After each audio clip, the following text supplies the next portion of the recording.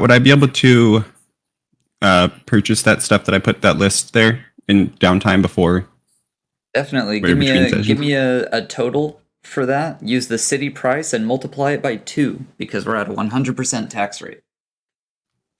That is correct. Okay. Those I will damn do. taxes. Damn the taxes. Damn them. Also, as a reminder, if you want to participate in the sync tube and hear the music, we have a link in Dido General right now. Thank you kindly. But no need.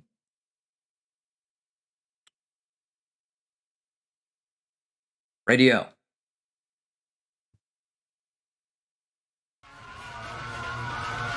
Oh, thank you so much, Clay. My pleasure. My Thank you pleasure for to the be raid. here. My pleasure to be here as always. Welcome, Raiders. You guys came just in time to hear about a recap. Hell yeah.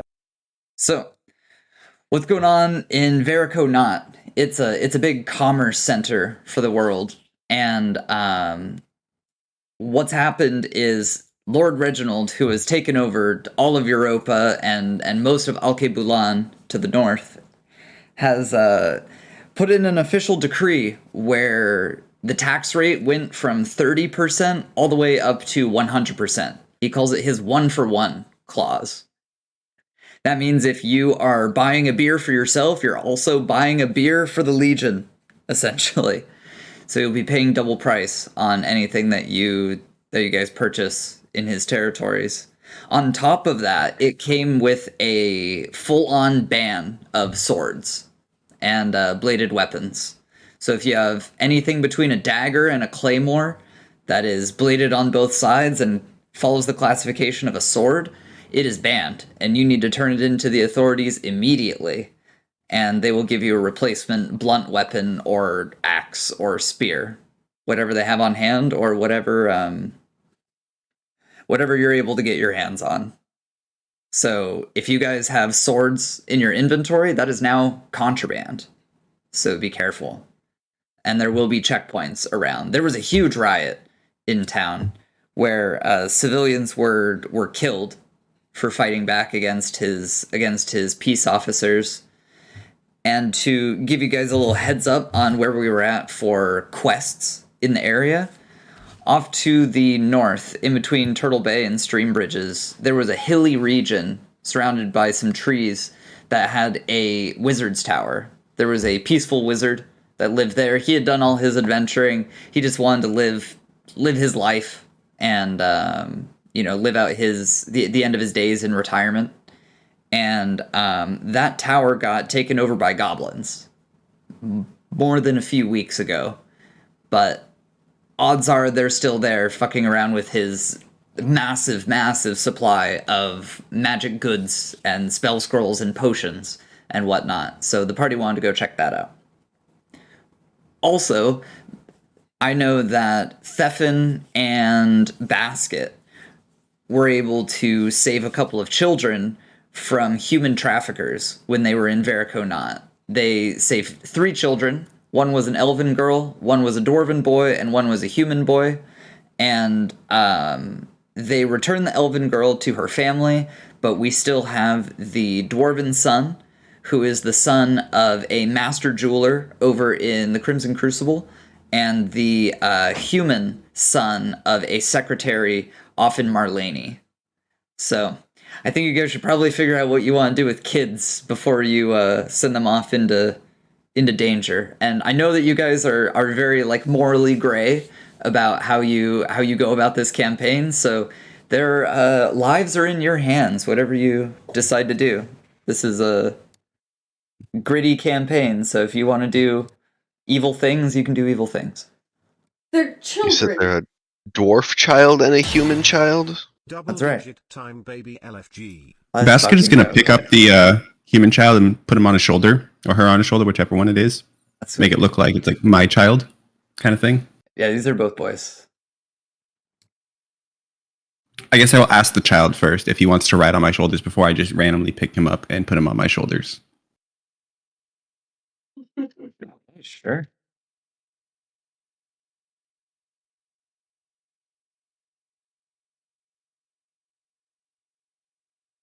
They're I'm not still about pretty to kill the shell-shocked. child.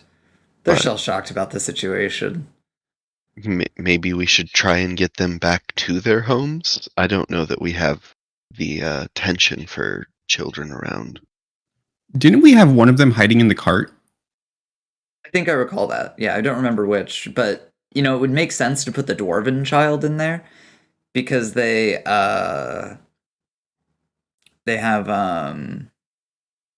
less body mass. They're probably pretty easy to stuff into a barrel or in a bag or something. I mean, goblins take dwarven children, shove them in bags, and kidnap them all the time. Facts. True. Yeah. So I could see that happening.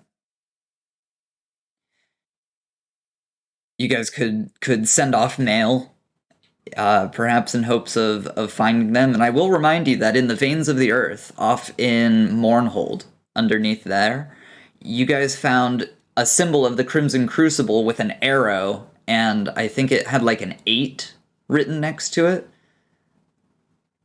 It looked like a mile marker. And you guys did not go that way. That might be a way to get there. Who knows? Who knows what that mile marker could mean? About how old are these boys? How old are they? Under 15. Okay, is the dwarf actually under 15 or just looks under 15? Looks like they're under 15, or whatever that equivalent would be in dwarf years. Good question. I'm gonna ask the dwarf boy where his parents are, where he lives. The dwarf boy says, "Well, me father, he's off in the Crimson Crucible. Me father goes by the name of Bombil Netruff. The boy's name is Keb, K-E-B, Keb.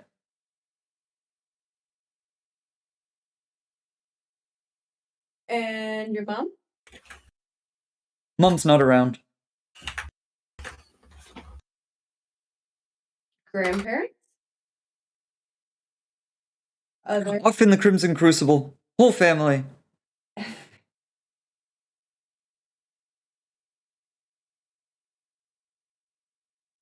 Are you not old enough to join? Well, I was there, happy as a clam, and then they swept me away. They bonked me on the head, everything went dark.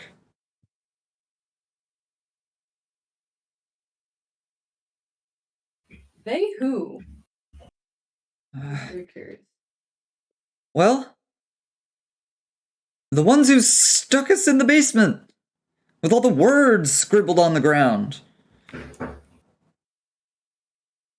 What sort of words were scribbled on the ground? Would you like to answer that question, Thefin or Basket? You guys were there. It was a sort of trap-top puzzle with a bunch of, letters on the ground, and you was supposed to step on the right ones or something, and I don't know, we just basically just hid behind a shield and went back and forth. We wasn't smart enough, I don't think, to figure it out. But there were words on the ground. Okay, all right. It was like Thank a you trap. for your insight. It was a It's trap. just of like a trap. sorts. Yeah. Okay, I thought it was like something else. Got it. Okay, cool. Thank you. Like there has to be a meaning behind it. Mm-hmm. Yeah, some of them spelled things like different magical things, and I don't know, it was very weird. No worries. I appreciate that.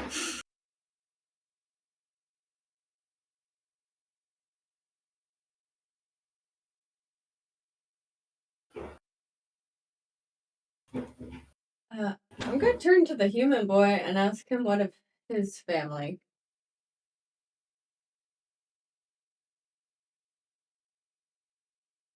Sure. He's going to say, well, my mother, she's over in Marlene. Her name is Ranny Sawktooth. And I'm Ambil.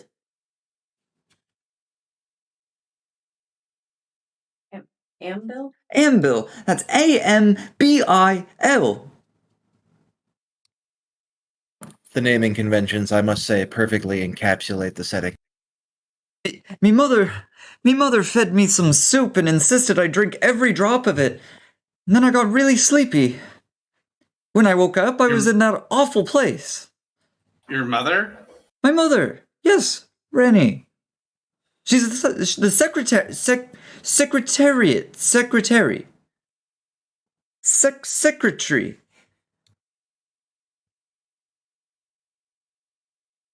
Okay. Thank you.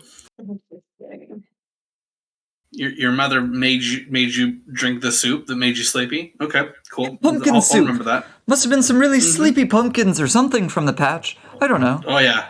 No, for sure. I bet they were real sleepy pumpkins. I'm kind of sleepy now. Mm-hmm. You don't mind if I take a nap, do you? Not at all. Okay. He's gonna use your bedroll that you stuck in the cart. He's just gonna curl up with it. Okay, that's fine.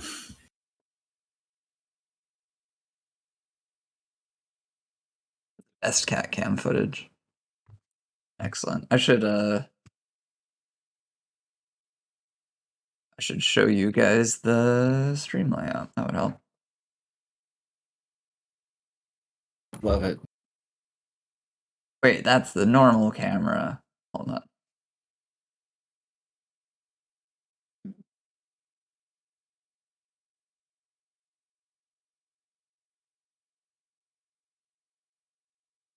There we go. Now you guys can see the cat. We can even like focus on the cat. You're so cute, dude. You're adorable. I honestly thought that was just a picture for a second. I didn't realize that was the actual cat. What a lazy little fuck. He's a good boy. Stretch. Big old stretch. Gotta stretch those beans. This is the content we all want. All right. Dropping arties in the chat. Thank you. Oh, Thank hell you. yeah. All right. So, what are we thinking? What are you thinking we're gonna do? We got the kids. How far away are we from their respective homes? That is a great question. Yes. So, Marlene. Are both of them out of the wherever. way? The Crimson Crucible's a Crucible long is ways way away. over here. Oh my god, they are so And far away. We are here. God. And our Is there an orphanage nearby? goblins. The goblins are right here. Oh yeah, Verico Knot has orphanages. You wanna schlep them off to the orphanage and just be like, listen, these are the parents. Just take them away, please. I'd like to ensure letters go out to the parents. I don't want to leave that to the. I don't want to give a letter to the mom who like specifically made sure like drugged her kid to send it away. I don't want to let her know that. Yeah. Oh yeah, he's fine now. And Bill, what of your dad or grandparents?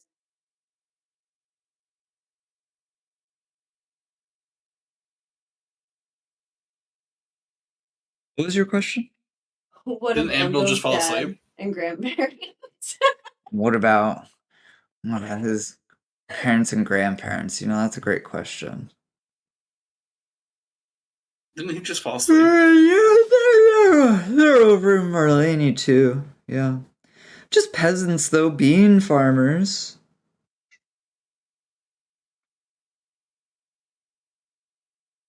Hmm.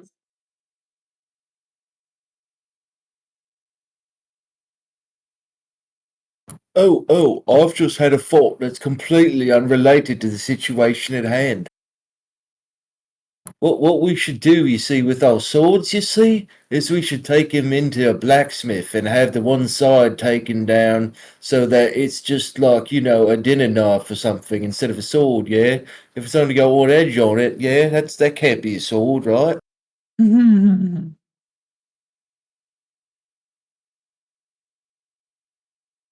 I don't know if I'm gonna agree with that one there, buddy. Yeah. I find it legally defensible myself.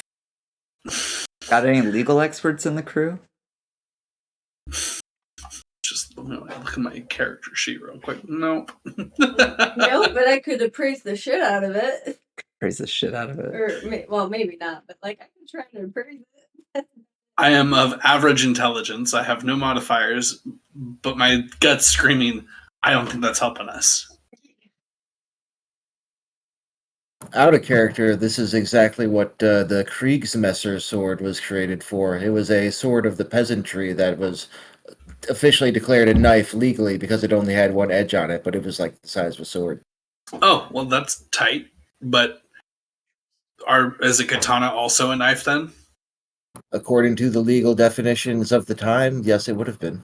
What are the legal? I mean, I don't think we have any legalese here in this party. We do have an emissary, like in the immediate party. No, not today.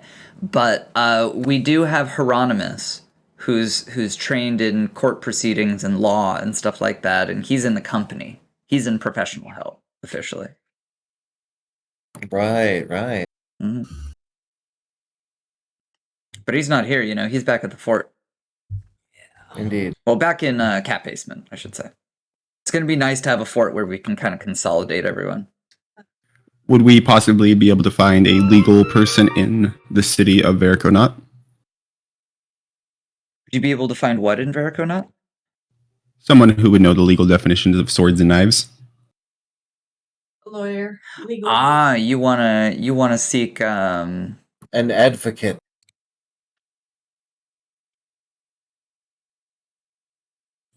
I mean, Basket's hammer doesn't really care, but the party cares. So Basket is willing to help the party. You could definitely find legal counsel, but I'm gonna tell you straight up, like it don't come cheap. They charge by the hour. I mean, we ask one question, right? Probably minimum of an hour, knowing lawyers. Yeah. No, it's going to be a minimum of an hour, sure. But I also don't think it's going to take more than one. Could be free if we threaten them with the sword. Legal definition says it's a knife, so... Yes. We can't threaten people with swords. That's illegal. Because it's a sword. See, you get it.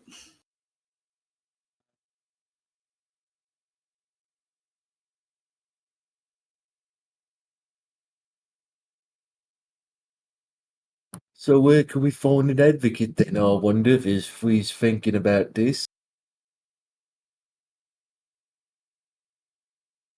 If you guys want to find a lawyer, they'll charge 20 silver times 2, so that'd be 40 silver per hour.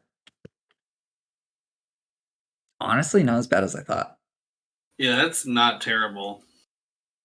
That's a little bit less than how much pocket money I walk around with. I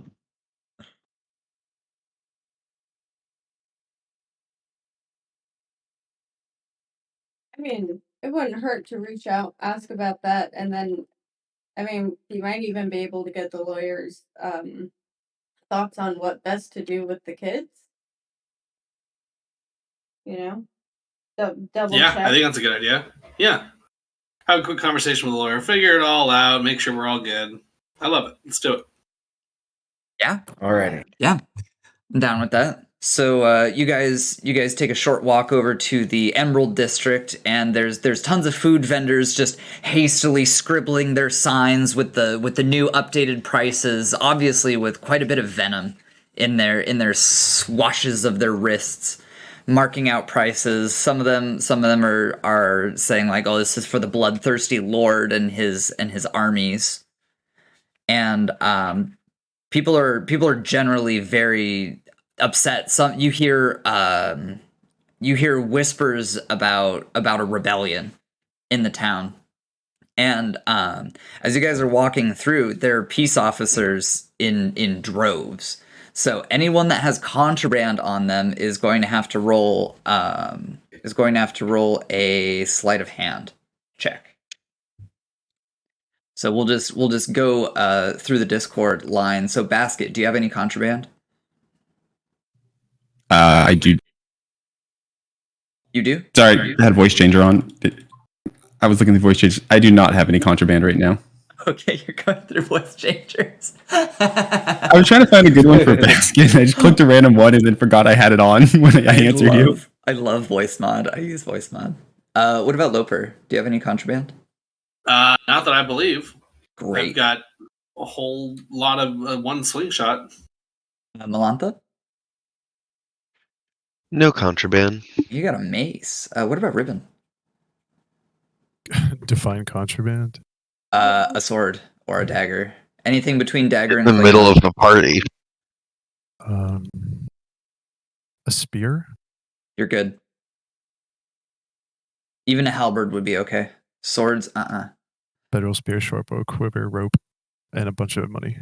Excellent. For Sounds like you're clarity's good. sake, I do have a halberd on my back as well, but I know it's not contraband. That is hella encumbering. All right, I'll keep that in mind. What about Thefin? Any swords, blades, daggers? I have that little elven short sword that I sourced from a while ago, but I've got that stashed in the wagon, I presume. I'm not wearing it. Okay. I've also got, what is it? A pole arm that I guess is like a pole axe, I think I had. I don't exactly remember. What's your skill in sleight of hand, Thefin? None. None. Okay. And Tina. I checked my notes. I did not put them anywhere stealthy, so yes, I have contraband on me. What's your sleight of hand?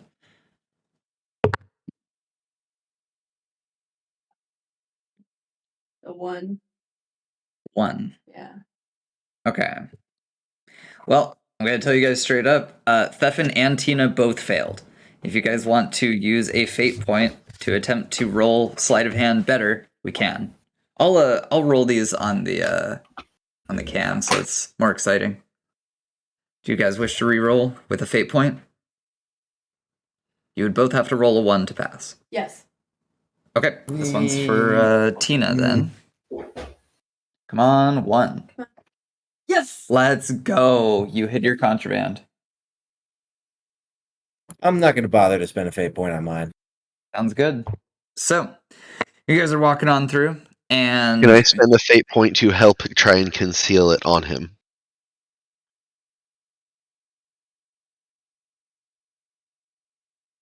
no, I mean, you cannot. Okay. can we check each other to make sure our stuff is hidden decently, or It was not hidden decently. okay. And the peace officers that are clad in their white uniforms and their chainmail and their full helms with their scarlet capes on the back point over at the glinting short sword that's shining in your cart. They don't say anything. There's 2 of them, shoulder to shoulder. They point big meaty fingers and make grabbing gestures with their armored hands.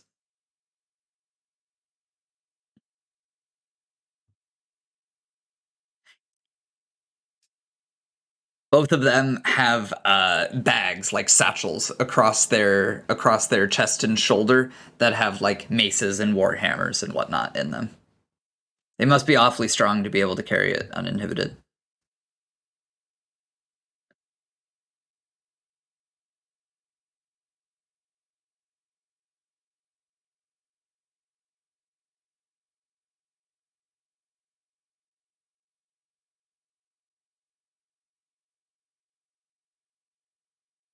Effin, it's your sword.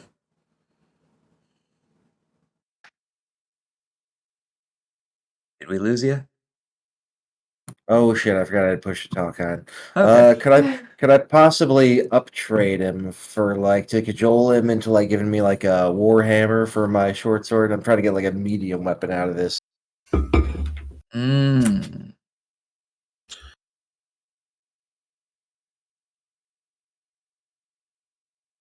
He'll trade you one that does a d6 damage.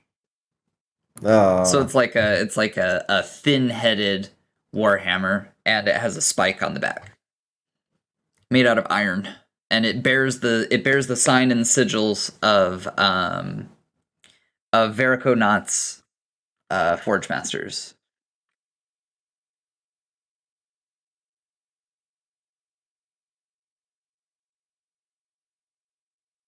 Okay, Warhammer with Spike, noted.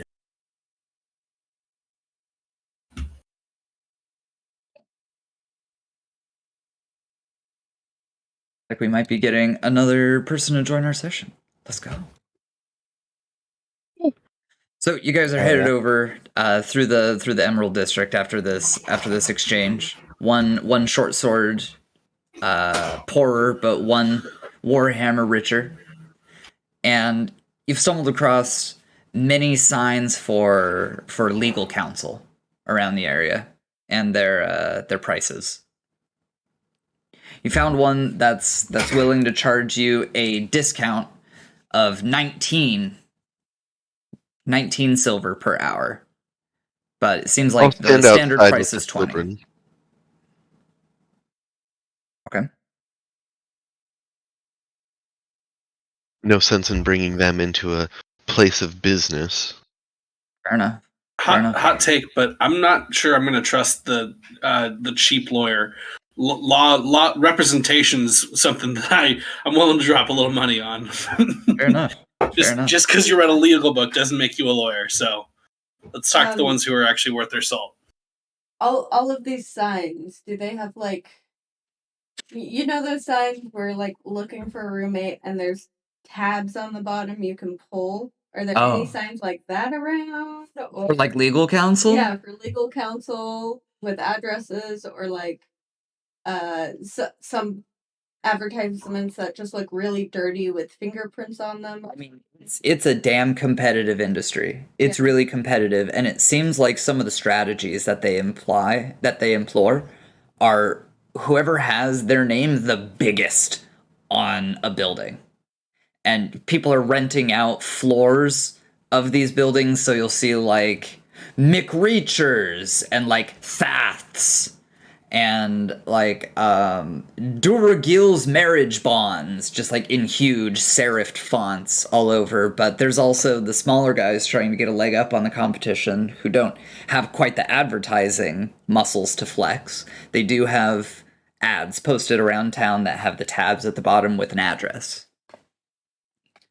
Seems like this is the way you get yourself up there in the industry. Are there any with a lot fewer tabs than the paper originated with? You're trying to find someone popular? Yes. Okay, gotcha. On that note, would we be able to appraise a lawyer? Oh. I think that the trait says object. That is a lawyers good are. Point. Lawyers are what? Lawyers are what? I didn't say it. You didn't hear that from me. It's objects. I'm sorry. I'm sorry. Yeah, we usually handle these things through role play, typically. So what about legal advice committed to a piece of paper? Legal advice committed to a piece of paper. I'm not sure what you mean. It would be an object at that point. I'm just bullshitting. Oh, gotcha. No, I would have you like roll a law skill, for example. Okay. On that one. Fair. And anyone can make a roll on it untrained.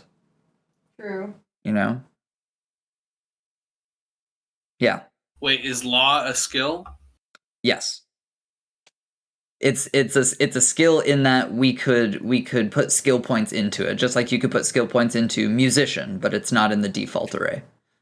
Gotcha. Cool.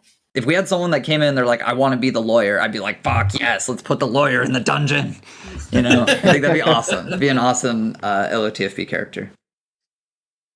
I think my 3 intellect would be great for being a lawyer. What the fuck? I'm also joking. Wow. You sound like a Chaos Marine. Jesus. It's one of the AI ones. It was trailer guy. Yeah, you sound like an Imperator or someone that would be in the Warhammer universe, straight up. Or like the Fallout universe. What was that guy's name? Like Frank? Fallout 2. Anyway. Sounds like one of the servitors. You were looking for someone who seemed reputable Yeah. based on how many tabs have been taken. Yeah. Instead of asking people for the recommendations, you know.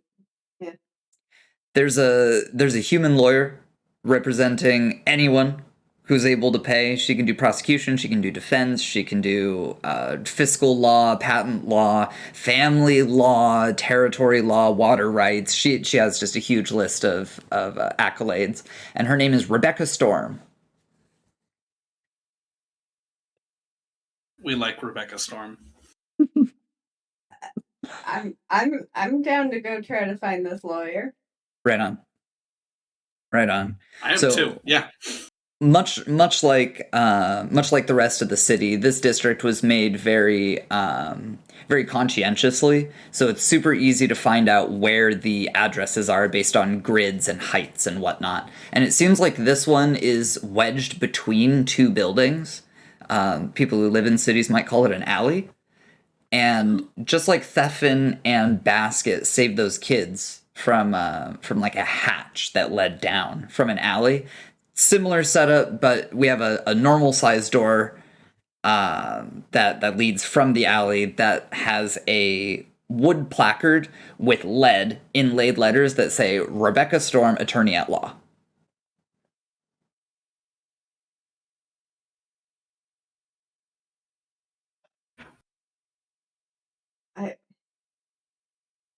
I mean, I'll try it. I'll open the door. I mean, businesses don't need knocking, right? Sure.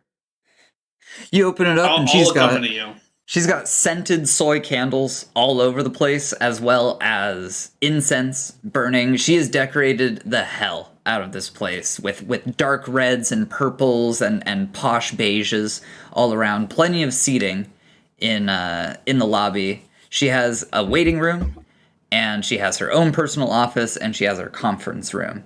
She's sitting behind the desk and just waves over at you excitedly and says, Hi, great to meet you. I am Rebecca Storm. She stands up and just jogs over and shakes you warmly by the hand, each of you looking you in the eyes. What can I help you with? We have a few law questions. We recently came into possession of humans that do not belong to us. I see. We should probably talk rates. Hold on, we should probably talk rates. You got my rate from the ad. First hour's free. Minimum 2 hours. How much is the second hour? My rate is 20 silver per hour. Okay. Fairly stock standard. Let it be known I'm outside guarding the cart. Good to know. I'm making the two children stand with their backs straight, 1 inch away from the wall. Heavens, why? They're being kept out of trouble. Oh, clever. Yeah. While you guys are out there, there's some city dogs sticking their noses in garbage, licking through discarded clamshells. Anyway, back inside, she says, "So, shall we get started? We can head off into the conference room." Yeah. I'll go inside as well, and I'll be like, turn to the party and be like, Basket will say, I think considering that we're going to be helping those kidnapped children we saved, 20 silver per hour is not a bad price, honestly. Oh, definitely not. That's pretty good. Right on. So she opens up the door and she gestures inwards. There's a round table so that everyone can see into everyone's eyes. She doesn't put herself up on a pedestal. And there's absolutely no windows in this place. Like she got a cheap property and she did her absolute best to make it look as good as possible. Can I search the room for a graduation notice or something of that, like her official renderings of her capabilities? You don't see anything in these rooms. You've seen the lobby and you've seen the conference room. And I haven't seen anything in either of those rooms. Correct. Okay, I'm just gonna warily watch. Sure. Is it like obvious that you're kind of like casing the joint? I can try and do it stealthily, but I'm not like if she's watching me intently, yeah, she'll notice like I'm kind of skeeved out by the whole thing. But you want to put a concerted effort into making this stealthy, because if so, we'll do a charisma attribute check. I'll be stealthy. Sounds good. I've got 1 point in stealth. We'll roll this one. We'll roll this one publicly. This will be charisma. So, what is your charisma attribute? Charisma's 9. So, if I roll a 9 or lower, it's a pass. We rolled an 11. Nope. On that one. Damn it. Okay. And it's charisma, not stealth. Okay. This one's charisma. It's a social awareness of like. Sure. Yeah. That's fine. She's like, I do want to be as authentic as possible. Am I not as I seem, sir? No, I'm just super nervous about most everything. It's okay. No worries. We're cool. Well, I've got a great record. I'm sure you do. I'm not gonna ask you. If you want to show me your record, I wouldn't say no, but I'm not gonna ask you for it. You know what I mean? Do you want to see records that I'm no. Accredited. We're good. We're good. No worries. All right. Well, here's my guild card. She holds it up, and it's gilded around the edges, and it says Rebecca Storm, attorney at law, and it has an ID that's like made up of all these fucking weird ass symbols and numbers. Thank you. I'm not trying to offend. Puts it in the clasp. She says, "So, what brings you here? Has someone done you wrong?" No, just, with the current laws, we have some questions, and we found some people. So, long story short, we work for a company that helps people with their problems. And Good Samaritans. Gotcha. Yes. Mm-hmm. She scribbles it out. And well, we get off into separate groups sometimes. We don't have everyone in the group together all the time, and with the current changes of the laws, we all had swords and pointy type dagger things, and we can't keep track of making sure all our people are following the law. And so if they come back to our base and oh no, they still have a sword, what defines what the police are going to take away? Jeez. Oh, jeez. So this is an emergent law query. Well, I'm afraid things are a little bit up in the air right now. I'd say, your classic textbook definition of blades and swords. It's got a hilt, it's got a handguard, a cross bar. It's got the blade coming out and the point at the end. I've been thinking maybe like a steak knife or like a chef's knife might also fall under this category. I'm just a little worried we're going to be cutting our butter with spoons before we know it. The Lord says it's to keep everyone safe. This is for safety. There's the majority of violent crimes committed within the city's walls are committed with bladed weapons. So this is obviously an anti-crime measure coming through. It's not clear at this time. So say we were in a volcano, and it was very hot, and someone tried to hit a rock golem multiple times with their sword, blunted one end, and so then you kind of had just a long butter knife of sorts. Would that be something that is taken away?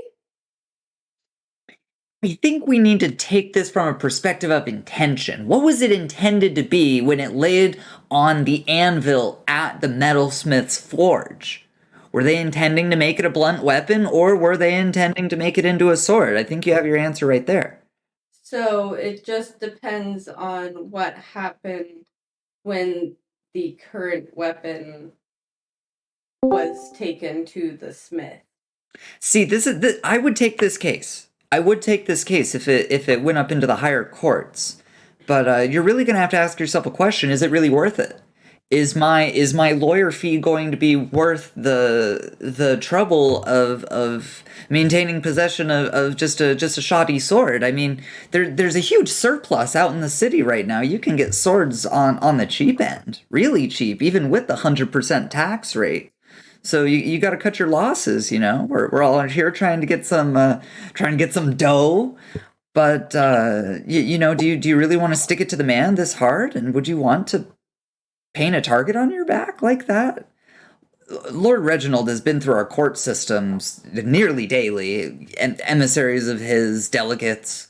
So we try our best to keep up to date on his decrees and his movements through the court system. But sweetheart, I don't think you got a chance. Okay, good. Cool. Does that answer your question? I believe it does. Or at least that question. So I spoke about how we do good things, and a couple of our employees happened to recently do some good things and save some children. Oh. We were able to find the parents of one child, but well, we're really far away from the parents of the other two children, and we're not actually sure if one of the set of parents is competent. Family law, huh? Well, is the child in danger? Is the child currently in danger? Do we need to send peace officers over there to resolve the problem immediately? Is the child in your custody? Child's not currently in danger, seeing as it was removed from the danger. But say we need to get into another. Say we need to do more good elsewhere. We don't think it would be prescient to bring a child with us.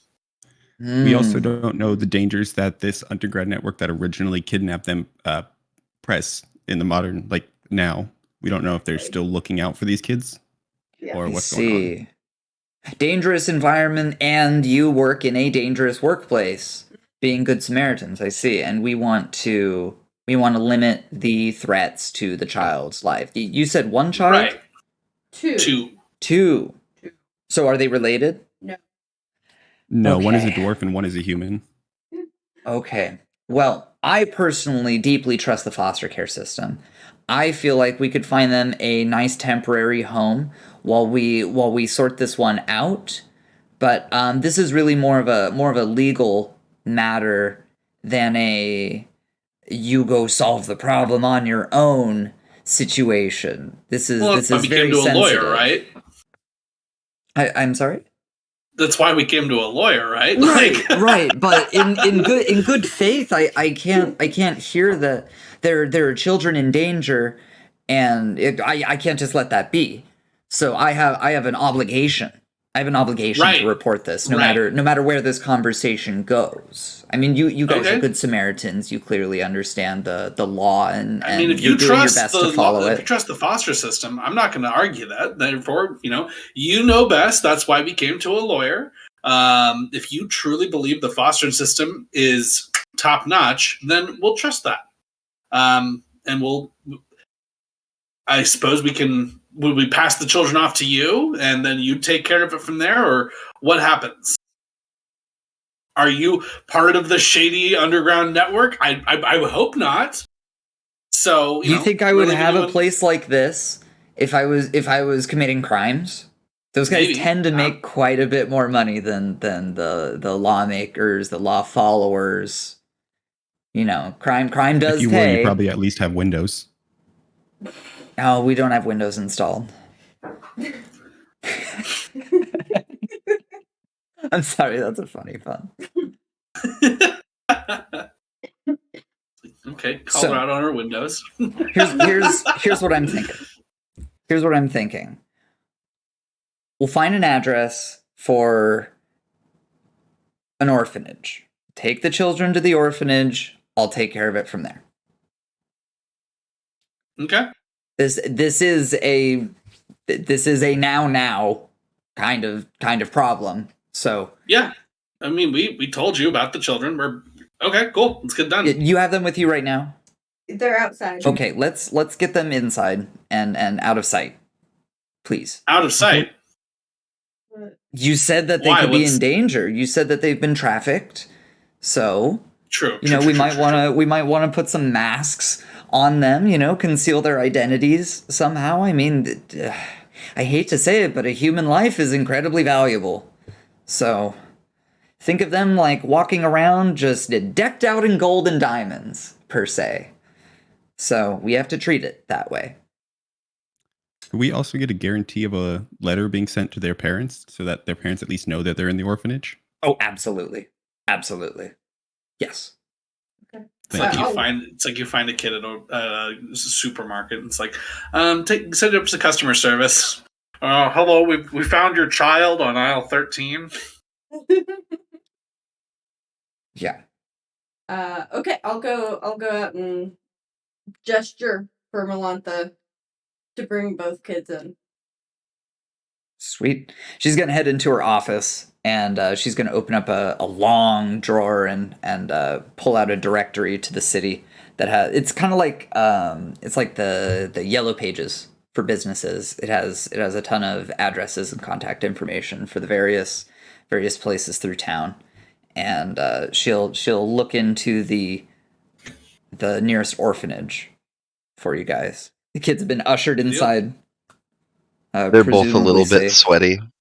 They were getting fidgety, so I had them start doing squats. Of course you had them working out. God. You ever consider that maybe they don't have enough calories in them right now because they were prisoners? Like, we're gonna burn all those calories. Help them get away faster next time. It's always a good time for fitness. So, maybe next time they'll be able to kick their captors to B and get away instead of getting caught. She's gonna say, listen, got this place I trust. It's only a few blocks away. They call it Brighter Pastures. We can take them there right now. They'll feed them, clothe them. Great. They got a mail station. We'll be good to go. Sounds great. Let's do it. It's a satisfying conclusion for you. We're not even at the end of our first hour here. Then it's free. 2 hours minimum. I know. Good one. I remembered that.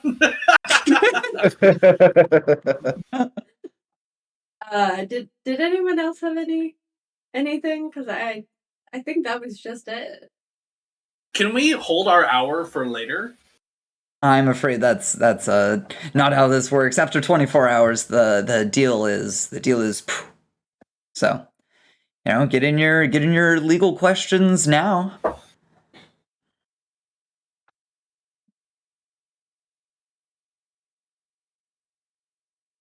I'm good. I don't have any legal questions. That is great. That is Can great. I spend some time flirting with Rebecca and getting her contact information?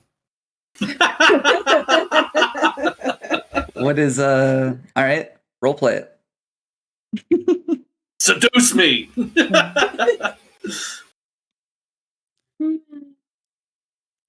You like jazz?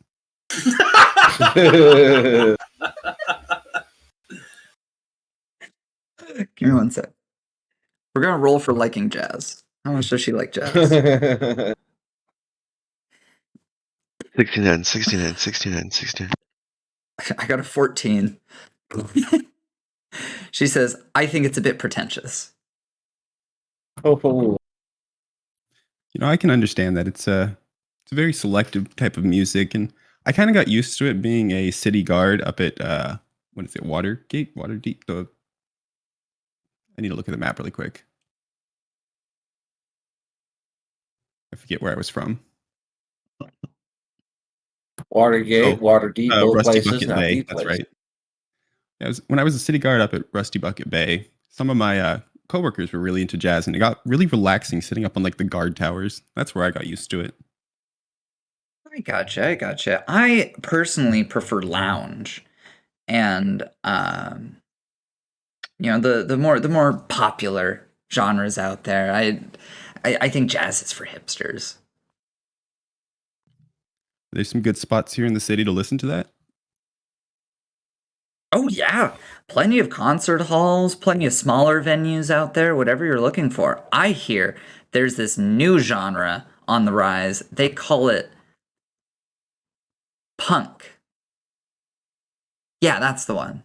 That's the one. Talking about rising up against the system and how the man is the cause of their problems and taking personal responsibility for it. I think it's pretty cool. Well, with this new double taxation, I can see that becoming super popular, and I'm kind of into it. Oh yeah. Oh yeah. Believe me, you would only be charged 10 silver prior to, that happening. Would it be possible to get an address I could send you letters to, and we could talk about music back and forth later? Absolutely. Absolutely. You still got that little slip from the advertisement. Feel free to use that. You can reach me anytime. Sounds good. Look forward to it. Perfect. Well, is it time to lead the kids off to brighter pastures? Sounds like they're about to get slaughtered.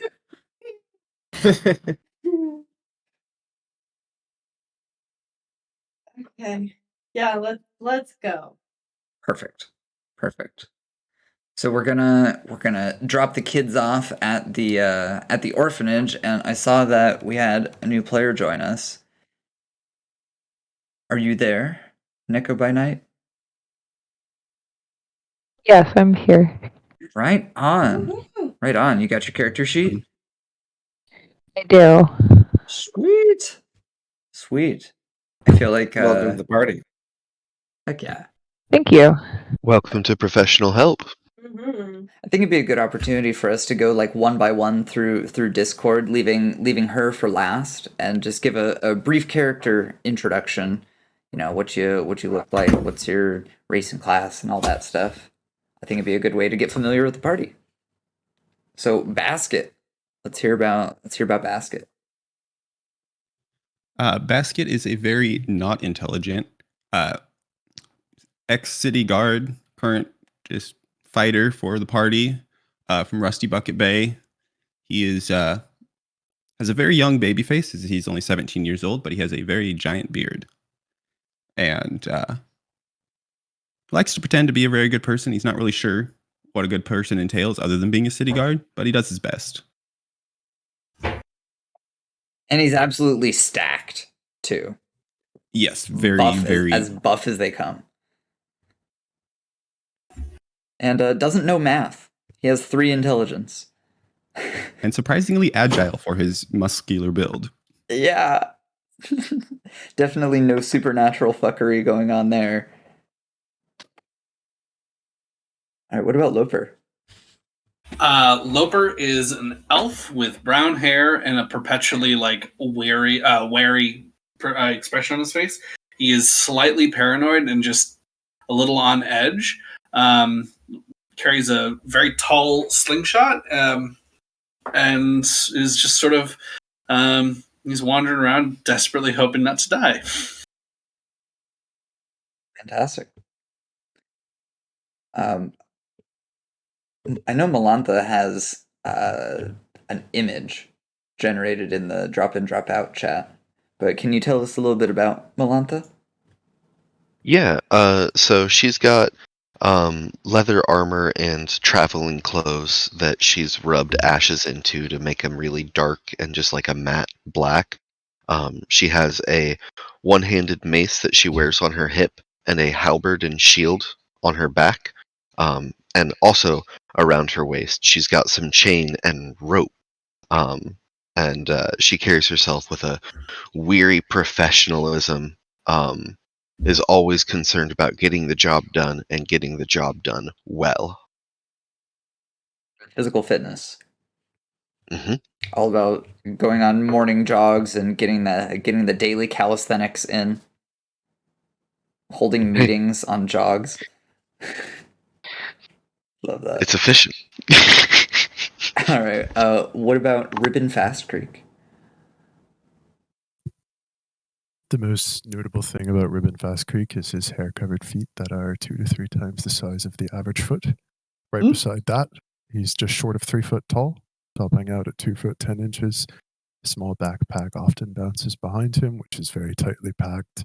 He keeps everything really close to him. Even his backpack is smaller than the average backpack, constituting the visage of a scout. His 3 visible weapons, a short bow to his left and 2 spears kind of hanging off the right in a quiver. Heck yeah. Very sneaky guy. Great description. I feel like you had that one ready to go. What about Theffin? What about Theffin? Theffin is a Theffin's kind of like a young goofus who's found himself ass over tea kettle in a weird sort of adventuring party that after being rescued from a insane party member that stranded and was going to eat him down in the cavern layers. He was rescued by the party, and since then has been contributing his clerical skills to everyone as he might, and generally making his way in the world much better than he has before. He's got a low charisma, low intelligence, like 8s in both, is kind of a mid dex and strength, upper mid, and then pretty good con and wisdom, and traipses around in a full set of plate mail steel armor that is fashioned after a like a dog, like say the Hound's armor in Game of Thrones, and he carries with him a poleaxe and now a warhammer with a spike on it on his belt. You are just super encumbered, aren't you? I have the plate armor encumbrance. The only things that I carry on me is actually I don't really carry much on me. I keep most of it in the cart. But it's 2 for plate armor, and then is that a pole arm is an oversized item, I assume? Correct. Okay. Well, in that case I have 4 points of encumbrance. Damn, so you're heavily encumbered, I think. Severely encumbered. Good lord. Ooh. Slow. Hey, does anyone want this bottle of wine? If not, I'm chugging it right now. Just on the street, on the way to the orphanage. On the street. All right, On the kids, street. enjoy your new home. Basket's gonna pull out one of his bottles of liquor and chug the same amount as you do. Just chug right alongside you. We can save our alcoholism for a moment. Tina, let's hear about you. And then we'll go to Nina, do you want some of this alcohol? No thanks. I take a slug. Let's see here. Tina is short-ish, small, athletic elf with very unusual, very bright eyes and hair, both in the color of pink. Currently wearing some mithril chainmail and a backpack with two broadswords currently hidden on her person. She is from Sellen's Grove. She came to help because she hates Lord Reginald and all that he is doing to try to push her family and friends out of Sellen's Grove with all of his tax laws and bullshit.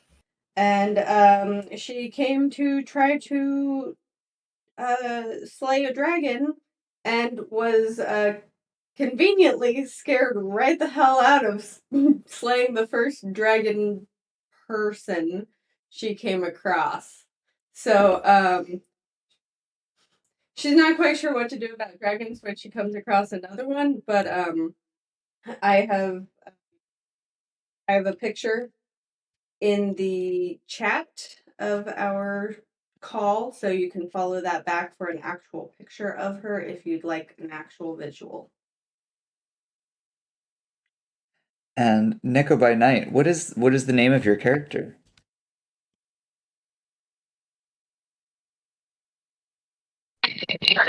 So my character's name is Sedaris. Do you want a spelling for that? Yeah. How do you spell that? It's Sedaris.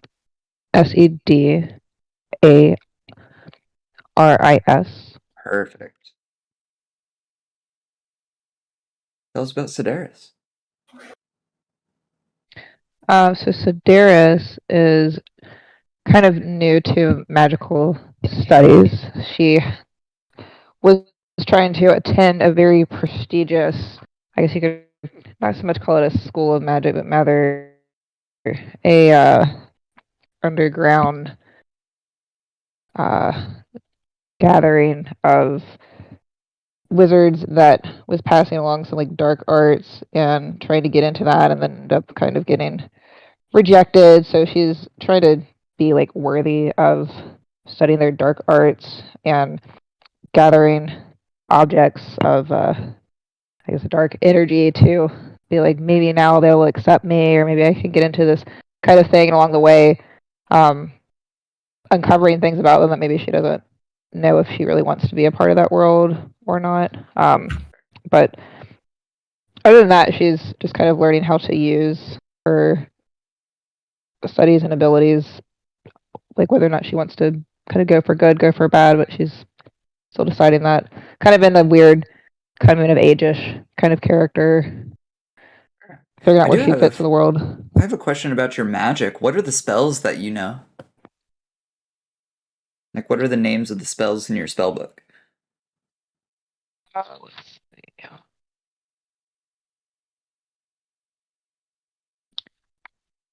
So this would be my first level spells, correct?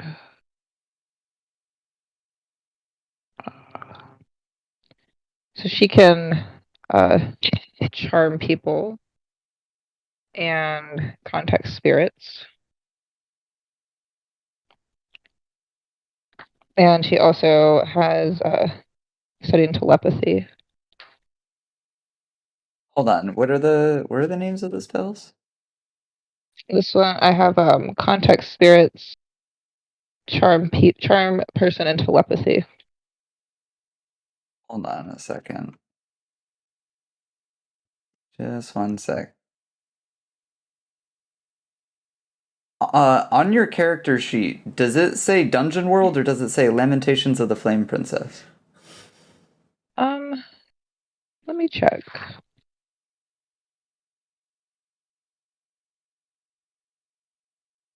Oh crap, Scooty! I just saw the message you sent to me. Let's talk about it after this.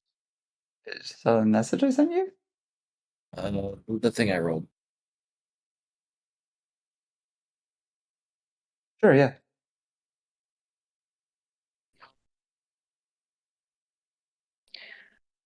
It doesn't say Lamentations. Okay, I think you're looking at the character I might have sheet. the wrong sheet. Yeah. I have Yeah, the you had one. you had a digital copy of your Lamentations one. Yeah, I have to pull that one up. Okay, we can reintroduce you right when now. that time comes. All right. So Claiborne, you got a cleric spell that is always prepared. So, what level of spells can you cast, Claiborne? Let me. Sorry, I was just grabbing a beer. Let me look. I think you get first and second at your current level. I But think you're correct. you got that roll when you were level 2, so you would only have access to first level. Okay, so I'm gonna roll a d10 to determine which spell on the list you got. This is your random good. cleric spell that is always prepared. Number 9. That is Sanctuary. Not a bad one. Not a bad one at all. Oh, that's actually badass. That's like one of the best things that we could have rolled on that. Yes. Outstanding. Hell yeah. Hell yeah. That's good. That's good stuff. Okay. So you guys were drinking alcohol in public, which is not illegal. I want you guys to know it's not illegal to drink alcohol in public. I did a roll for how long it took me to How down long my it took bottle. you to down that? Yeah, I you want rolled. like impress? I rolled a D100 and a D12, and I got 28 seconds. That bottle's empty. What's your constitution score? Just curious. Constitution is 12. Okay. Alternatively, I rolled a Constitution check just to see like if you could do it super fast, and you passed. So, however you want to do the fiction on this one, did you just like open your throat and just let it go? Did you like did you crack a hole in the bottle so that it poured faster? Ye old shotgun. No, I did a little bit of the twisting to make a whirlpool thing with my throat held open, so it just drained down there. In some ways, I really want wine right now, and in some ways, I'm like, I want anything but wine right now. So thank you. I'll settle for a Weiss beer. Cool. Very, very strong scent of strawberries hanging around me now. So, if you guys want to like fast forward ahead, we can skip some of these events that transpired. It's not rife with fanfare or anything. It's just dropping off the kids and tear-filled goodbyes and thank yous, and you guys don't have to pay anything to drop them off. Before we leave, I want to make sure that both the orphanage and Rebecca Storm have the locations or addresses, as it were, of the parents of both boys. To try to guarantee more so that, letters will actually be sent out and that their safety is an actual priority. Perfect.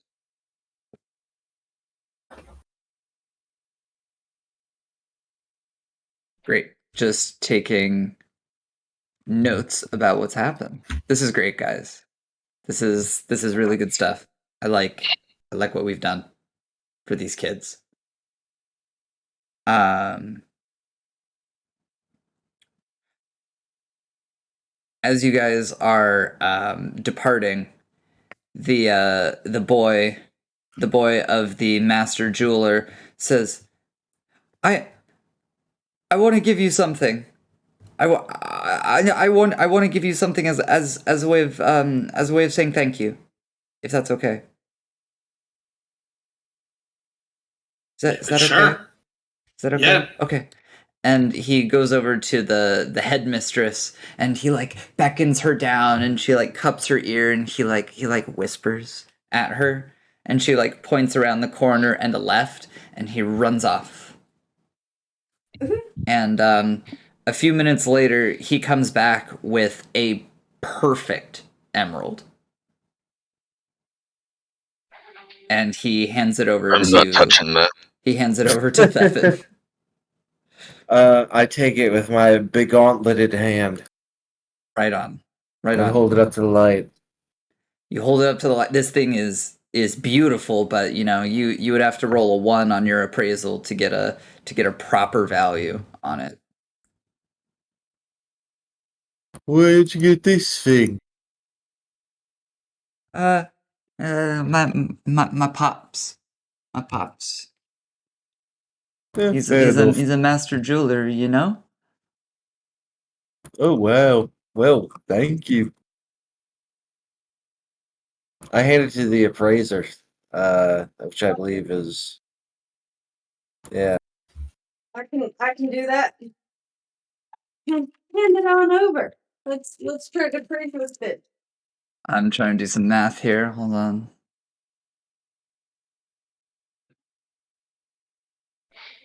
Just 1 second, I'll give you a good number. We can do the roll. What's your skill in appraisal? 2. Should be 3. You put 2 skills in it, didn't you?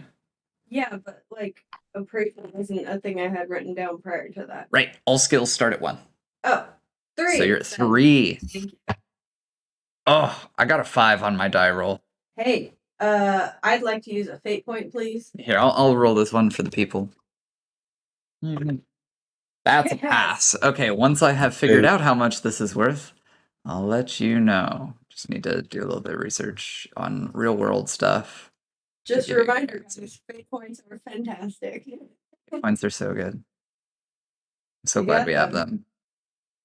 Keep them. Okay. Sec.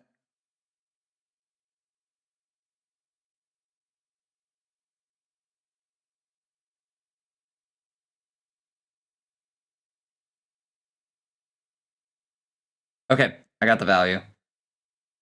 This thing comes in at a whopping 14,000 silver pieces. Oh, And this does count as treasure. nice. Oh. Holy So this crap. is XP. This is XP for everyone. I'm going to be totaling up XP for everyone. So you guys don't need to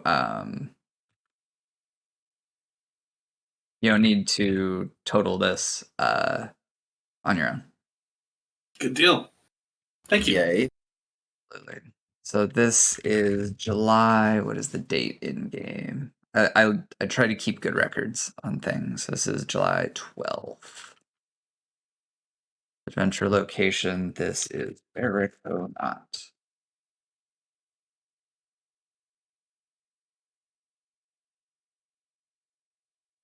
Love it when we save kids.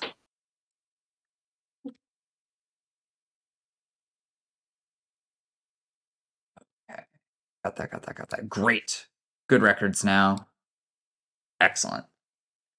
So, you guys have dropped off the kids. We have a hot tip about some goblins. We have tons of adventures that we could go on.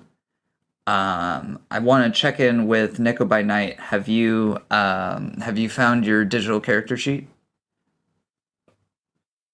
I know you had it on your tablet before.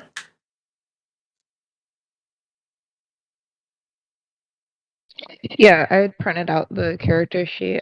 The other file is taking forever to load. I just sent you a message about that. Okay. But I have it on here, the one that's like 176 pages. What's your character's name? It's just not loading yet. My character's name is Sedaris. Oh, same name from Yeah, it's the same name. It's still the same name. Got it. So I guess not wizard, but magic user. Perfect. It's just not loading yet. It's a big file. The character sheet should be very small and it should be like 2 pages. I have the sheet. I have the sheet printed out. I'm trying to load up the rule book. Gotcha. I sent you a link to the rule book that might be faster to load. All right, let me open that one. I'm curious what your, when you have a minute, what your spells are in your spell book. I want to know what kind of powers you have. Would that be in the rule book? That would be on your character sheet. Yeah, if you printed that, that'd be on the physical one. Very right. Like, I'm sorry to make you go through all of that. I promise I did see ants. Like, I'm not fucking with you.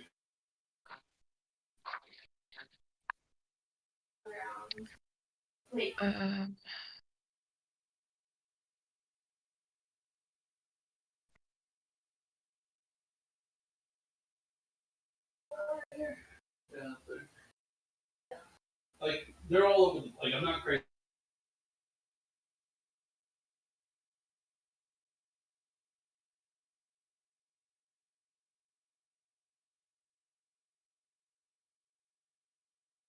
Those who are playing magic users and clerics and whatnot, are the spells on the second sheet or the first sheet of the character sheet?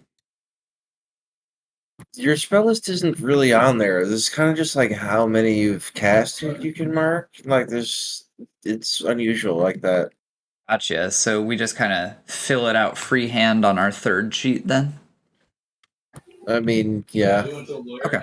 I have my spells in a separate book.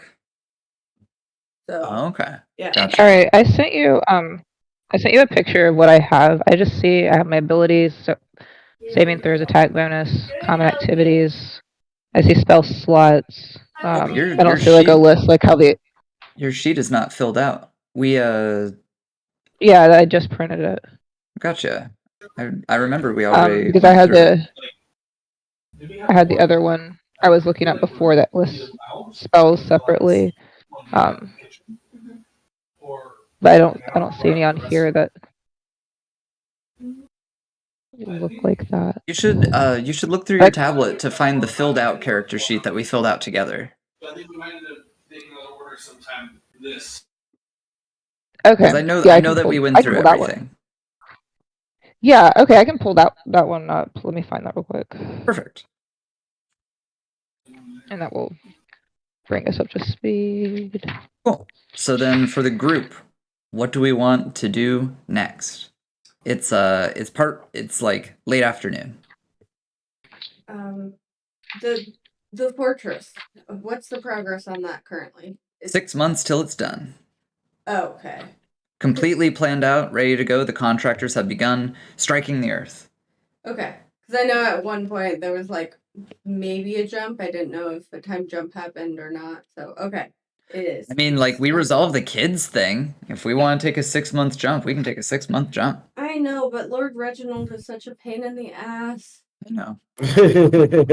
I know. Well, it's also been Let's leave town. Can we go to the Wizard Tower? Is If it far there's out of still a town? lawyer around, I think I'd refrain from stating what I want to go do right now. I'm sure we could leave Rebecca Storm, thank her, and then talk as we walk, just ourselves away from her. Yeah, plenty of adventures we could go on.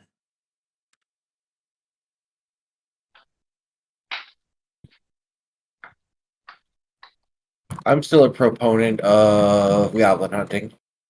All right. Goblins it is. Let's take a look at the map. That sounds good. So here's us, party represented by Artie. So we would hit the edge of town, and it would probably be evening by the time we got there by foot. And then we would have to travel about a day. Like, we could get there at night, and it could be like a night assault. Or we could stop by Robin's Nest, that inn, where we have it in good with the innkeeper, Robin. And we could stay the night there and then go at it fresh the next day during daylight hours. I don't know. I know you guys have certain feelings about stealth and sabotage and other saboteur activities. Are goblins nocturnal?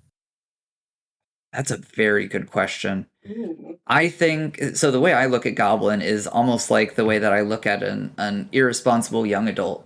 They can have any hours of the day. They can have many interests in life. So an irresponsible young adult's only true weakness is 6 a.m.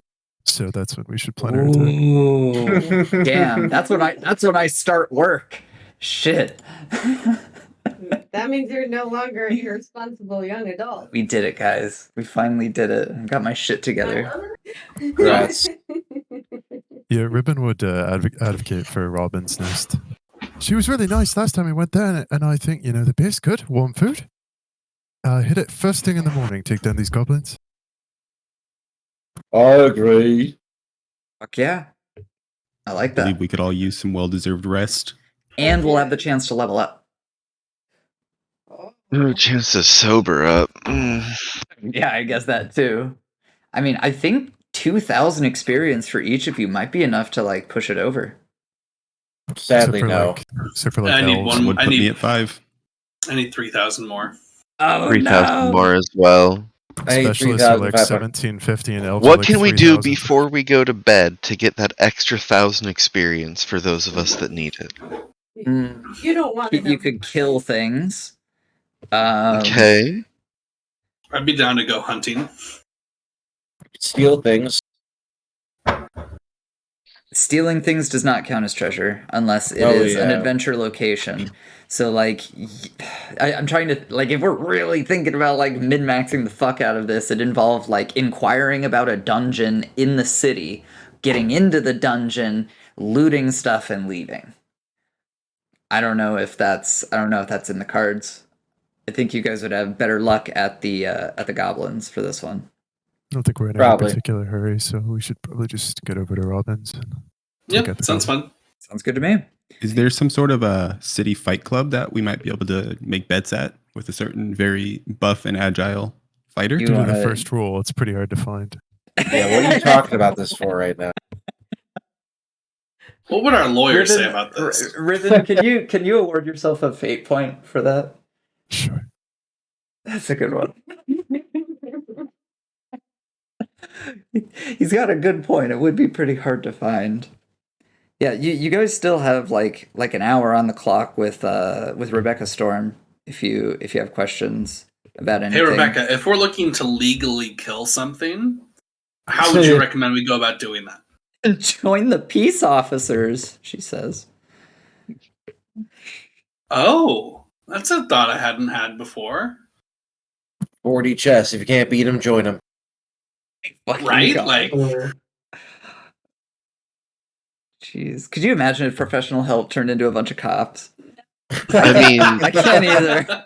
I can't the either. peace officers have all of the swords, so if we joined the peace officers, we'd have access to all of the swords.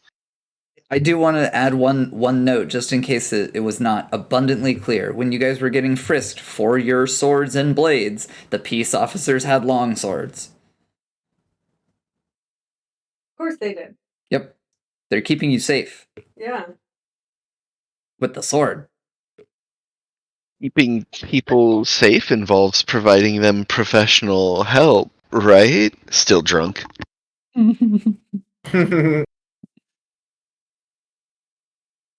Rebecca Storm says, I'm just really hoping all of this blows over eventually.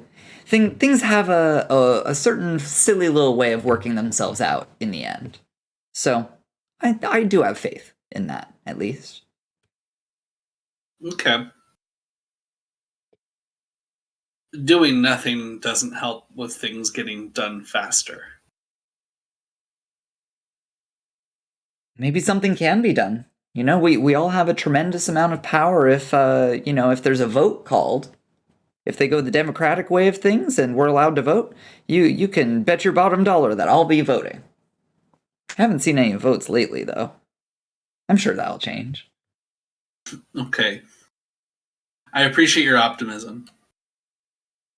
Are there any laws about voting? Yep. Got to be a legal adult, 18 years of age. But what about the politicians? Well, they're the ones that call the votes. If they're calling for a vote. This sword ban and the new taxes. There was no vote. Lord Reginald, that was a decree. You see, there's a difference between a vote and a decree. Votes go through this big long approval process and counting process. It takes a lot of man hours and overhead. But decrees, they just happen. Yeah. There's no laws on, I don't know, things called term year limits. Terms. Oh yeah, for secretaries and sometimes generals. Yeah, of course there are terms. But no, not in Lord Reginald's case. No. Once he has an heir and he expires one day, it would go to his heir. But I don't think he has any heirs. What happens if he doesn't have any heirs and some unfortunate, God save the king, happens to him? I'm not sure what you're insinuating, but it would be chaos. It would be pandemonium. There'd be no order, no rules. Well, I've never known a time without the Lord, so that's why I wonder. Awful. You could read a history book. Could learn about the old country. Okay, you don't need to be sassy. We get it. We can read. I'm just telling you the truth. I'm not much of a scholar myself. I have my notes. You're stuck not in a law scholar books. and you're a lawyer? I've had my nose stuck in law books my whole life. Cut me a break, sheesh. You're not a scholar? I will remind you, she did not have an enormous office out there. And professional help gets thrown out of another business. I put some notes into the text chat for this voice channel.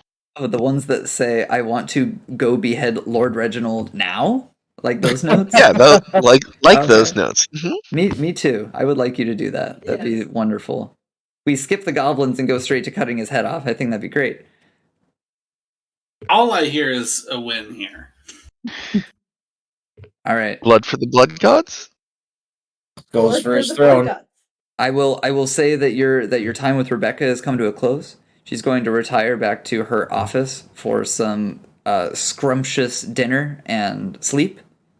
And you guys are off on your own. Thank you for lawyering. Thank you for your Absolutely. time. Shoot me a message anytime. Anytime. It was a pleasure working with you, professional helpers.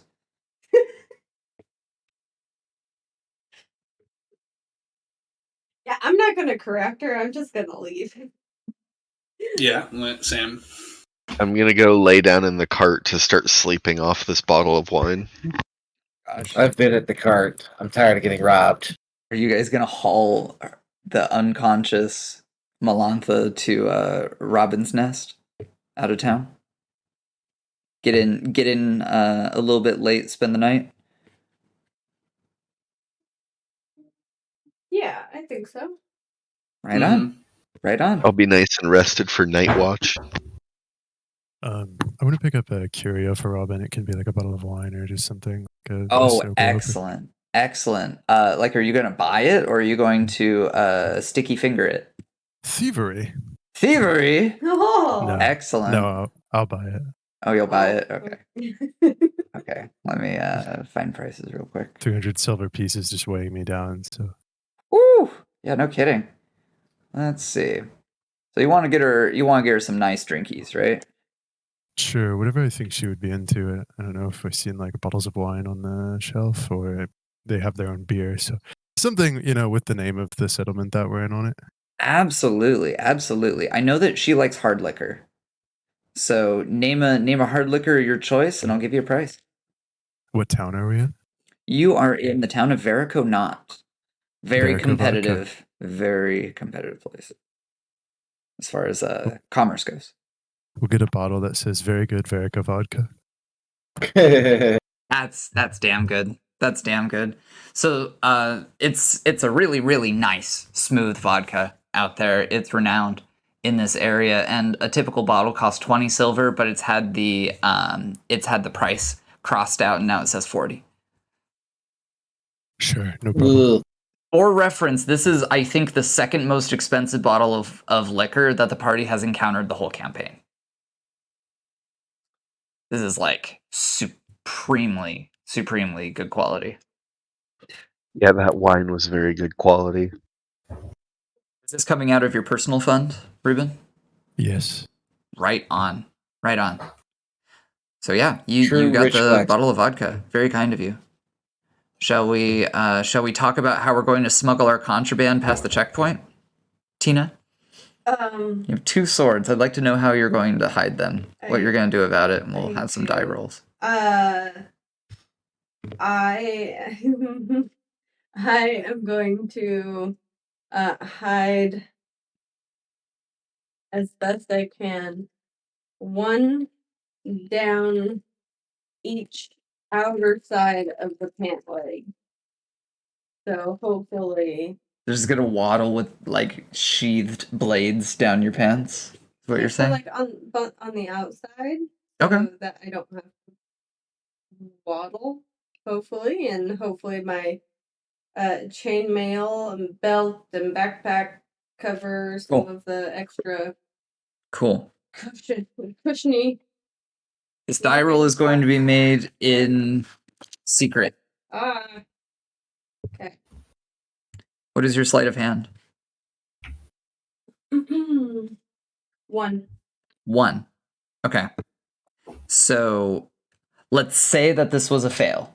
Okay. If we get to the situation where it's revealed to be a fail, you can spend a fate point on it then. Okay.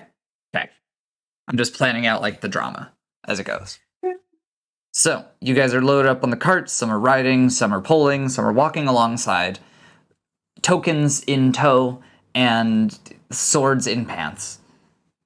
You guys make it to the gate, and you guys are free to go with no checkpoint at the gate. But just like on the way in, about halfway between Robin's Nest to the north. So right here, Robin's Nest is like right about here on our map. About halfway there is a checkpoint, and it has a line of people leaving Verico Knot and a line of people entering Verico Knot. And this is the same one that had a guard tower, multiple guards, and a troll with 3 grizzly bears on leashes. Okay. And the troll is clad in Lord Reginald's colors. They've course he is. sewn together like a large patchwork uniform, more or less. So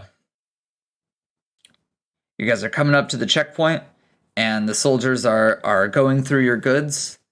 And last time that you guys went through here, they just kind of picked around and found valuable things and took them out and kept them. This time, they have not done that. But they're looking around for any swords, and your sleight of hand check did not pass. Fate point! Fate point to keep the swords. All right. That is another fail. Really no. You sure? If they take my swords, Uh-huh. is there any way to track where they take them to, so I can get them back when all of this nonsense? You do have a spy employed, and Ribbon is pretty good as a scout. So there's a chance I could track them down, but not necessarily. Maybe you guys can think of a creative solution. I could Those take are- places, like things places, but I definitely can't sneak anything through. That sword's half as big as I am. Bribery is an option, I suppose. Bribery. I didn't consider that angle. But all of our money's in the bank. Didn't we just cash in a gem or something? Does the sword come unfastened for any reason, or Who is it wants like to be the very solid in the charismatic hilt? one? It's a good question about the sword. Does it come unfastened?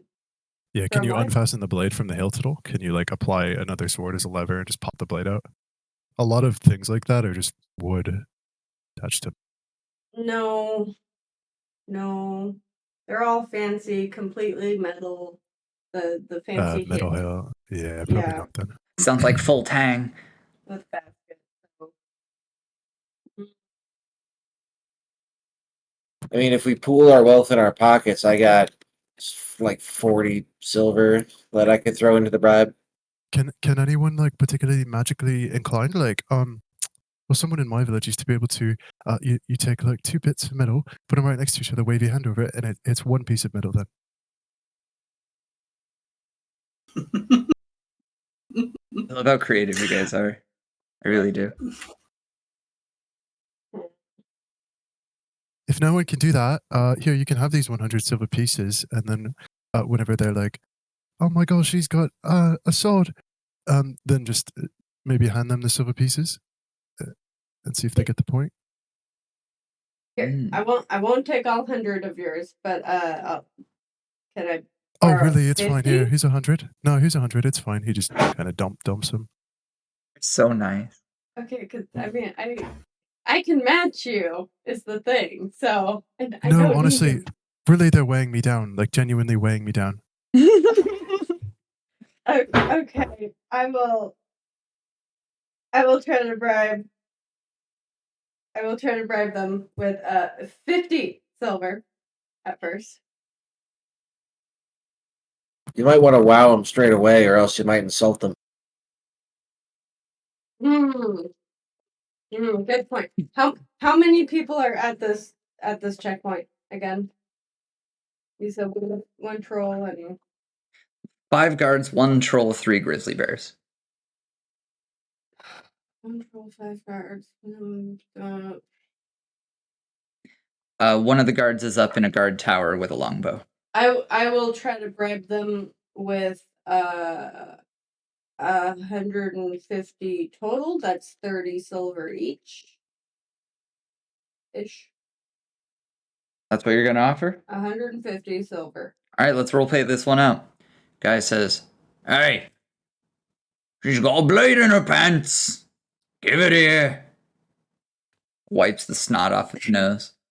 I'm gonna take the silver, take his hand, and be like, I don't believe I do, and put all 150 into his hands. And he like sorts out the coins. And he says, "Yup, looks good to me. On your bike. Wait, they don't have bikes. On your way. Thank you for that 100. Very, very nice, very considerate. Smacks you on the ass as you walk by. Okay. Fine. It's gonna be all good. You know. It's fine. Woohoo! I still have my swords. Thank you, guys. Good job, guys. Bribery works. You love it. Doesn't it, though? Doesn't it? Love it. All right. So with the sun setting delightfully in the background and all of the snow melted from the last time you were through here and have the freak blizzard, the unexplainable freak blizzard, you guys have come across a friendly sight. It is Robin's Nest. And judging by the number of horses in the miniature stable, looks like it's just you guys for the night. You guys want to walk on Good in? deal. Yeah, that sounds great. Absolutely.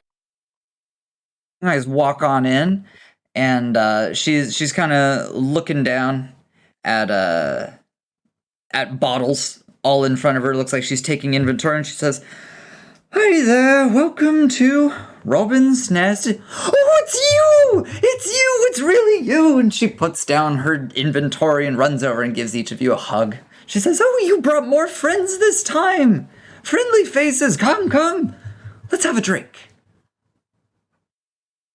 Can't turn that down. I have just the thing for you, Robin. Since we were so cold last time and I had to climb up that chimney, here's something to keep you warm if it ever happens again. Oh, you know we're cracking into this today, right? Fine with me. Pops the top off of it, grabs a cup for each one of you, and she pours very heavily. What she says is a drink is really like 1.6 drinks each. Pouring very heavily for each of you. Thank you very much. She holds up the cup and says, "To friends, old and new." To friends. To friends. You guys all give a big fat cheers. It's a very cozy place. I know that there's some people in this session that weren't there last time around, but they've got like animal furs on the floor, nice warm fireplace. It's 2 stories. The main floor is like a couple of tables, 2 tables with chairs all around them. It's a little cramped in there. There's the fireplace. On the right side of the room, there is the bar. And then if you go past the bar and to the left, there's a small staircase that goes upwards. And then there are rooms up there. It's a nice, cozy place. I'm totally okay with us like fast forwarding through and doing our level up and planning our assault on the goblins, which would mean we'd probably wake up at like 4:30 a.m. to get there at 6 a.m. Sound good? Yep. Coolio. Sounds good. Coolio. Let's talk levels. So if each of you were awarded 2,000 XP, and that is including Neko by Night's character, because you were in attendance. I don't want to cheat you out of XP. I know you had the character sheet. Is anyone going to level from 2,000 XP? Fuck yes. Basket will go to 5. Hell yeah. We'll do the simple one first. Basket, your hit die is a D10, right? D8. For a fighter? It's a D8? Okay. Oh, fuck me. I rolled a 1. Oof. That's too bad. Can you roll a fate point on that? Nope. Oh. Okay, I got that extra one earlier, so I'm at 29 HP right now. Sure. Not bad. Not bad at all. It makes you feeling better. The one I got earlier, I rolled a 2-1, so it wasn't that much better. No, I don't feel any better about it, honestly. All right. So next up is Ribbon. What is your hit die? Is it a D6? 6. All right, let's see what you get. We got a big fat 2. Lovely. And now we get a roll on the mystery table. I love it. Mystery I table love is it. awesome. I love the mystery table. All right. Happy level 2. We rolled an 80. What do we get? I think that's the fear one because that's the same number you rolled for me earlier. It is, yeah. Oh man, if we rolled one higher, we would have gotten like one of my favorite fucking traits. Ugh. All right, we got 80. The 1,000-yard stare. In summary, you get a +4 on saves against fear. You never freak out when you see gruesome violence or comrades die. And your surprise chance goes up by 1. Up to the maximum. Doesn't really care about anything anymore. That's exactly what it is, dude. What I a should character change. write that. Part of you is just too dead inside to care anymore. Well, what is the Dwarf Fortress?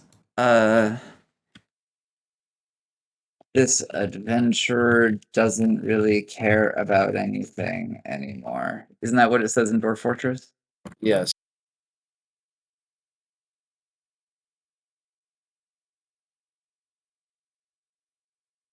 Good old nihilism. Yep. Oh man, 81 is such a good one. I hope someone rolls that one day. It's called All My Homies Are Blades. You may treat a weapon as magical, so long as you name it and have a good relationship with it. Nice. Yeah, right. Right. Right.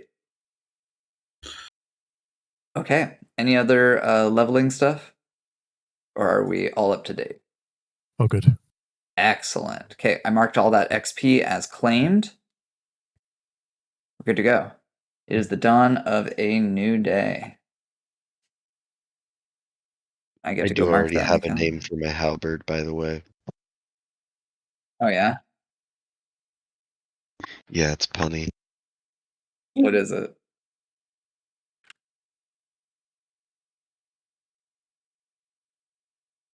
I typed it out in the text chat for the voice channel.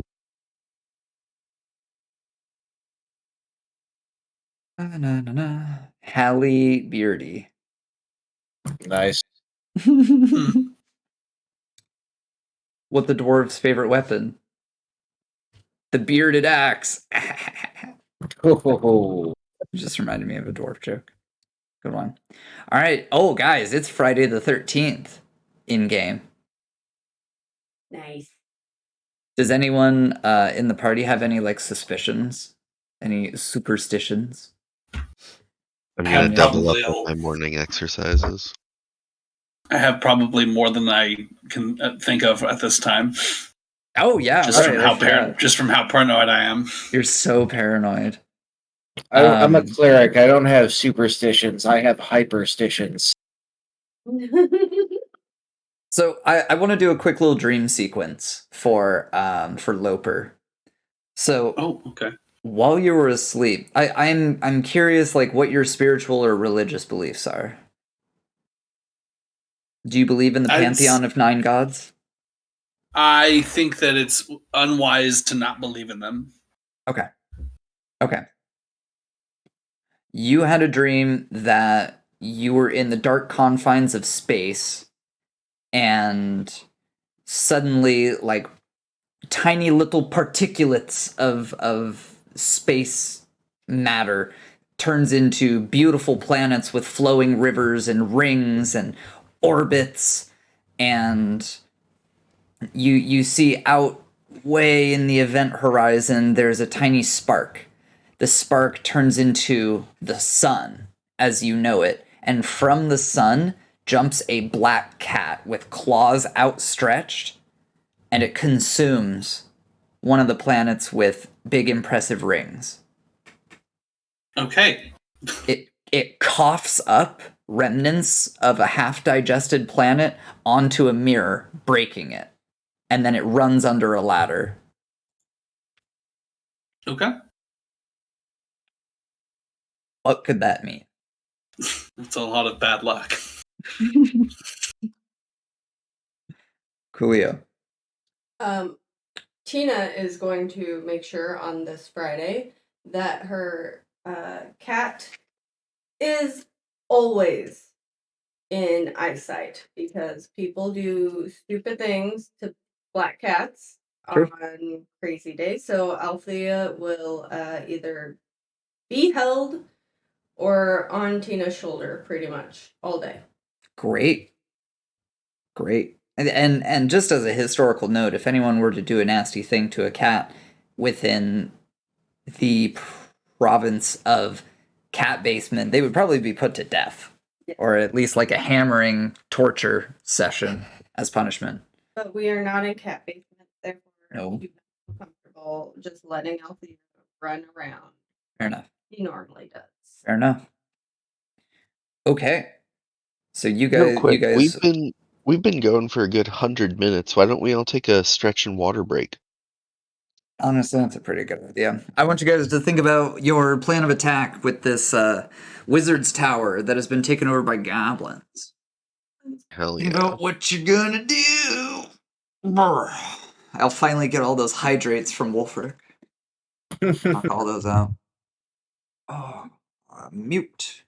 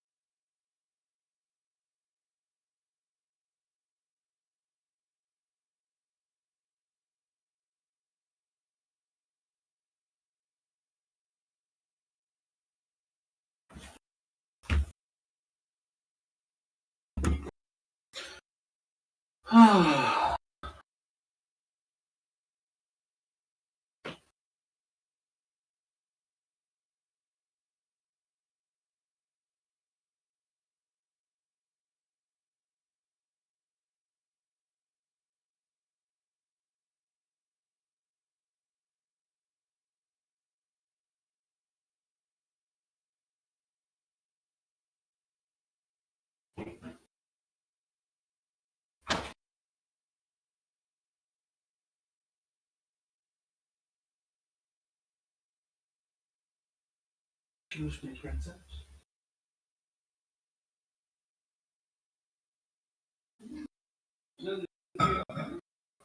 Yes or no? I'm. If I did, would you be that? Okay. Are you hungry? Or like in an hour will be a perfect time for some food?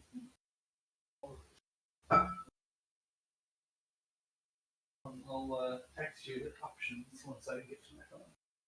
Sound good? I love you.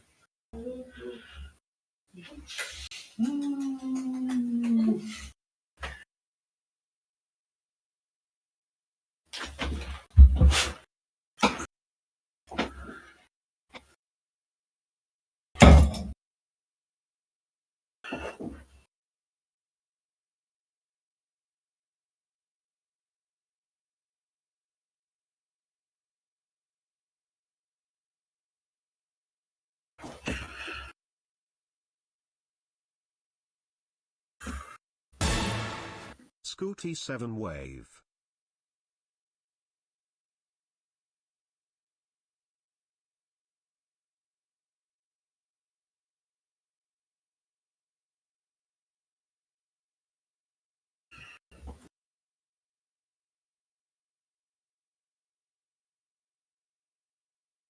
Tracy Mohawk, what up? Allow me to thank you on behalf of Scooty for that 8 months there. Nice to see you as always.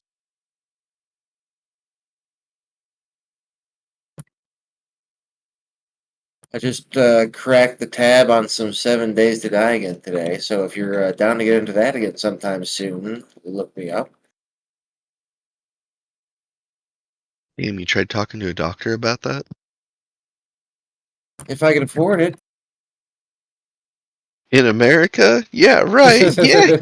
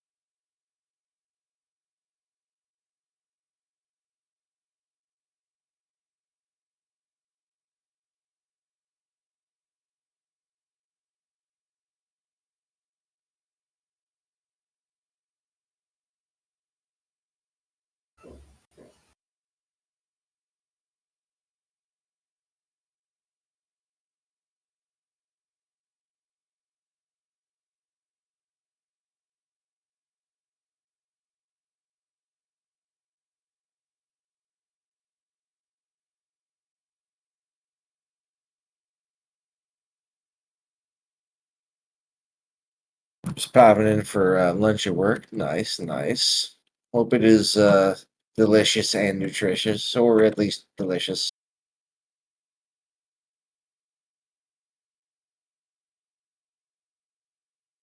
I should think about getting some food myself, actually.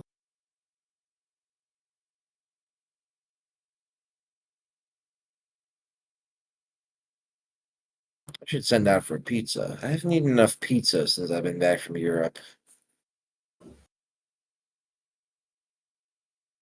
You should eat pizza every day. Not wrong, not wrong. Busy the next couple days, but you're definitely down for some 7D soon. Hell yeah. Look me up, look me up.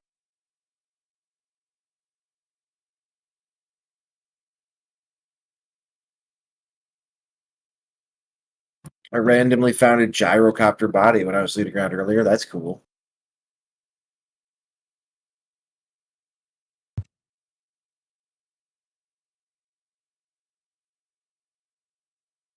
Welcome back, Scoot. Good to be here.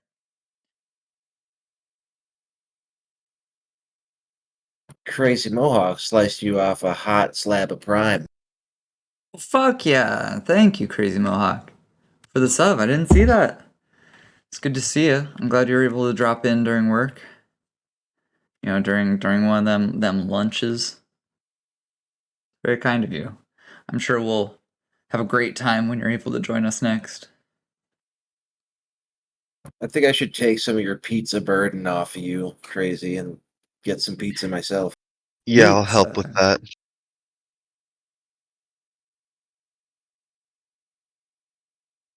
Oh, speaking of food, most glorious news.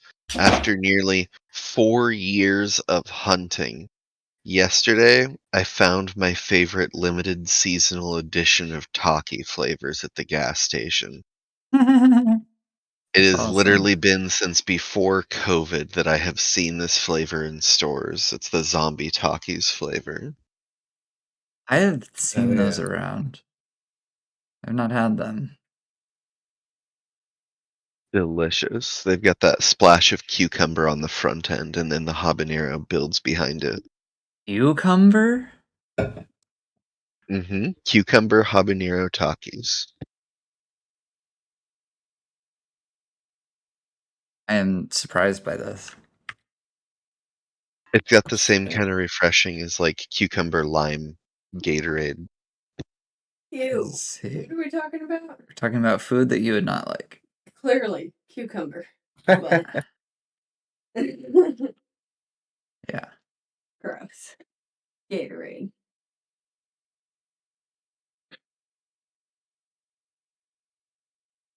Like, I understand the concept that cucumbers are really refreshing. I just can't get behind it. I just can't. Certainly not everyone's bag. There's no accounting for taste, as a wise individual once said. Crazy Mohawk had zombie Takis. Oh my god. Zombie Takis? Ooh. What in the world is that, I wonder? That's what we were talking about. The cucumber Oh, yeah. ones? What? I had one of those ADD moments right there. Ah, never heard of it. So I want to take this moment and ask Sedaris, do you have your character sheet ready to play?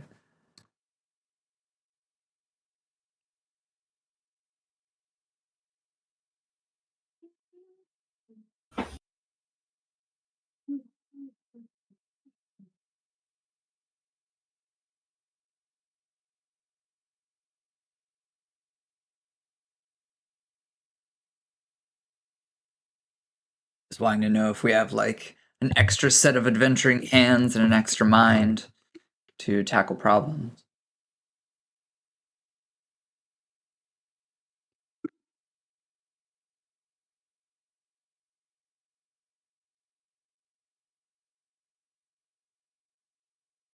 Okay, sounds like no.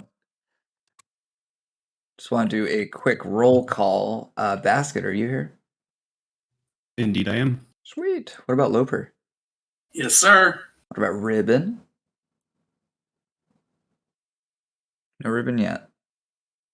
Actually, I better pee real quick. BRB. Yeah, good move. Good time for a break.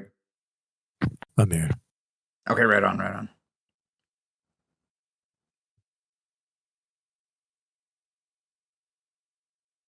Here and ready to kill some goblins. Me too.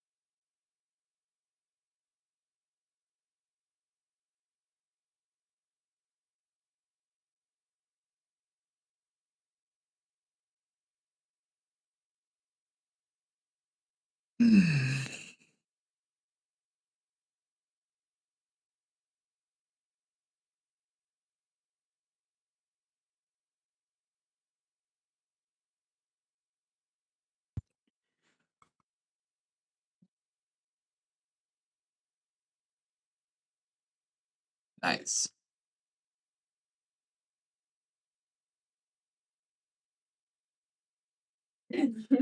Wolfric, are you trying to kill me, man? You're trying to freaking kill me? Maybe if you had something more than anime water, like Anime actual water is all I drink. Don't you understand? No. No. You are trying to drown me. Anime water from a waifu cup? It's actually just an algae. And it doesn't even look like anime water. It just looks like normal water. You didn't even waifu your Nalgene? I know someone at my work that would, but no. Why no dihydrate? Because I am not drinking. Great question. I'm back. Sweet. So if that is the case, I think that we are good to go skis. I think maybe possibly.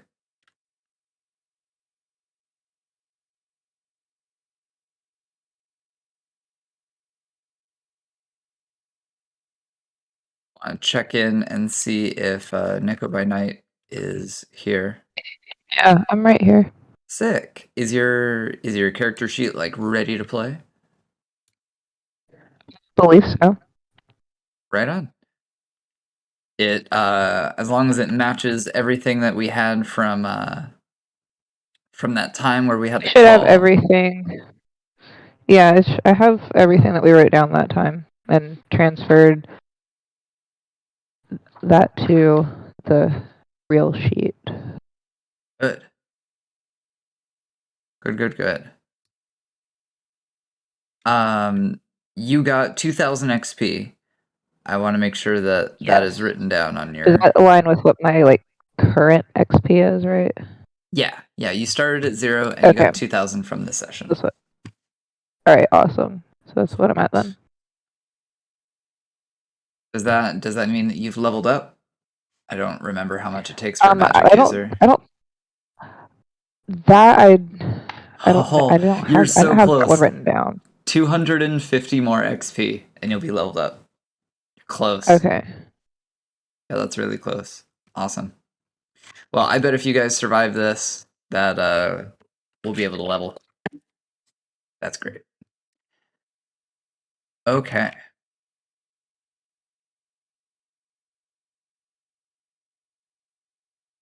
So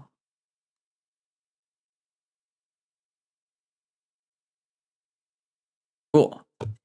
Got our map up. We're back into the action, and we woke up nice and early. Robin is not even awake at this time.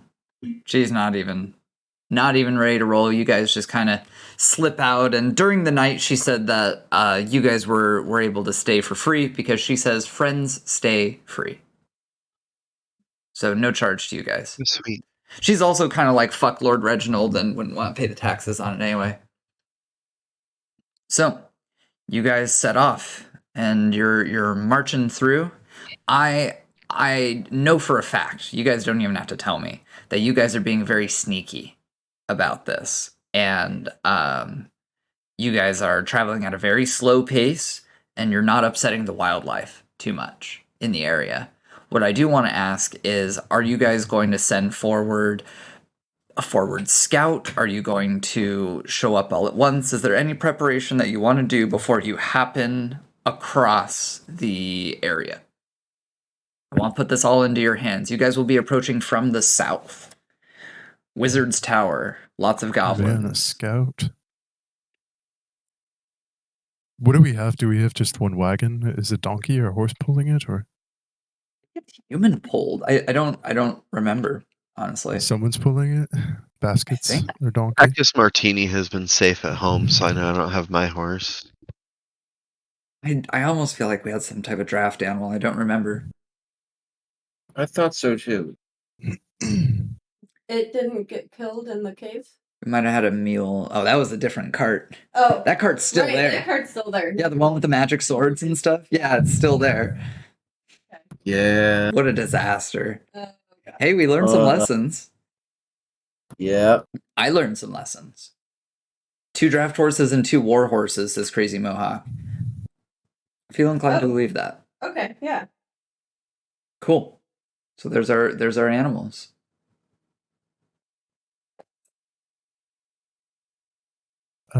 Right. No offense, but you guys are incredibly loud, and the horses too. I can go up out of eyeshot, but still within earshot, and make sure there's nothing seeing or listening to us first. So long as you guys keep low, like in a valley or like in some of these really tall trees, I can make sure no one ambushes us. A great point. You got a motherfucker in steel plate mail. There's no way that guy is being quiet. No. There's no way. I think this is a great point. I could cast me a spell of silence to make myself quiet if I wanted to. You can cast silence Oh, on great. yourself. Oh How my long's that god. last? It don't last long, but it's a thing. Oh, like a few days? Like a few, maybe a minute. Oh, Wait, actually, hang on. How much is a round in this game again? A round is 6 6 seconds, a turn is 10 minutes. All right. Yeah, but not very long actually. It's more for maybe like stopping people casting spells and that type of thing. Really, oh, that's really helpful. So if you say shut up, you mean it. I mean, I can. So useful. I love this. I humbly shrug, clattering my armor as I do so. Yeah, it's 2 rounds per level. Where's My where's goodness. that money person? Who did I give the 100 silver pieces to? Mr. Tina. Yeah. Here's more. 160. More? He's going Yeah, if you jingly would- jangly. Okay. If you wouldn't okay. mind, I need to be very quiet. Yeah. Yeah, so 160? Yeah, I think that's how much is there. Anyways, I'll keep an eye out. If you don't see me for like maybe 15 minutes, I probably got eaten by one of those big flying things or something. So I don't know. I'll try to peek back and make sure you know I'm okay every once in a while. One of those big flying things. Okay. What, a dragon? This is maybe Ribbon's like first week of being outside. There's a lot of big scary things up there. Right. Right. Because you come from the cozy rockfish mound. Deep underground. What race is Ribbon again? Oh, a halfling on account of his fuzzy large feet. Great, fantastic. In that case, when we're still a ways away, I'm gonna cast a bit of a bless spell on you, and bestow the favor of favor of Garmir upon you. Oh, what's this do? I feel fuzzy. And as I say, I'm gonna help you get about it. Stand just there, and I thump my pole arm into the ground in front of me with both hands, and I say, Garmir, Garmir, show the way. Garmir, Garmir, every day. Garmir, Garmir, we're here to play. Garmir, Garmir, what do you say? Eh? And there's this bizarre, like, sort of sparkly blue and white crackling of light that seems to spark at the end of the pole arm as this bizarre, like, terrible poem is being uttered out, and it's sort of these crackling little sparks fall upon you, and you feel as if and the crackling is loud. It's like as if a transformer blew or something, like, and then it just showers down upon you in a rain of sparks, and you feel blessed. And I say, this will help you do things better in Garmia's sight. Oh my gosh, I feel fantastic. Can I fly? Try jumping. No. Did I grow wings? Can you see me? Am I invisible? No, you can't. It's something like that. You see, you just the things that you do are a bit more favored. Yeah, they're a bit better. Oh, Unless what you're doing is magical in nature, and then it doesn't work. luck is always on my side on this very unlucky day. Yeah, That's yeah. true. Garmia will mark you to be one of the chosen in this time. Not that kind of marking, but mark you. And I'm off. Run off like maybe like a 10-year-old who just got a new pair of sneakers. When Ribbon dances off with his new non-sneakers on his unchewed feet, you guys hear a loud bellowing from above.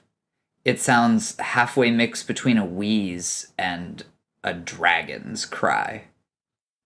Now, for those who have cast magic in this world, you know that there's no such thing as a subtle cast. So perhaps some of you are coming to the conclusion that this is just part of the spell that has been cast by our cleric, Thefin. But Thefin receives a very, very vivid, it's not much of a vision because it's audio, but you hear a growling voice that you have associated with Garmir, and it says, "What you have heard is not the hound's cry, but something else."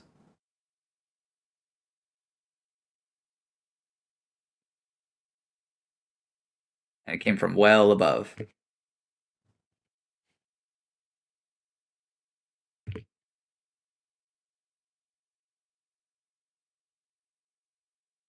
there anything you guys want Loper's just gonna hide as best he can, no matter what's going on. He's just hiding.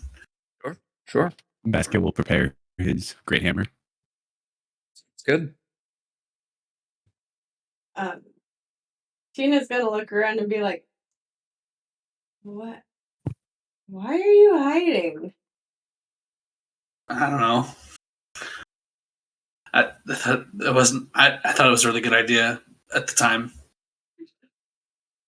I mean, that's probably just a spell. We're fine.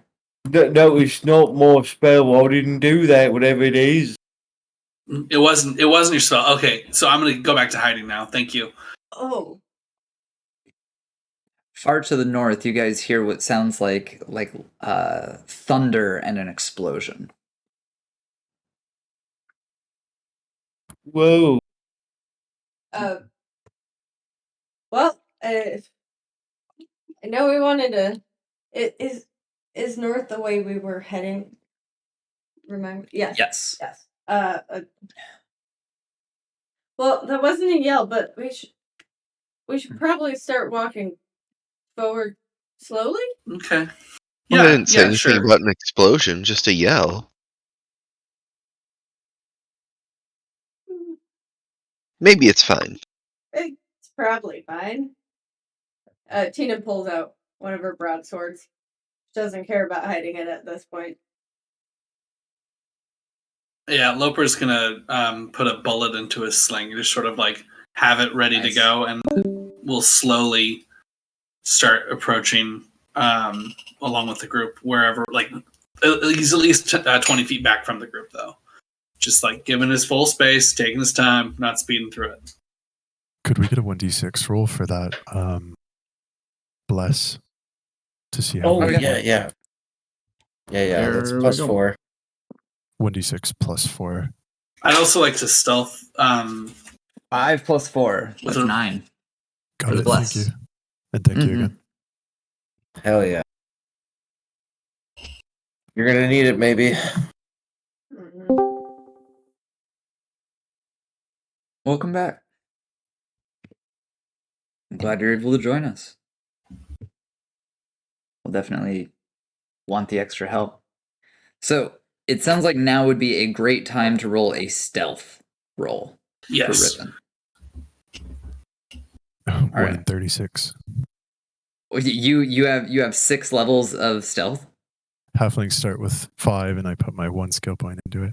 Oh my god. Well, I guess you could use the bless for other things that might happen to you.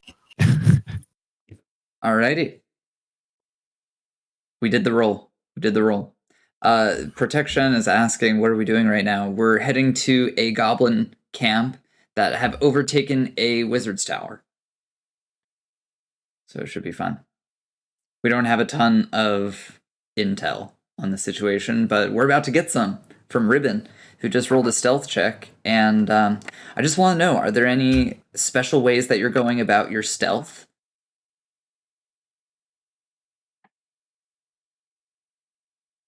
I think he goes full commando, smearing mud on his face and picking up some of the various refuge and putting it into his backpack to make a makeshift ghillie.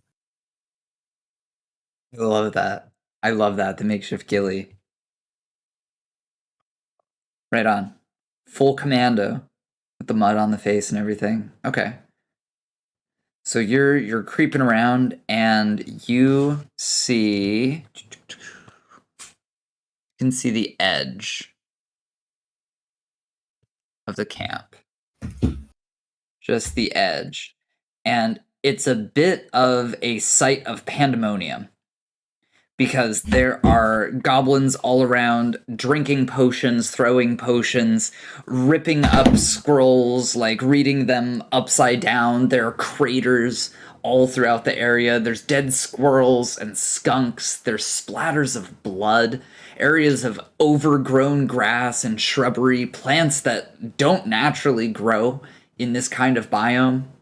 The ground is singed, there's piles of gore and bones, and just countless broken glass vials, bottles, potions, ripped up books, feathers, furs, wood splinters, and clamshells, just all over the place.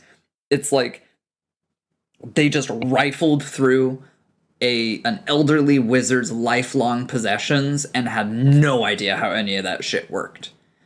And did their best. Now, the most glaring feature is, this is what the we're going to keep that there, actually. The tower is supposed to look like this, right? But there is the bottom floor, and then they snapped it off or broke it off somehow, and there's one floor here, and then right above it is this on top, with a massive goblin wielding what looks like a dagger that has had an enlarge spell cast on it, so it's the size of a greatsword. Ooh. Yeah, and you can see that these goblins are not sleeping right now. They're very much awake, very active, and through a rough count, I'd say there's more than 20.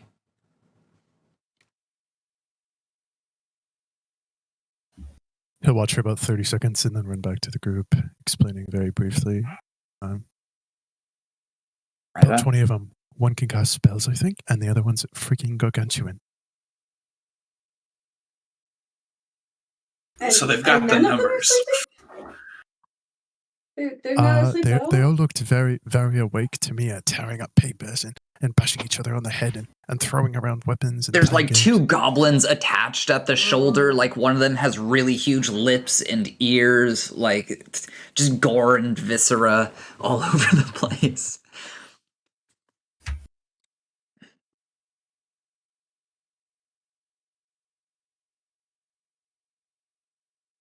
So you're saying there's a chance? I'm saying there's a chance, and I'm gonna ask, does anyone in the party know how to speak Goblin? No, not a chance. Oh, wait, we gotta do the roll, right? Correct. I do not know Goblin. I do not know Goblin. Oh, how about this? Let's go from the top down. So, Basket, I want you to take a look at your languages known and languages not known. Is Goblin in either of those lists? I only know Common, and I do not know Dwarven Elven, so no. So, this is your first time to determine, do we know Goblin? We're probably going to roll this for a lot of people. So, here's Basket. What is your language skill and what is your intelligence modifier? This is a loaded question. I know his intelligence modifier. I just want to hear him say it. My language skill is 1, and my intelligence modifier is -3. -3, folks. All right. Well, we can't go below 1, so you have to roll a 1 on this die to know Goblin. That is a 2, my friend. If you'd like to spend a fate point, you can. I'm okay. I will not spend 1. All right, add Goblin to languages not known. Next up, Loper. I don't remember. Do you know Goblin? Is it on? I haven't rolled for it yet, so I will need Here we to. go. And my language is +1. No intelligence modifier. When you say language +1, do you mean the standard one, or do you mean it's at Yeah, level the standard 2? one. Okay. Is the standard one. And your intelligence is +1? +0. +0, damn. So you as well have to roll a 1. Here we go. Yep. That's a 5. Oh well, c'est la vie. C'est la vie. Melantha, have we been through this with Goblin? Goblin is not known. Copy that. Ribbon, have we done a Goblin language check with you? 1 of 6. 1 and 6. Here we go. Oh, that's a 4.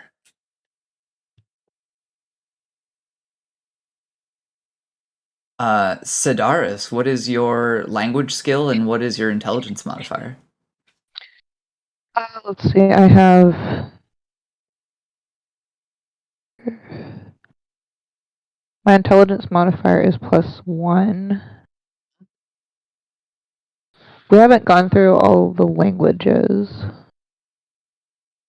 Do you have any points in your language skill? The one that has like the D6s on the left side of your page? Or is it untouched? That's under... Common activities. No. So we I don't treat have one in there this yet. as you having languages skill 1 and 1 intelligence modifier, so 2. If you get a 2 or less, you pass. That's a 1. You know Goblin. All right. Awesome. Yeah. Flip your page over and look at languages known and add Goblin to the list. I just did. Fuck yes. Thefin, have we been through this with Goblin? No. No. All right. What am I rolling? 1. Just 1. All right. 1. And no positive modifier for intelligence either. -1 intelligence. Okay. That's a 6. So no Goblin. I'll spare myself a fate point on this one. Does that mean you're using one or you're not? No, I'm not using it.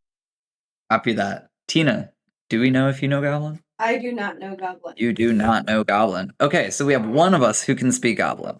All right, I'll let you guys strategize, and Ribbon has shared some information about this. I assume that you guys are a cohesive, effective unit, and you guys share relevant information. So, I don't expect players to recite every single detail that I've said as the narrator, again. So. Good, thanks. Brain can't handle it. Do with it what you will. I'm curious to see your plans. I will be staying as far back away from them as I can, shooting them with my sling. That is my plan. I will focus whatever everyone else is focusing on. So I will lend my damage to you guys. And then once we get to the big boys, I'll shoot a fairy fire potion at it so that y'all get a +2 to your attacks. Outstanding. It's a good support roll.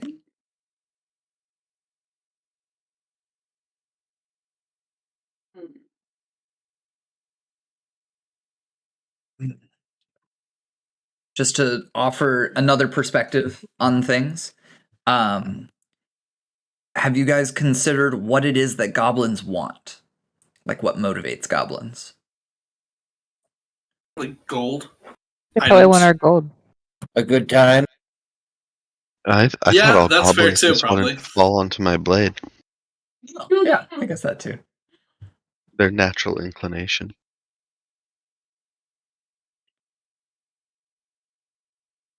Goblins just want to party, bro. That's what they're doing right now. They're like girls. They just want to have fun. Well, there's much more of them than there are us, so we need like a choke point, right? Yeah, I mean, we need to start probably picking them off before we need to kite them away. And then once they're down to a more reasonable number, we can start diving in. Did they have a lot of visible ranged weapons? I don't know. Not a single ranged weapon to be found. Oh, beautiful. We can totally cut the shit out of them. How thick is the forest? How thick is the forest? Enough to give you full cover behind some trees and half cover between the remainder. You could climb up in the canopy. If you wanted, you could climb on stumps. When we get to the big guy, I can spellcast Ray of Enfeeblement, which will add a penalty of 25% his strength. So he will be a lot weaker than he probably is. But I've got to be within 20 feet of him, so I need to make sure I don't get too hurt on the way up to him. If you want. What would be a splash radius of a flask of lamp oil if I were to shoot it from my sling? Damn, that's a really good question.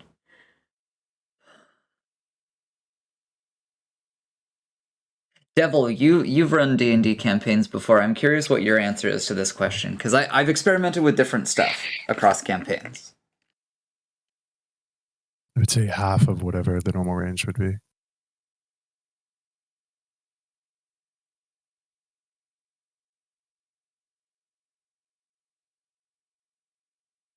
I think you would have 5 feet to work with. A 5-foot radius? Uh-huh.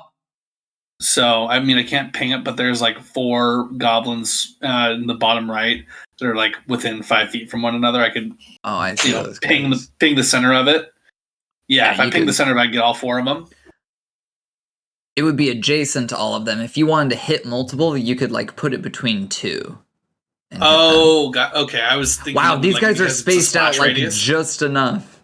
Like, if there were 3 here and you put one right there, it would hit all 3. Yeah. But it's just chance. I just like randomly assorted these guys, and they're in like chess positions to fuck over that strat. If they move, though. If they move. Yeah, I mean, if they move, I'll hold on to it. Cool. So, I can fire the first shot if I have a short bow, so I can fire pretty accurately up to 300 foot. If we back really, really, really far away, and they're on an elevation, right, on a tower, I can try to target the really big one who's probably pretty easy to hit. That'll piss him off. And then as they get closer, you guys can start to bombard them. Well, the tower has split apart, so I mean they're a little more elevated. Here, I can display it. I do have pretty good range as well. This is a modified slingshot. It's not like the thing is on top of that. Oh, right. It does look like it's on a hill too. That Yep. is still elevated. It's a little bit raised, yeah. Okay. So I can climb up into a tree and probably hit him pretty easy. Yeah, I can do the same. Yeah. Yeah, so I think we just start sieging them, right? I have a missile. Oh, magic Should missile. we start from?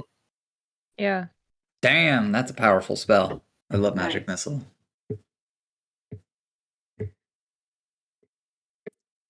How about we go out to 300 foot, and then whenever people start to feel confident that they can hit, then start firing. Yeah, I've got about the same range as a longbow, so. As I mentioned, we might want to get the funnel. Was there like someone who's wearing a lot of armor? Could they stand in front of everyone to kind of draw a lot of their attention? Some aggro. That would definitely The be goblin Basket would be aggro. willing to do that. So maybe you guys could form like a small little line. We could set down some logs on either side of you to get that funnel going.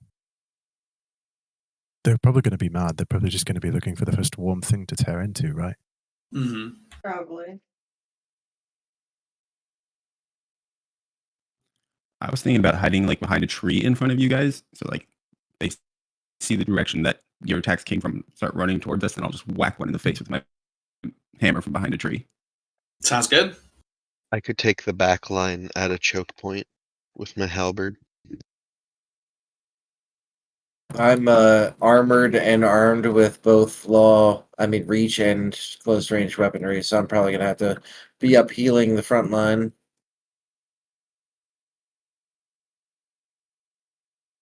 And I'll cast Fireball right off the bat, probably. Oh, great idea. Beautiful. Oh yeah. What's the range? 50 feet plus 5 foot per level. Oh, okay. So as soon as they get within 50 foot, then we can do that. Yeah. But we're starting at 300, so that's a so pretty long time it'll for them take to a run to while. us. I'll have my sword out in the meantime while we walk up, just in case. Could we drag like 2 fallen logs over to form that small Yeah. choke point? What if we what if I have Unseen Servant do that? Great.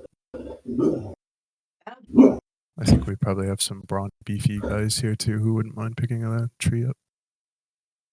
Also, while we're talking about spells and stuff, I came up with some homebrew rules that demystify some of the weird concentration mechanics that aren't in vanilla LOTFP.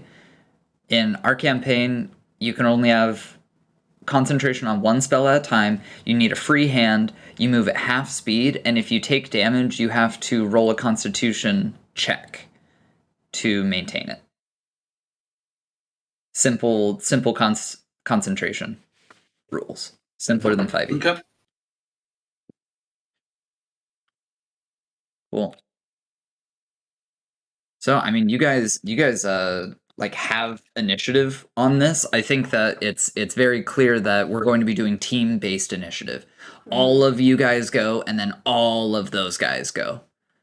And because you're like going at them, what we'll do is before the first attack is slung, we'll look at our party member who has the worst dexterity. We will roll initiative based on them, and then we'll roll the enemy initiative. And then because they're surprised, they get fucked over for 1 round. And then the next round they can act. That's how surprise works. There might be more to it. I think we might get like a +2 to hit when they're surprised. Let me check. Just want to make sure on this one. So we roll to see if they're surprised. And you guys are well hidden and prepared to perform an ambush. You guys roll surprise as well. Since I'm making the first attack, could we use my background D100 trait that I got for having the 1,000 yard stare? Does that apply to the surprise? That would apply to you personally. Oh, so I'm not surprised? We still roll surprise as normal, but you have a much higher chance to not be surprised. Oh, okay. Understood. Cool. Yeah, the foes of surprised characters can take a free action before initiative is rolled. Got it.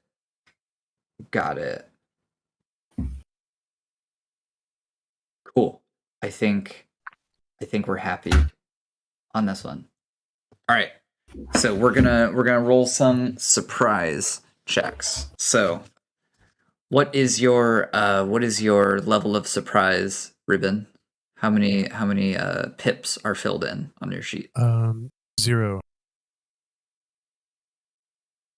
0? Yeah, I have stealth, but I think surprise attack is its own. Sneak attack is its own thing. There's a different part on your character sheet. It's somewhere around the armor class section. Oh, surprise chance? Yeah. I have 4 filled out. Is that from halfling? 4 filled out from being a halfling, and then you got a perk that I think adds another one to that. So you have 5. So that's where it applies. Okay. Which means if I roll this d6, if it's a 5 or less, then you are good to go. If it rolls a 6, then you are penalized. So we'll give that a go. I'll roll it over here. Let me angle cameras and whatnot. You can see that. Cool. That is a 5. Hey, if you didn't have that perk, you'd be in trouble. Great. So you are good to go. I'm gonna roll down our line. So Basket, what is your surprise? Is it 4? Is it 3? My surprise? Yeah, it's near your armor class, I think. Oh, I have that written down as 15. I don't know. I have the -4 to fear though, and 1 improve your surprise chance. I don't. What's surprise supposed to be? There's a spot on the sheet that says surprise. Let me pull up a character sheet. Like mine has a pre-filled in 4 circles, and there's 2 open. Right next to your attack bonus, surprise chance. Sorry, it's not at your armor class. It's at attack bonus. Oh, mine would be 5 then, because I had that +1. You're a 5. Okay, excellent. Random thing. You are not surprised. That's good. You'll be able to act during this. Okay, next up is Loper, who is an elf. I am an elf, yes. You get a bonus to this. Yeah, so I'm 5 out of 6. Nice. You are not surprised. Good. Beautiful. Melantha. You have a 4, I'm assuming. Are you muted? Yeah, I was muted. For surprise? Yeah, it's next to your attack bonus. It says surprise chance. I have a 4. Cool. Oh, we got a 4. We're good. We're in the money. We rolled for Ribbon. Sidaris is a 4. All right, Sidaris is not surprised. Thefin has a 4. Uh-huh. Still not surprised. You guys are killing this. And Tina. Nice. Everyone is good. Everyone is good on this one. Okay. Let me just check the rules again, make sure I'm doing this right. We haven't done like any ambushes in this campaign, so this is a nice intro.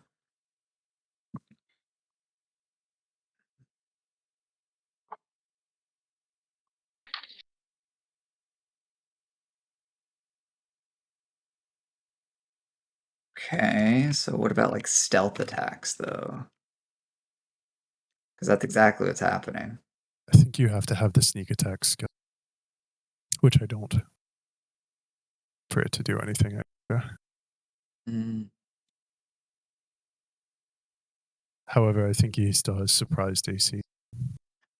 There's something in here called attacking from behind. If a character is attacked from behind by an enemy he is not aware of, he loses all dexterity and shield modifiers to AC, and the enemy receives a further +2 bonus to hit. So I'm thinking that you get a +2 bonus to hit, and they lose their dex, and they lose their shield mod, if they have one. There are no shields on these goblins. Okay. Just want to make sure there's nothing else left related to stealth.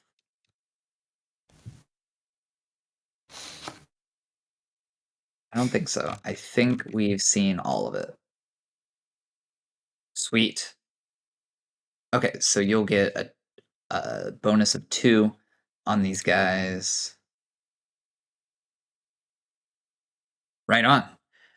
So 300 feet from the big guy would be 5, 10, 15, 20, 25, 30, 35, 40, 45, 50, 55, 60, 65, 70, 75, 80, 85, 90, 95. So this is, what was that, 205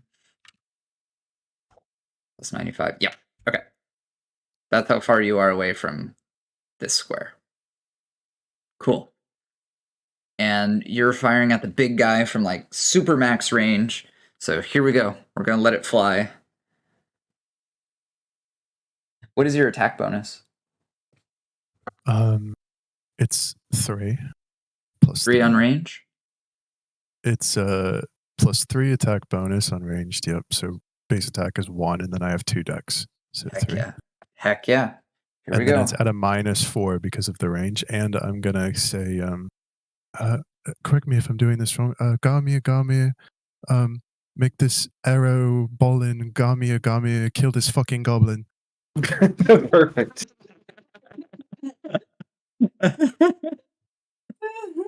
100%. Yeah, that's So exactly I'll how add an that additional goes. 5 from the bless then. So what's your total 2 hit then? So 3 plus 5 plus the 2 minus 4. I got plus 6.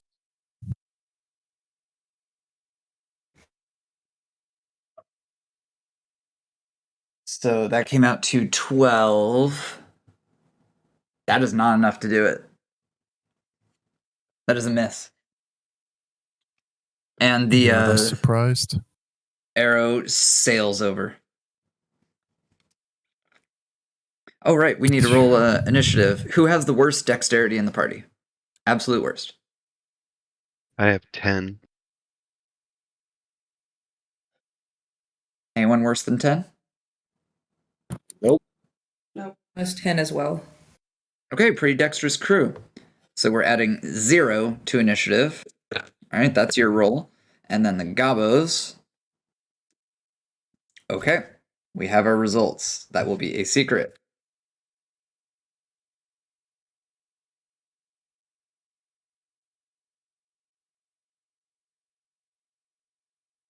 Okay, so we fired one arrow. Does anyone else want to move this round? I'd like to fire a bullet as well. Awesome, at the big guy. I thought we were picking off the little suckers first. Ah, right. I remember that. Or did I misunderstand that? I don't think it Team- really matters. Yeah. Not until they get closer. Then it'll start. Yeah. Yeah, pick your winner. Who are we gonna shoot? I'm gonna shoot the one that's off to the far left. So this Yep. guy or this guy? Far left and to the south. So the bottom guy. Oh, the very bottom guy, the closest one. Yep. So then 5, 10, 15, 20, 25, 30, 35, 40, 45. And I had, because of the size of my slingshot, we had ruled it was a similar. It would still do slingshot damage, but it had a little bit farther length. So short would be 50, medium 600. Okay, Here's what I so found. we're subtracting 2 from your roll. Okay. Got it. We're subtracting 2, but it's a sneak attack, so you add 2, so it's just flat. And then your base attack. ranged attack bonus is +3. +3. Here we go. Letting her rip at a +3. Wah! Oh god, that was a 3. So 3 plus 3 is 6. That is a big fat miss. Damn. Make sure to mark your ammunition. That's sad. Anyone else want to go this round? Nope. I suppose I could drop another bless on someone. Who's entering the front line in a second here? Can we also do combat options like press the attack? So you get Only +2. with melee. Only with melee. Got it. Okay. Only thank with you. melee. I guess I'm going into the front lines. Is anyone else going with me? basket will be going. Do you want to take front and I have your back, or do you want to take my 6? Yeah, basket can take front. That's fine. Okay. Then I'll use my halberd and support you from the rear. All right, I suppose I'll throw a bless on, I don't know, basket. And I'm going to raise my halberd and I'm going to say, Garmir, listen up. Garmir, fill my cup. Garmir, a blessing I need. Garmir, a blessing indeed. And once again, that same like transformer shorting, sort of like electrical sparking, sort of flies through into the air and showers over basket, imbuing limb and life and metaphysical probability with blessings from the dog deity. Awesome. So D6 plus 4, I assume. Yeah. That is a 5 plus 4, another 9. Heck yeah. Oh, 9 for basket, right? Yep. Right on. And suddenly out of nowhere, maybe this is an answer to why our shots missed so badly. A wicked gust picks up and rips through the trees, making all of them shake and causing a cascade of deciduous leaves as well as coniferous pine needles cascading from the canopy. Must have been the wind. Must have.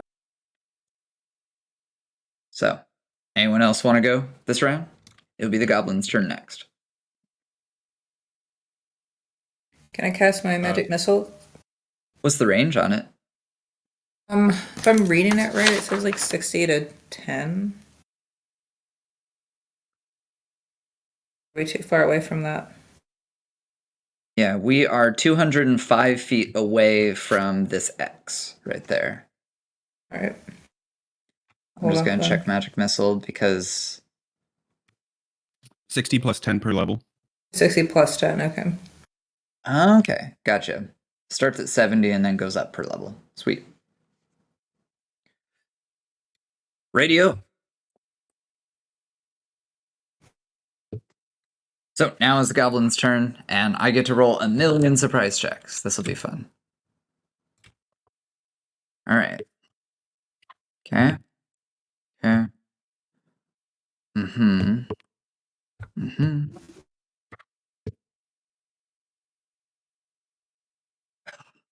You know, I could just roll a big lot of these all at once. I think I'm going to do that. All right.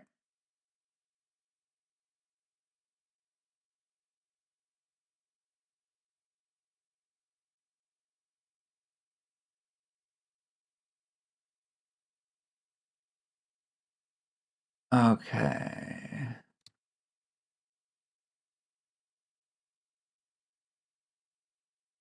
Okay, got my results. Cool. These guys are having such a great time dancing around and causing mayhem and whatnot that you guys are allowed to move again. Woo! That should probably stay.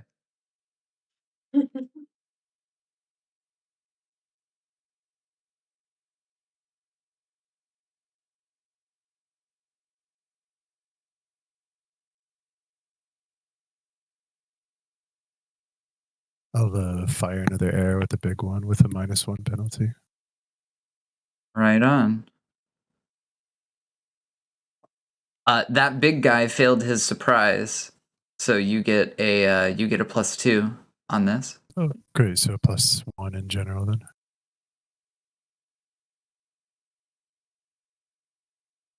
Leo, here we go then. +1 in general. Sweet Lord, a 9 is not good enough.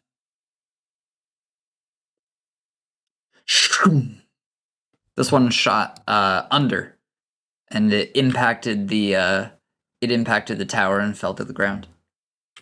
Heck, I'll even draw it.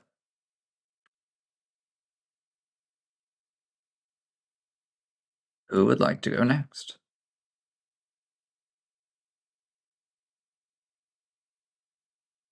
Tina is just going to continue walking forward, broadsword out, ready for anything that jumps out. Okay. Lacking Basket's going to ranged quietly options. discuss with the frontline as we're walking about how close we should get. Thinking about like 100 feet in front of the party or so. What's your movement speed according to your encumbrance?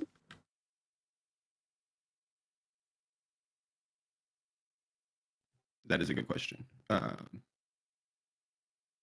Mine is 20 feet per round. But I believe one of the other frontline people is less than that. I am at 30 feet per round, so I'll lower my speed to move with you.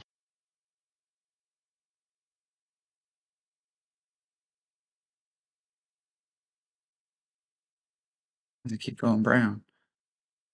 Don't do that.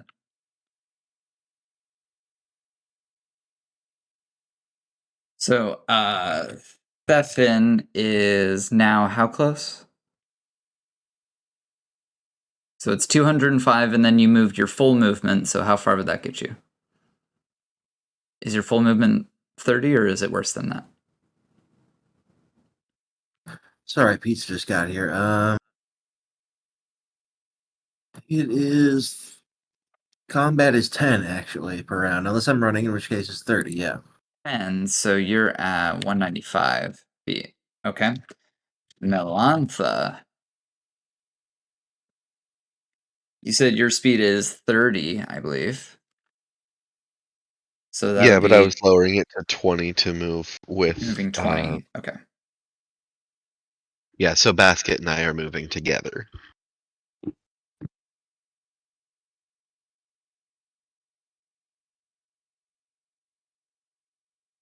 Save a backup real quick. So that's Melantha and Basket.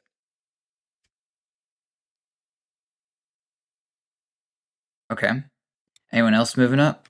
I'm assuming everyone else is right with Ribbon. No, I said I was moving. What's your movement speed in combat based on your encumbrance?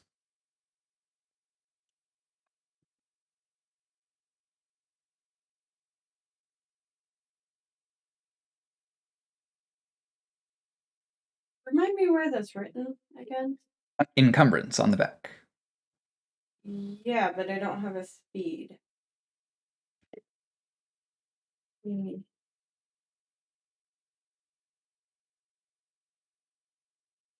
Combat per round. Oh, thank you. Mhm.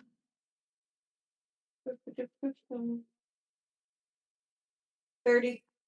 30. Okay, so you were with Ribbon and you moved 30. So that's 175. Oh, but I know Melantha and Basket were staying at the front, so I would stay behind them. Like 5 feet behind them. I would lower my pace. I know they were going ahead.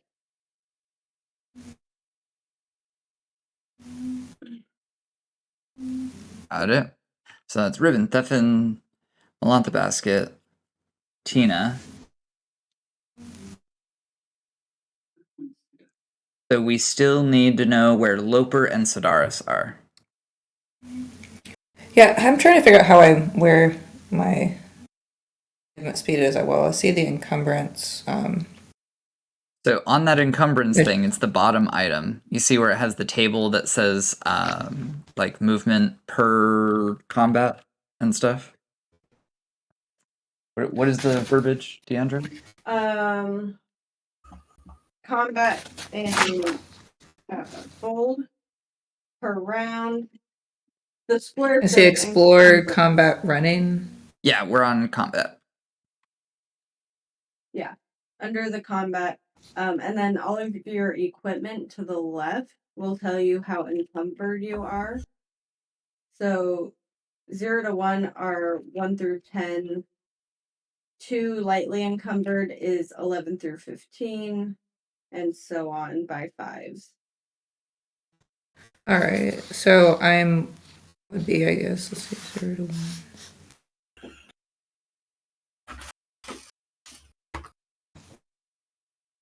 I guess that's 40 then.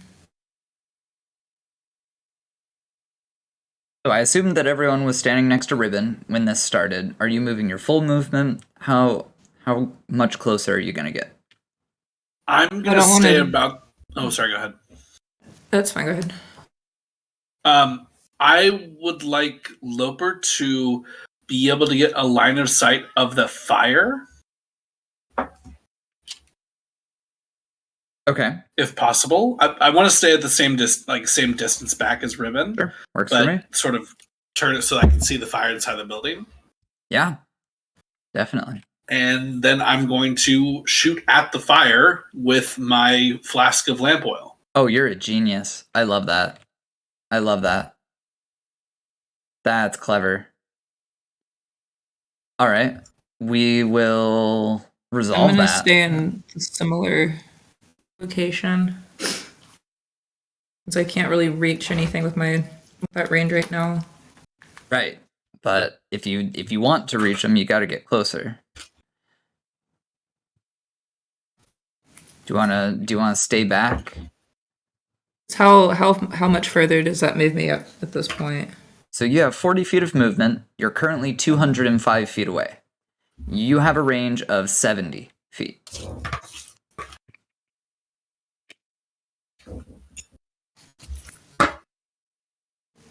Yeah, I don't have that strong of a constitution and strength with that. Let's see. I'm gonna stay behind these big guys. Okay. So we'll move you up with Tina then. Hold on. Am I doing my math right? Yeah. You're good. Okay. So I heard that we want to fire at this right here. So at that kind of distance, Loper is 205 feet away. What kind of penalty do we incur on your ranged attack? Is it just -2 or is it -4?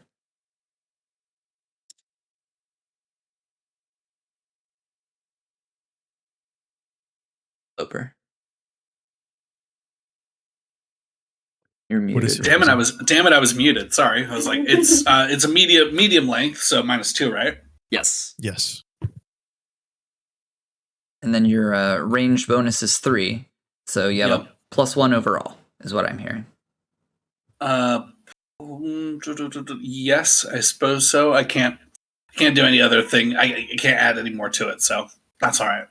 You can aim by sacrificing this round, and then you can fire next round, I think. Yeah, I think that's... Yeah, I'll do that. I'll wait. I'll just spend the turn aiming. Sweet. Just checking the aim rules just to make sure. If using a missile weapon, a character can decide to take a full round to aim. This means taking absolutely no action for an entire round except aiming, during which time the aiming character has no dexterity modifiers to its AC. On the following round, the aiming character receives a +4 to hit when firing on his action. The aiming time is in addition to normal reload time. So here's what I'm hearing. If you're moving to the spot, you cannot aim this round. But if you wanted to be really efficient with your action economy, you could move and take a shot. And then next round you start aiming, and then the following round you could get an aimed shot. I don't know what kind of a gambling man you are. That sounds like I'll try that, but I'm not going to take a shot at the fire. I'm going to take a shot at one of the other goblins that are on the outside. Okay. Do you have a favorite? Of the middle three of those three, let's take the one on the outside. This guy right here. No. Where your mouse was, those three over on the far right bottom. Yeah, that first one. You want to peg this guy with flammable oil? I do. Is what I'm hearing. Not flammable oil. I'm just going to use regular. Just regular. Just regular, because next round I'll do the aiming and do oil. Works for me. This is just a missile. Okay. So that's still. This is 205. I just noticed I'm not doing my. I messed up on the ranges a little bit. Because how? So 205 is your distance to here. So 5, 6, Sorry. As long as it's 5, under 600, we're good. 2, 2. Oh yeah, you're fine then. You're fine then. Yeah, Okay, yeah. thank you. We're so good. Yeah. No, I'm super long range. I do not want to get near the action. I am scared. Oh my god, we got our first hit. Let's fucking go. Oh my god. Yeah. Ping him with a missile. Oh 1d4 damage. This guy is absolute dead sauce. I can tell you that right now. Beautiful. Absolute dead sauce. I know how much damage your bow does. Yeah, it's statted like a bow. Cool. Beautiful. So he is dead, and let's draw some blood because it's fun. Bleh. Bleh. Oh, poor gerblins. -1 gerblin. All right. Coolio.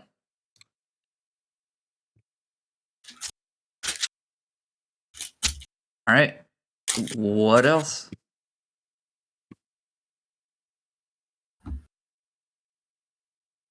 With my next turn being Amy, and I'm gonna head out real quick. I'll be right back. I think everyone's gone. I think so too.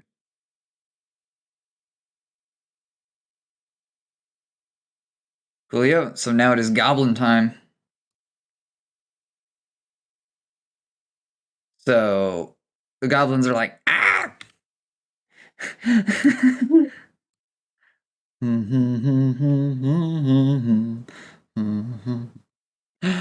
Run, run, run, goblin, run, run, run.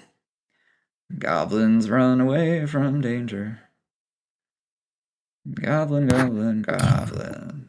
Perfect place to put a fireball. Goblin, goblin, danger, danger, scared.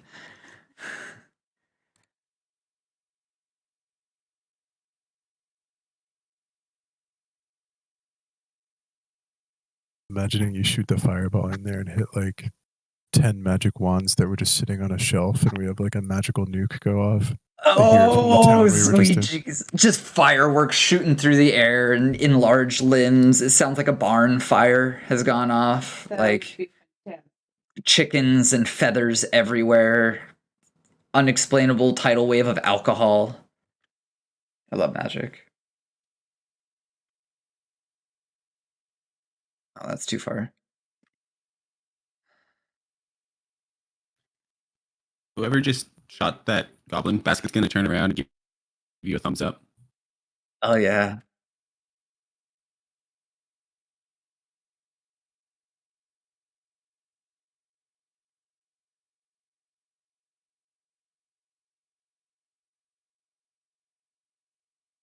Okay.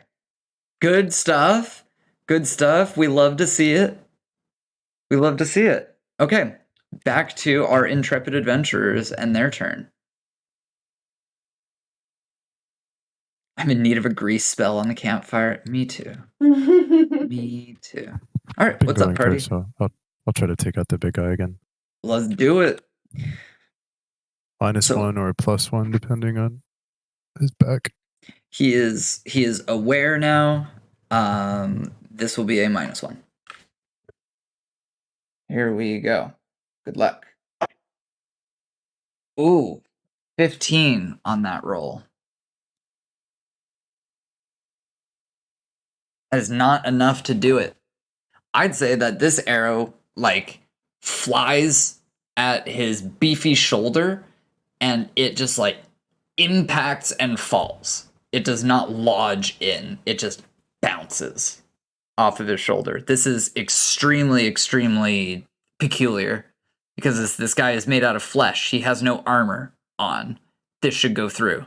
This is a fucking goblin. Whether he's big or not, this should be enough to do it. But it doesn't. Go ahead and mark your ammo. Who's next?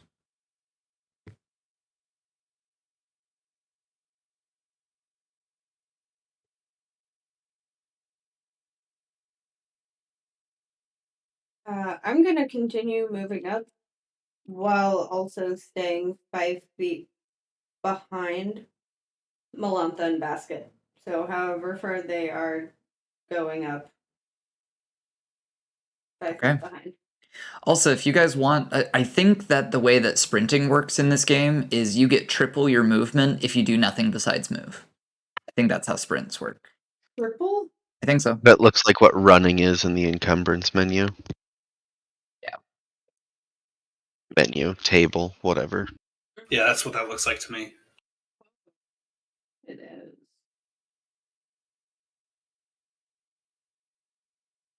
And alternatively, you can also you can do a charge where you move your full rate of speed, you do double damage, and you suffer a -2 armor class penalty for that round.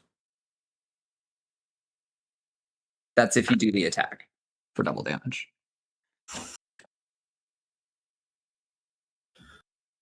But yeah, if you guys want to go extra fast, just tell me how far you're going and we'll mark it out.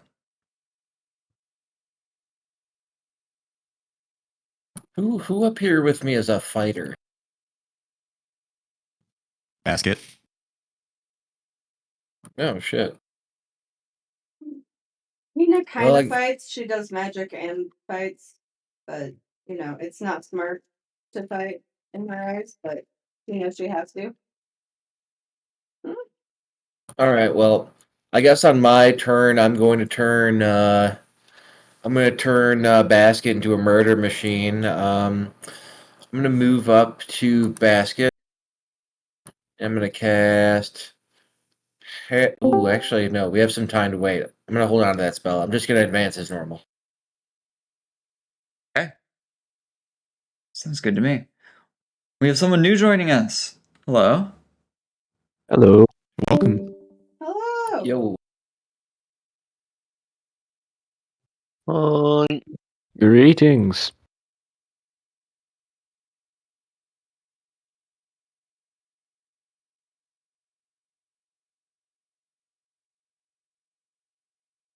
Just copying some XP stats and stuff because I know it will be needed.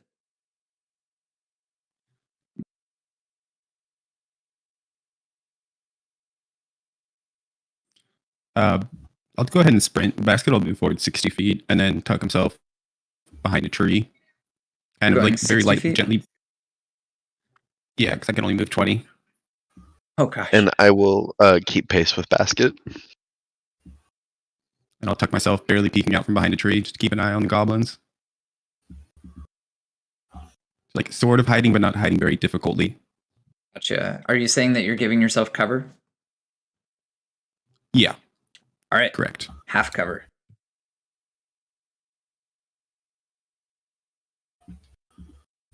Right on. Odvar, can you give us a character introduction? So, Odvar is a dwarf. He wears not chainmail. He wears leather armor. He wields a shield and a war pick. And I haven't really given him a great description to yet because he's a little new. I just thought introducing him in this fight would be hilarious as it fits his character quite well. It's coming out of nowhere. Pretty much, yeah. Sure. I'm glad you're playing a dwarf. Fills You're me fired. with joy. Come on, let's go.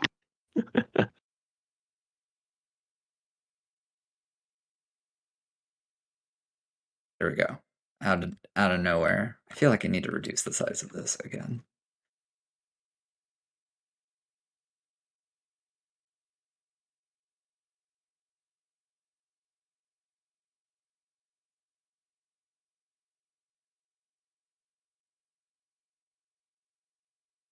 There we go. A little more legible.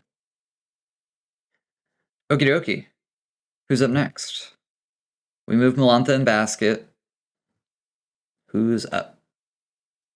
You guys are closing in. Was I moved? No, how far? The maximum, which is, do I go run speed or just combat speed? Probably run That's your speed, right? choice. It would be 30 feet then for run. Oh my gosh. All right. Yeah. You moved up.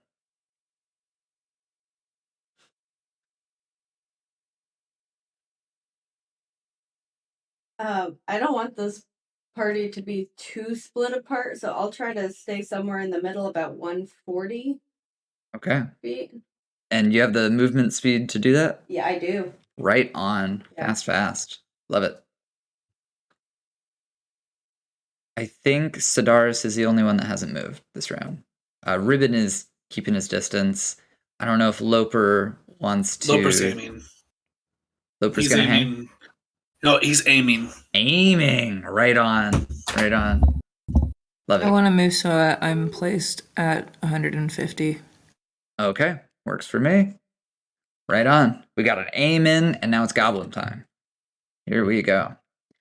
Goblins do like to stay alive. So they are going to do that. They are all going to pack in quite nicely. Are these guys on the same layer? Oh my god. Oh, He's on tree layer.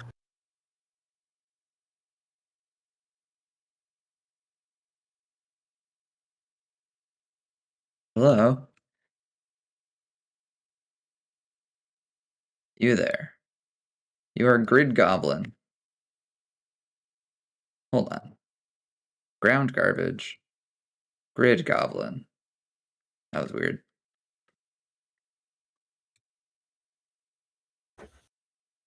Ground goblin, or ground garbage and grid goblin are both GG.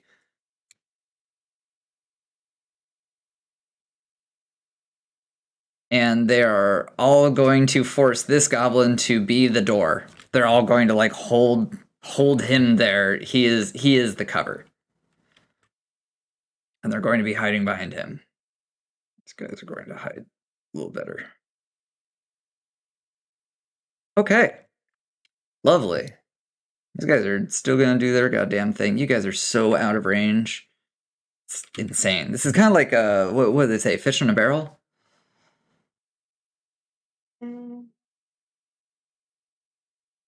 I mean, for some sort of ranged attack that has area. Mm-hmm. Yeah. So I've been given instructions. I've been given instructions by Ribbon to carry on and fight. Bing. Oh, that's a big hit. All right. Take a look at his character sheet real quick. Okay, maybe not like that. All right. Where is it? Shorebow. 1d6. Here we go. Woo! That's a big roll. Alrighty. Is he killing the door? He is he's shooting at this big guy right here. We're gonna put a little blood on him because we can. Right under his pec.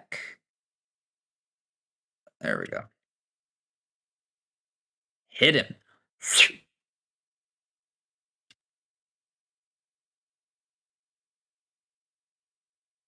Alrighty. Who's up next? Do you think I'll be able to shoot past the goblin door into the room with the fire? If you are doing that, you would do it. We would factor in half cover. Half cover, isn't it? What is that? That's a plus something or other. I'm trying to remember what it is, so I'm looking it up. +4, I think. I want to say 5, but I'm gonna make sure.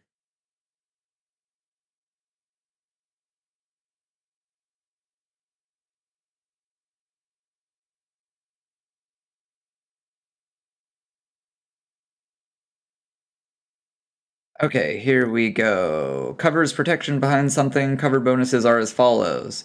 50% is a +4. Yeah. +4. So we would be... Shit. Yeah, that'd be a little rough. Yeah, I'm expending my entire last round with a +4 just to overcome the 50% cover. You can shoot this bastard if you want.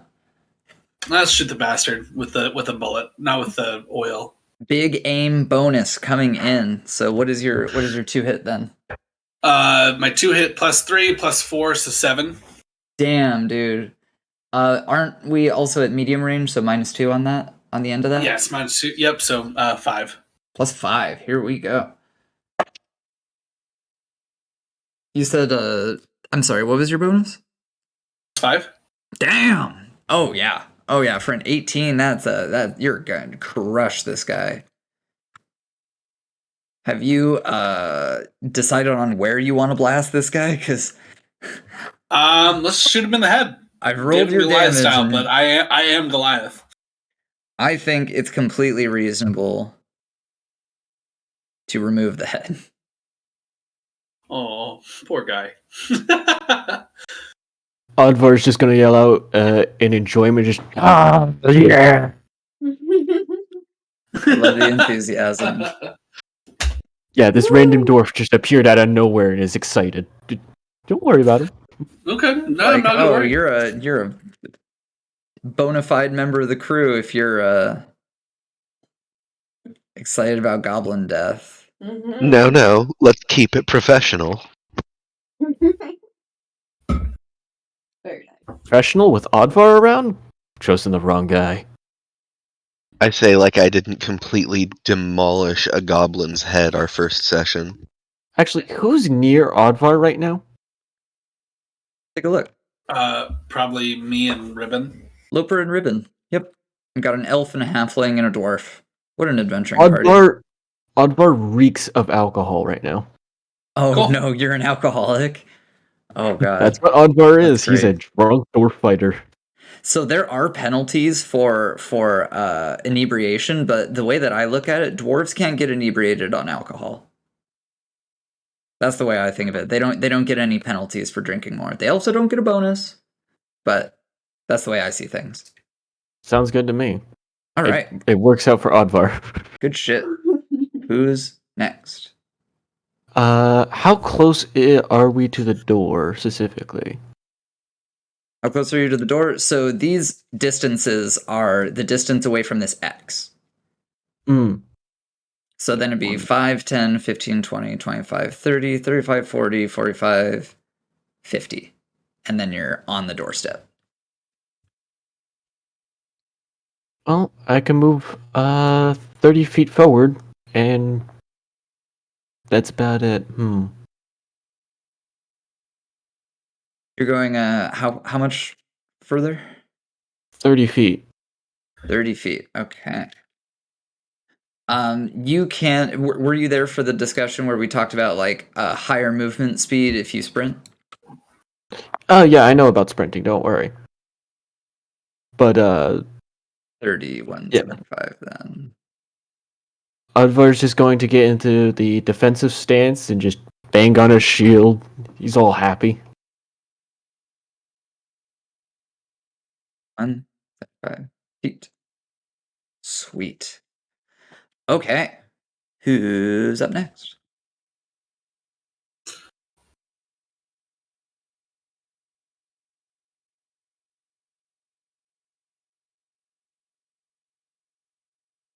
What about Thefin, Melantha, Basket, Tina, Sedaris?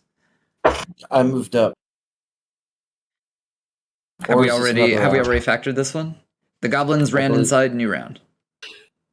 You should. Then I don't think we have, and I need another 30 feet. All right. 30. Melantha and Basket. I'll just move up my 20 feet. And I'll keep pace. Perfect. Tina. I'll move up 20 feet. Perfect. Sedaris. Put me at 130. All right. 130. Goblin time. There is a squabble. And someone else has taken the spot of primary cover haver. I feel like Ghostbat would love this situation that's going on right now. No, she likes goblin hijinks. True. Ulfric, I've run out of hydrate to hydrate. Well, hydrate more. I can't. I'm out. So, All right, back to the team. Ribbon is going to keep trying to shoot the big guy, who should probably think about like ducking soon. I don't know, maybe. No. So Stupid. he's got -1. Doesn't know what. The larger they are, the harder they fall. Awful roll. Terrible, terrible roll. All right, who's up next? I'll take another round to aim. Excellent. I love it. I love it. People don't do that much. Very refreshing to see.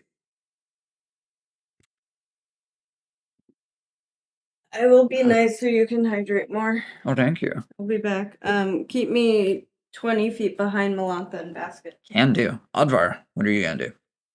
I am going to run closer to the door, reduced by 90 feet. 90 feet? You can move He's lightly 90 encumbered. feet? Holy cow. When I'm running, yeah, I run 90. You Oddvar's are just a light like, dude. you're like cruising past everyone. All right, Thefin. Hey, that's 30 Deandra. Deandra. We need to get some treats. We need treats for the kitties. Okay. All right. Thefin. A new round has occurred. Another 30 forward. Outstanding. All right. Melantha and Basket. I know you're keeping pace. Baskin. I believe we would just move another 20 feet forward. Excellent. All right. Come on. Tina is keeping 20 feet behind you guys. Sedaris. Where am I at right now? It's hard to see where it's on there. You're on 130. Oh, here. About 130. Okay, cool.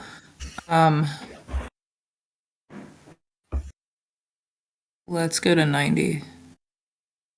I should probably scoot this a little bit so we can see the whole thing. There we go. So you're going another 40 feet? Cool. I mean, if you run, you move 120. If you're only unencumbered, that's. Oh my god. Yes.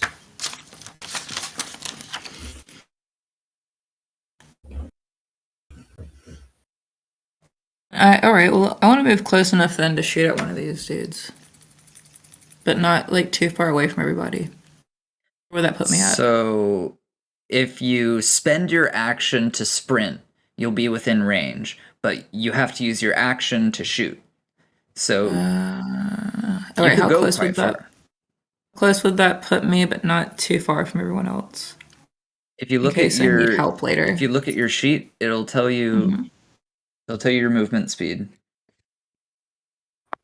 If you're unencumbered, you can move 40 without using your action, and if you're sprinting, you can move 120. Yes. Thank you. Oh, feed them on the camera. Good. All right, put me at that I'm 80 feet away. At 80. Sounds good. Okay, Tina, we moved you up. I think we moved everyone. Ribbon and Loafer are still like super long range out. Okay. Good stuff. It is goblin time, and they're going to mess around with some potions. Here we go. This will be fun. All right. What kind of potion did they drink or throw or rub on themselves?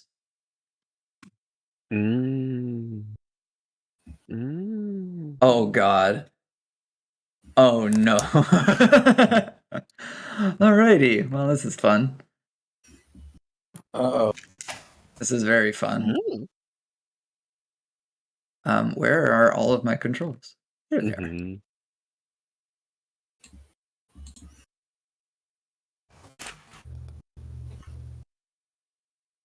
Do do do do do do do do do. Let's get a special brush. No brushes.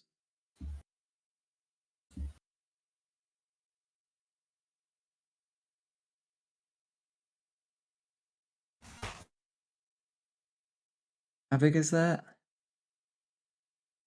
Oh my gosh. All right, so 5, 10, 15, 20, 25, 30, 35, 40, 45, 50. What in the goddamn is going on here? Nice brush. I need to turn the opacity down because I can't fucking see. Okay. 5, 10, 15, 20, 25, 30, 40, 45, 50, 56. Potion of space laser. Oh, could you imagine?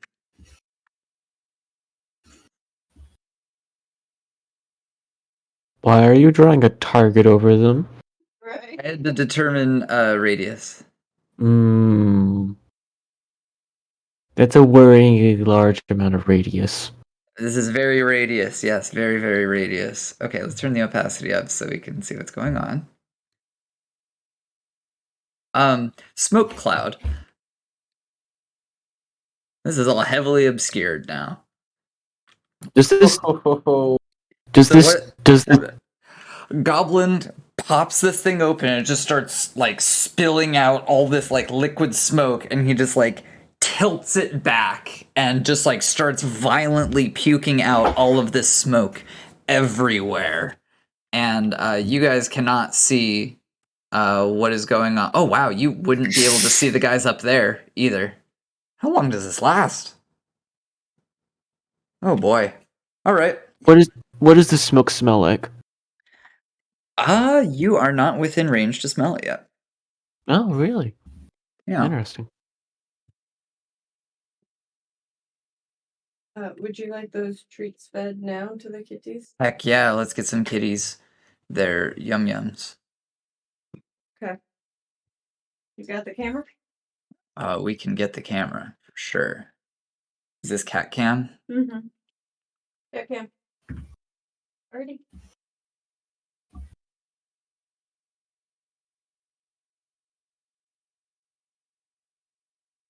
This is all you're I love doing how it clarifies protection. that they are on a diet. Yep. Yes, of Yep, course. they Okay. are. Grab this guy here. Oh. Big stretch. And here comes Artie to try and There you steal. go. Artie with the interception. Oh. And he's blocked. I had This is the webcam. I'd give best. my kitty a treat too. This is the best. I'll give her one Anyone- anyways. I just can't show it. Anyone who has a cat is definitely encouraged to give a treat. Yes. Look at these boys. Nap time. Definitely wake up for nap time for a treat. Always. Mm-hmm. That's exactly what Grouch is. This is the content that we're here for. All right, back to the goblin slaughtering. Goblins! This is where we roll dice. Okie dokies. So what the fuck are we going to do now that they have drank? Oh yes. That's so good. Fuck. Okay. Can't see shit. Well, I can still see how kids love Cinnamon Toast Crunch, so I'm I'm gonna fine. get more of those. Holy shit. Try some of them cat treats. Oh yeah, my favorite. Cat treats. I mean, they are dark light cat treats, but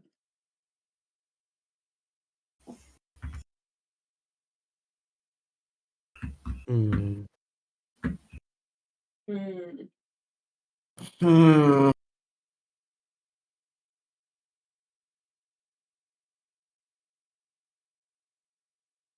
Bad time to not have Gust of Wind as a spell. I know. Yeah.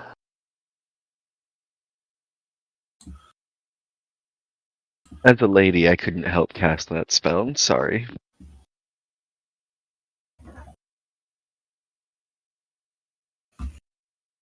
Hmm. Hmm. Well, I mean, we could Bastion, are we always start, advancing?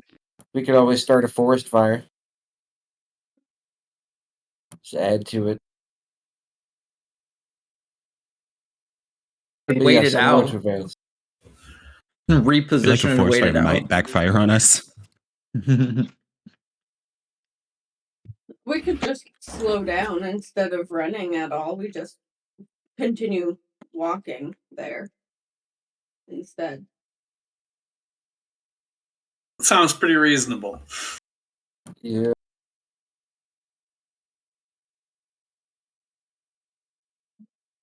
The same ad 3 times in a row on Photoshop. That was crazy. Is this 100% cover that they're in? This is heavily obscured, and I thought that there were rules for this out in the book.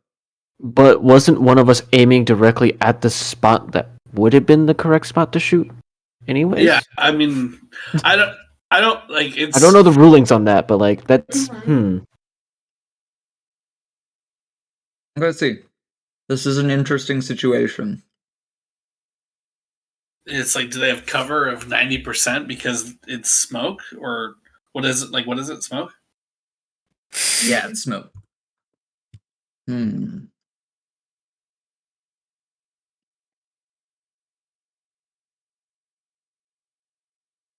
I don't see anything in the combat list about smoke, but I might be reading the wrong spot.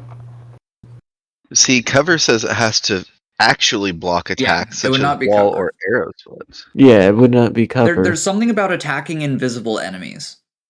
If you guys, I mean, find I that do entry. have fairy fire, but I don't want to use it yet. Like, I could, but I don't want to. That's not what the purpose of this shot was. This was to shoot the fire in the center of the room. I found it. Characters fighting opponents that they cannot see suffer a -6 penalty to hit in all melee and all attacks against them by the unseen party. So it's a Terrible. -6. That's Wow. brutal. Wow. Ooh. Okay. Missile I'm attacks. Missile attacks auto miss. What the fuck? So I guess everyone's going to be on the same playing field if we just wade into the smoke and start fighting. Here's what I think. If you roll a nat 20, you'll hit and you'll crit. I think that's a waste of my resources. Me too. Me 3. All right, then I'm gonna shoot a missile at the big goblin again. He is also obscured. He's also obscured. Damn. They are all obscured. This is a 50-meter radius. This whole fucking thing is blanketed. And it's 50. Okay, it's radius, so vertical as well. Pretty wild. It popped smoke. That's brutal. It is. It is. I'm just gonna give you a peer behind the GM's veil. I have a huge list of random potion effects, and that was definitely not one I thought would be helpful, and it ended up being awesome. I know what Odvar's gonna do. He's going to drop his shield to the ground, sit on it, pull out his pipe, and just start loading in tobacco into it. Okay. So you're unencumbered even though you have a shield? Yeah. Wow. I'm lightly encumbered. You have nothing. Okay. Actually, that's just because dwarves are busted with encumbrance. They sure are. I love it. Okay. I think that in that case, I'm gonna start slowly walking towards the big smoke. I've got a missile loaded up in my slingshot, but I guess I'm gonna waste this aiming round. Sure. I mean, you can just chill aiming. Who knows how long this is gonna last? Yeah, true. You know what? I'll continue aiming. If we have any magic users, I'll let you guys spend an action to roll an intelligence check, and if you pass, I'll tell you how long it'll last. Oh, hell yeah. I need to do something behind the veil real quick. Intelligence? Okay, I have finished my fuckery from Beyond the Veil. Oh! Back to the map. Yeah, if anyone would like to not use an action and instead use it to investigate, we can do that. I'll try that. Right on. What's your intelligence? Intelligence 17. Oh my god, you're smart. Mm-hmm. Okay, that's a big fat pass. This spell has Let's go. 9 rounds left. Holy. God. The round is 6 seconds. Yeah, so that's a minute. That's almost enough time for a nap. Almost a minute. Just shy of a minute. Okay, I mean, I'm definitely slowing down. Like, how much I'm gonna do. Are we moving up or are we holding position for this minute, Basket?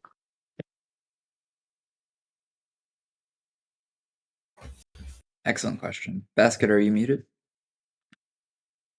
I'm here. What was the question again? Do we want to move up this minute or do we want to hold position and make sure they don't try and ambush us when we've been close? We could probably move another 20 feet closer to the smoke, and then, but yeah, continue to be defensive and at the ready. It is a whole minute, though. We could close the entire distance before the smoke wears out. But do we want to hold back a little bit in case they have some ranged options they're planning on answering with when the smoke clears? I agree with that. They didn't. I mean, they could have had all of their ranged stuff hidden, but they had no ranged attacks prior to the smoke. They saw Ribbon saw no ranged weapons on them, but did remark about a staff. Looked like a I magic don't know staff. that there's no such thing as a ballista in a bottle. I don't know that they don't have any corked crossbows. I don't know that they don't have any hidden wands. All very true. I just know that I want my team getting out of here alive. Yep. Damn straight.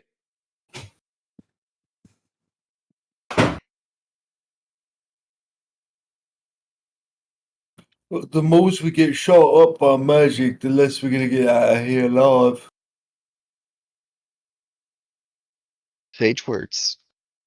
So I think we should hold at least 40 to 60 feet back from the smoke. Do you want to move 20 feet up then? As long as Basket finds that agreeable, then yes. Yep, I'm with you there. I agree. Right on. Thefin, do you want to move up 20 feet, 30 feet? What you thinking? I'm keeping pace with them. So keeping pace would be 20 feet. Catching up would be 30 feet. So, Oh, well, yes, I will catch up with them. Like, I'm going to be 5 feet behind them because I'm using a pole arm anyhow.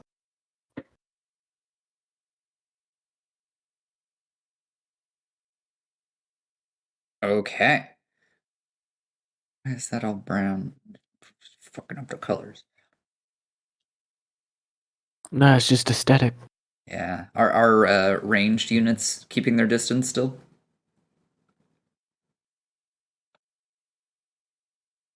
Ribbon and Loper make a pretty good team.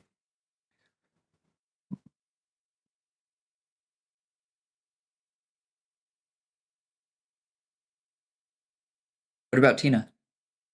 You said I couldn't move because I figured out how long the smoke. You can move 30 feet. You can move your normal movement, you just can't use your action to sprint.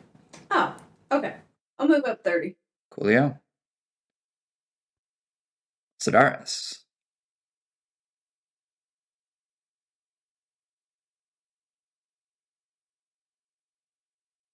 I haven't heard anything. I'm gonna from... stay where I'm gonna stay where I am.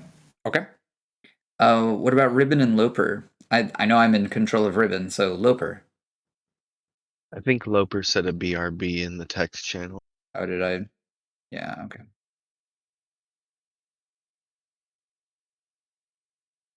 Well, we'll keep them where they're at. All right. Goblin time. Hooray for random potions, my favorite. And random magic effects and shit. Let's see what else happens. Okay.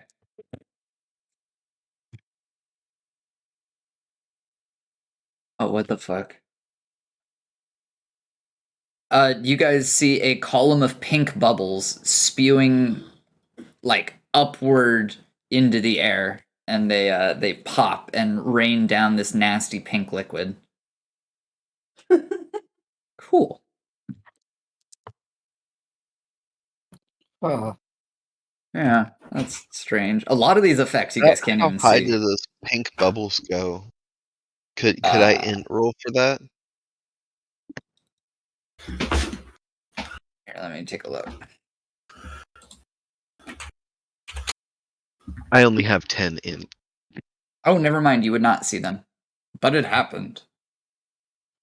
It was not visible. My bad. I misread it. I added an extra digit. Accidental 500-foot column of bubbles. Oh my god, this potion is crazy! Oh god, what would that even do? The things you don't want the dungeon master saying and doing. Right. Yeah, when the enemy has Nah, I'm it. here Imagine if for you it. guys had this. Holy. We can't. We don't know I what can't it even. is. I know! I have to ponder this one really hard. Hold on. Did you Oh, just this bust could be out like really a? bad. Is it like mass polymorph or something? I just want to know, like, okay, if a goblin is holed up in the area that's like full of smoke, and they're just like pounding potions in hopes that something will work in their favor, what would they be thinking? That's what I need to know. What would they be thinking? Well, of Probably course, of the their goblin. death. Oh, go ahead. Probably of trying to survive. So maybe just current fears would be them dying in certain horrible ways. Yeah, good point. Okay.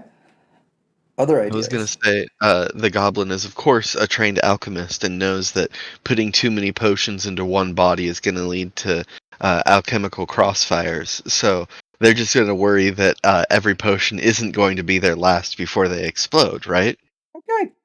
Yeah, good point. Yeah. And I'm sure it wasn't. At least one goblin is thinking, "Oh wow, that one goblin that I hate got his head exploded. That was freaking awesome. I'm gonna chug a potion about it." I would believe that. Yeah. Yeah. It's gonna be like some stupid potion like Wish. And there's definitely one goblin that just is immediately thinking, I don't want that to happen to me, and is chugging a potion. He's also probably thinking like we're all gonna die, but I think our two very special guys are probably going to live. Yeah. I need to roll a die on this to help me decide. There could also be a fanatical goblin who believes entirely in his leaders. So, like, Yeah. Oh, sweet God.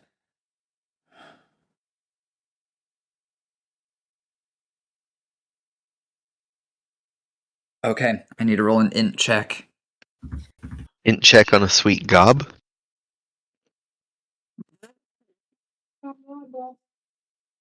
This is not good.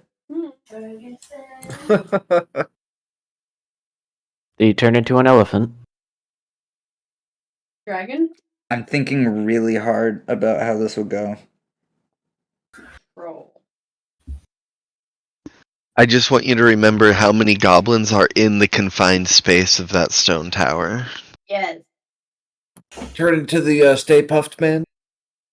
Oh god.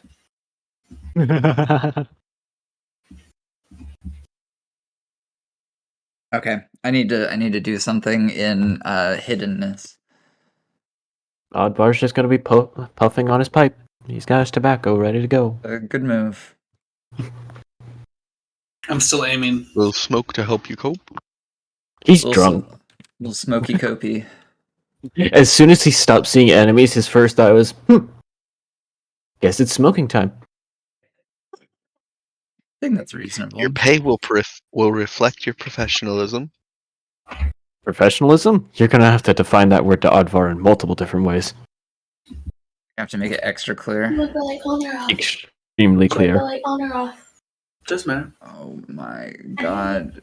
Computer, please. We are not generating that many graphics. Can we please calm it down a bit? But you are using a browser. 45,000 polygons on each graphic. Yep. We're accidentally modeling every goblin's tooths. I can do that real quick if you want me to. Modeling all their tooths? All their teeth. But yeah, All it's of not their hard. I just make individual one and copy and paste. I never said I was creative. I just knew how to do it. This is adorable, what I'm doing. I love this.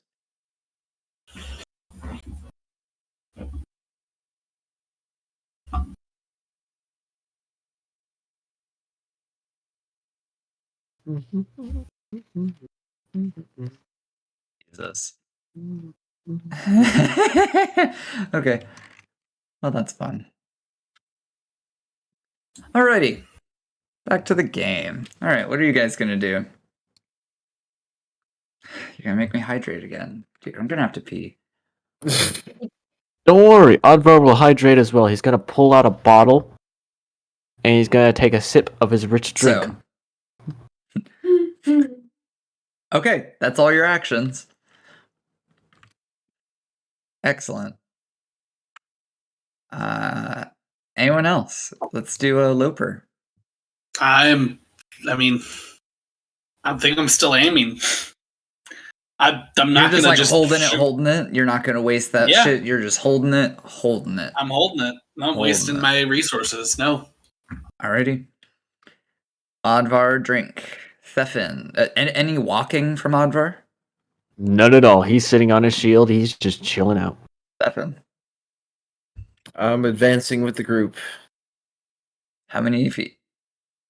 How much did... I'm going to 65. No, actually, I'm going to 70 because I'm 5 feet behind them. 70. Alright, Melantha and Basket. We were gonna hold here till the smoke cleared. You guys are the closest. Tina. Hold. Hold. Sedaris. I'm gonna hold as well. Hold. Okay, so we still have like 7 more rounds until the smoke dissipates. Are you guys just like waiting until it dissipates and you're just gonna let the goblins do what they'll do? Or like Let them kill each other. Yeah, I'm not gonna get involved in that. Like, yeah, they might drink like a bomb potion or something. That's what you're banking on. All right, then I'm just gonna roll a bunch of potion effects, and I'm gonna tell you guys like tick, tick, tick, as the rounds go by. So as of right now, there are 7 more rounds left. Here we go. What class is Tina, by the way? Elf. Yeah. Oh, okay. Yeah. Oh no fucking way. So All right, she likes I'm to get in there with her sword, but you know, she's an elf, so she actually also has magic. Tick 6 rounds.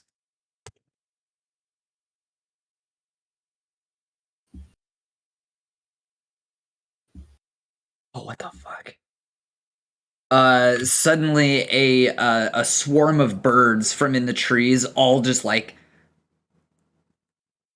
converge on the center of the smoke, and it's kind of cool watching like the little poofs of smoke going out as like birds the speed of bullets just towards the center of this chaos. Tick 5 more rounds. If you guys want to interrupt with any actions, just let me know. I look horrified. I'm sure. Interesting. This is way more chaotic than I thought it would be.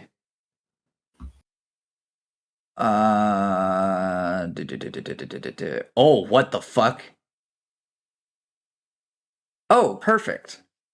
All of the smoke goes like this. It's huge, and it just like you hear this awful like Kirby inhaling noise, just, and it sucks into the entrance. And now you guys can see. And there is a goblin in the middle that now has a little hat on.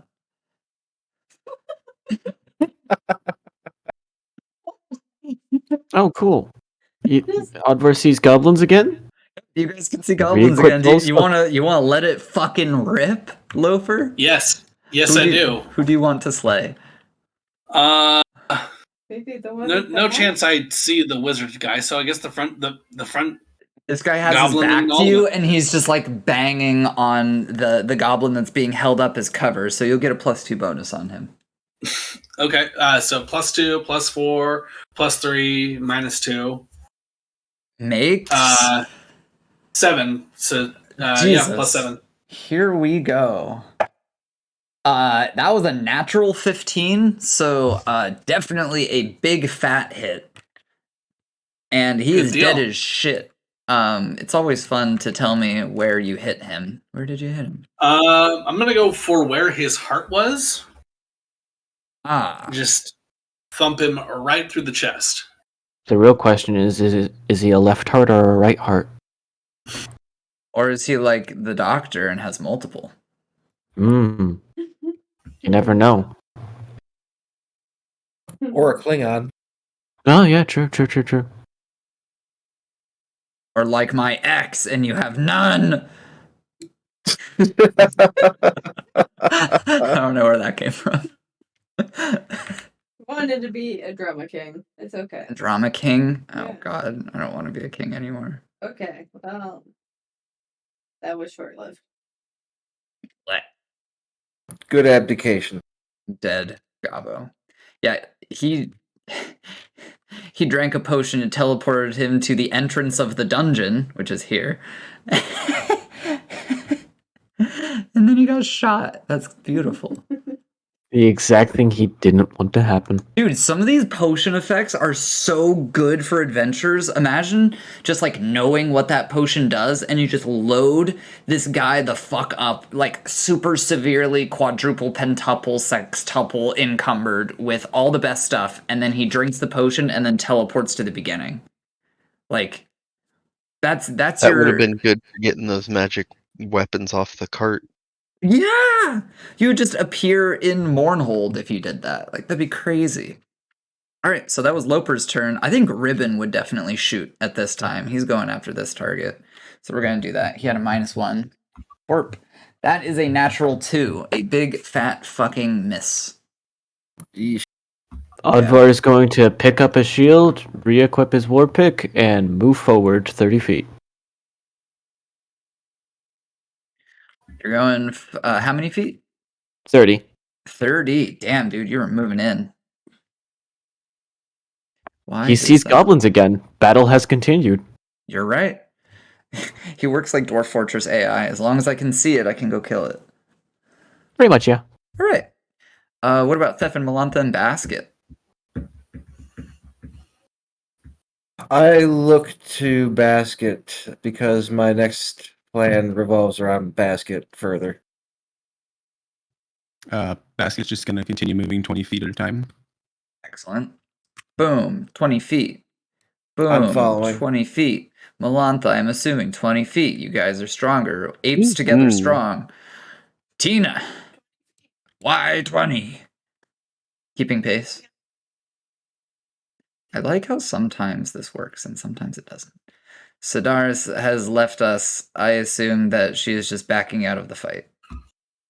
Yeah, I guess. I was given explicit orders from Ribbon about how to handle him in combat, so I will continue to do so.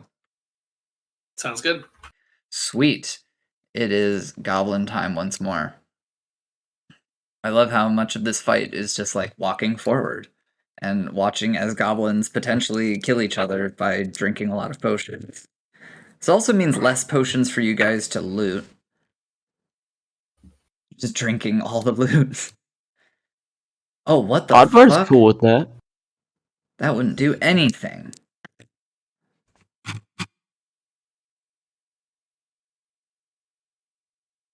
Okay, cool. Now it is the party's turn once more.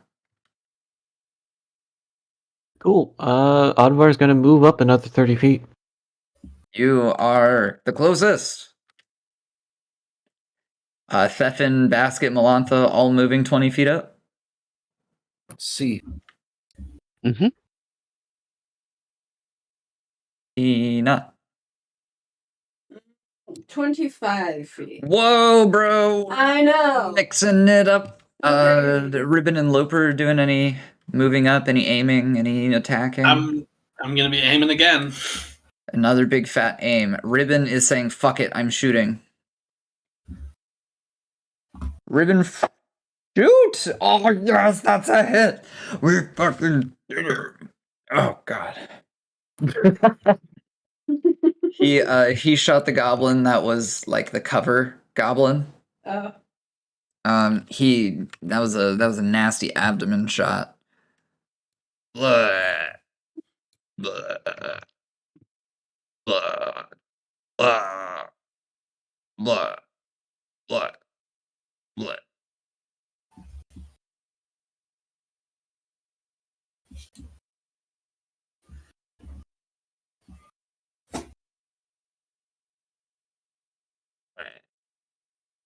This is definitely not a good spot for goblins to be. They keep fucking dying. Mm-hmm. Alright, and that is minus another shot. Okie dokies. Is it goblin time? I think it's goblin time.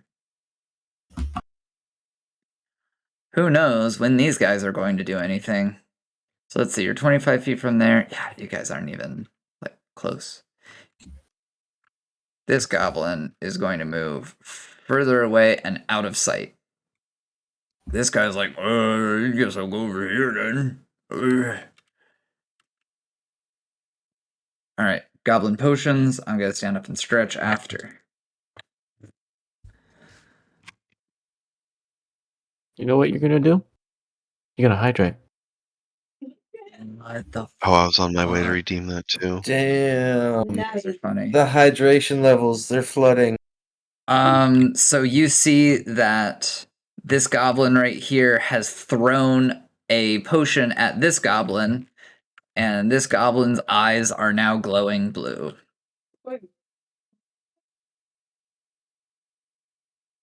They try to set us up the bomb. That is exactly what happened. That is an extraordinarily bad condition. Blue eyes.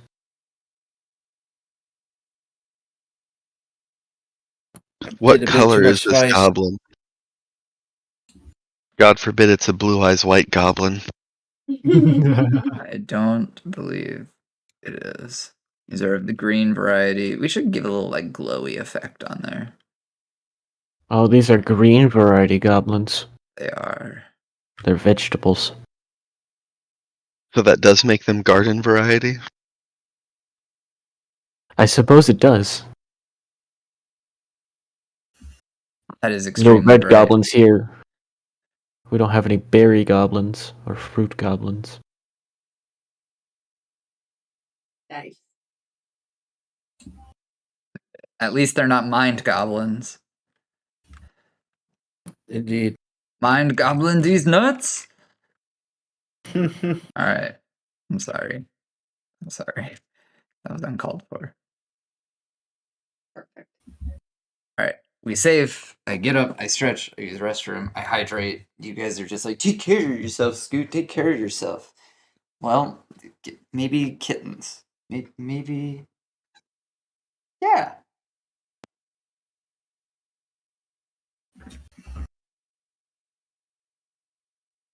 Well then, I'm gonna get a beer. Oddvar agrees, except he can't.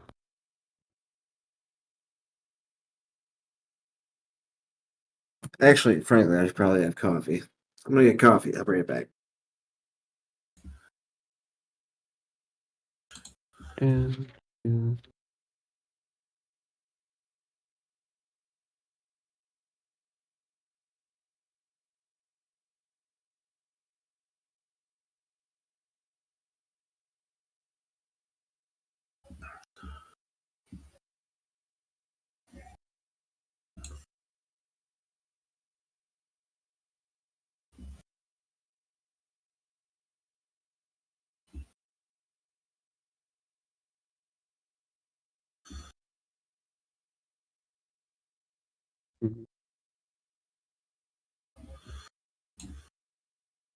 Hmm.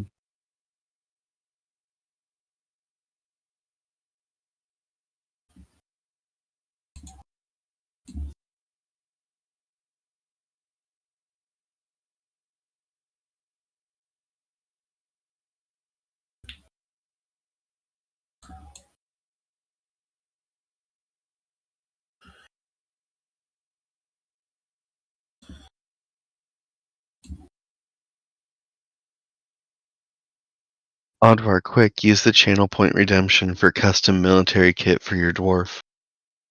I was I planning on heard that. that. Oddvar is a heard dwarf, that. though. He is a dwarf for you. Well, guess what? Those are Dwarf Fortress stream redemption. He's in there, though. This is cat basement adjacent. That makes it you're dwarf so fortress, right. right? You're so right. That's exactly how it works. All right. Goblins did some things. My There's wife also thought we some were playing movement. Dwarf Fortress, so that's good enough, right? Some movement involved. Do I need to take away the cat cam? No, we're good. He was such a good cat on the cam. He's a good cat. But he can stay. Okay. All right. So you'll see that this guy has moved out the door. And he is going to raise his hands above his head and say, Goku Farasha Fireball! And he is going to cast a massive fucking fireball at the forest you guys are running through. Excellent. So that'll be a lot of fun. Does anybody know forest water? No. Instead of forest fire, forest water. Yeah. That's what you're saying? Okay. Thing is, you need to think about this real quick. Your fireball spell, it grows by 5 feet, like the radius grows by 5 feet every level? Radius 5 feet per level. Okay. Yeah. Ooh, oh, not the right brush.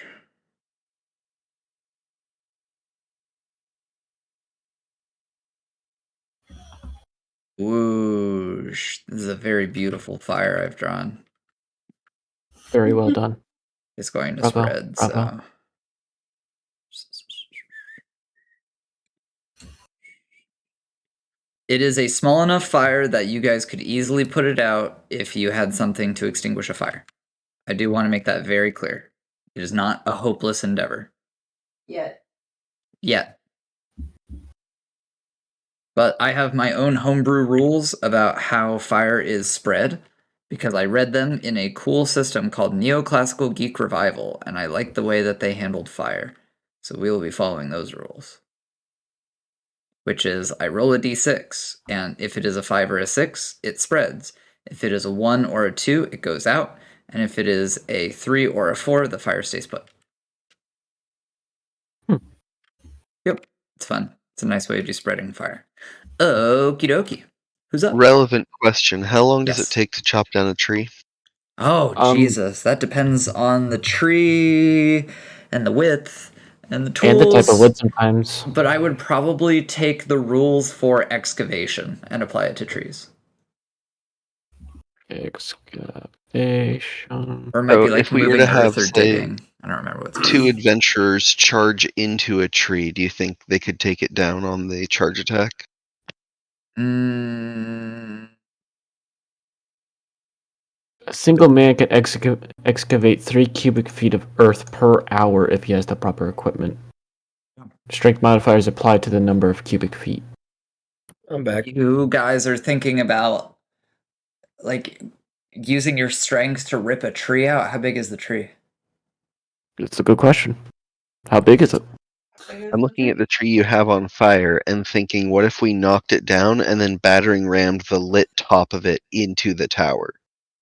Oh, what the fuck? Oddvar can get with that plan. What happened to the tree? Fireball?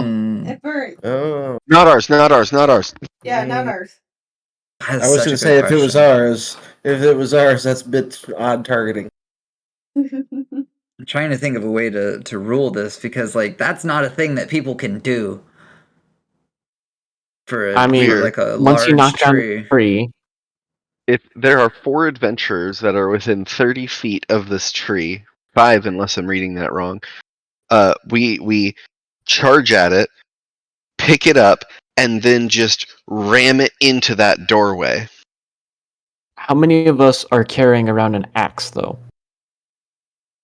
Anyone? I have a pole. I have a giant axe. hammer. My pole arm is bladed on one side, so like long levered axe. Is it like a spear or like a halberd? Halberd. Literally. Okay, then that works. I should have a picture of it in the text channel. I'll see if I think a can relink halberd you would to do it. very well at chopping a tree. No, it wouldn't, but it would be better than a sword. I mean, dwarfs in Dwarf Fortress will chop a tree with a halberd. I'm a good law-abiding citizen. I don't have a sword. Odvar has a war pick, and he doesn't abide by most laws because he can't remember them. Dude, what the fuck? I'm looking at how quickly lumberjacks can chop trees, and Oh, yeah, I am that's- like mhm. shitting my pants. If you know how to do it, you can do it fast. It's really fast, dude. Yep. A 12-inch pine tree in under 13 seconds. Like I said, if you know how to do it, you can do it fast. All right. That's So legendary woodcutting. here's what I'm thinking. All right. If you guys, I might come up with a better ruling for this later. What I'm thinking is you need 2 successes to knock down a tree. So if you have multiple people doing it, you'll get it faster. But I'm trying to think what decides a success. Is it just like a strength check? Is it an attack roll with like an appropriate tree chopping weapon? Is it just an action? Like, I don't know how to determine success on this. Bushcraft? Like, make it bushcraft but with strength modifier? So you have to hit a certain number on the d6, but your strength modifier is part of that? I like that. That seems reasonable. I like that. Bushcraft You can even- modified by your strength modifier, and we You can need even 2 bump it up a successes to dice knock if it it's down. too easy. Here, I'm gonna write this ruling down so that if it comes up again, I can at least stay consistent. And if you want to make it That's clever. harder, you can bump it up to like a d8. I shared the picture of my halberd.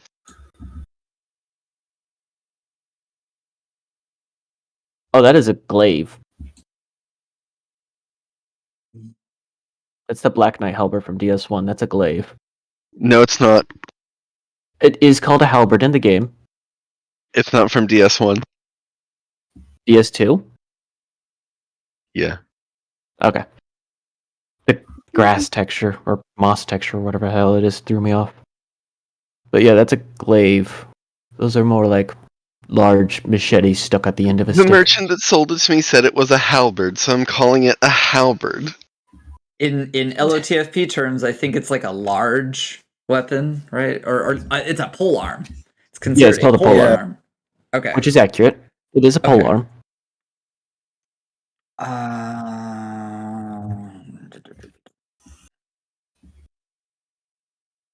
At least he didn't sell it to you as a man catcher. I sure wouldn't want to catch a man with this.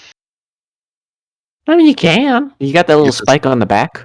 Oh yeah, I mean, Hook it like under them. catching someone. So here's what I got, okay? Yeah, dudes find that very attractive. If we're trying to chop a tree, you make a bushcraft skill check modified by strength. It takes 2 successes with appropriate tools to fell an idealized 12-inch pine tree. It takes 4 successes with inappropriate tools. Does that sound reasonable? Fair.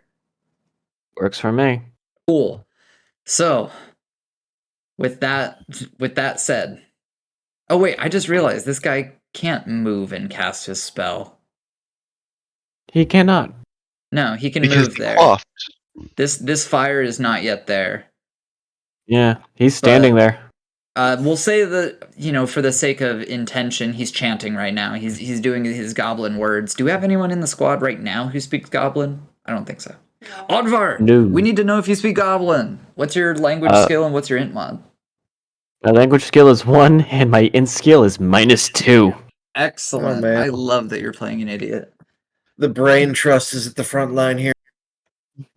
Oh, that was a 2. Like, Almost, dude. Almost. You do not know Goblin. Mark that in your sheet. Rip. Will do. Alrighty, squad's turn. Sorry for the confusion. There's no fire yet. So how close is Odvar to that goblin standing in the middle there? 25, 30, 35, 40, 45, 50, 55, 60. You're 60 feet away from that goblin. And I charge him. Yeah. Oh, Odvar God, will charge him. You're going to charge him. Alrighty. Jesus Christ. That's fun. Huh? That was you. I was Jesus Christ. That's right. Let me find a nice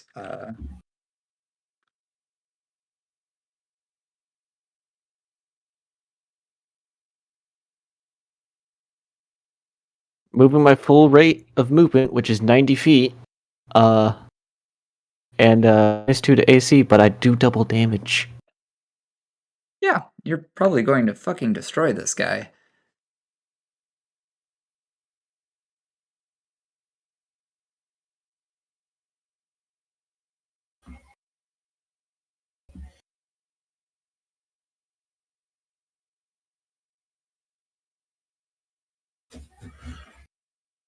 Lag. Okay, there's Odvar. And you are charging him. You can most certainly make that movement. And what are you going to hit him with? Like your wine bottle? No, he's got his war pick equipped. He used that bonus action last Excellent. time to pick. Alright, what's your attack bonus? That is a +3. +3. Here we go. That is a big fat hit. So how do you want to kill this goblin wizard?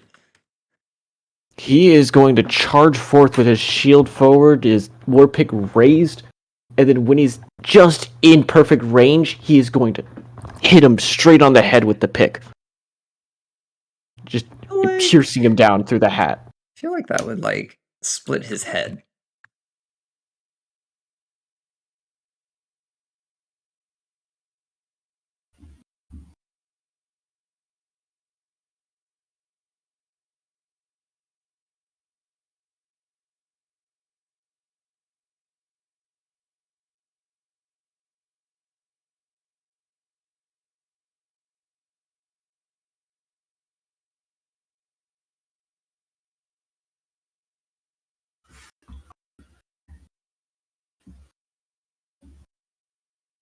That's exactly what that would do.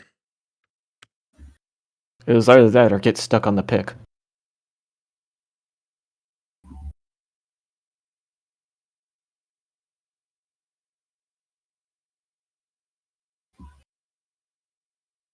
He looks a little like the Spoderman meme from ages past.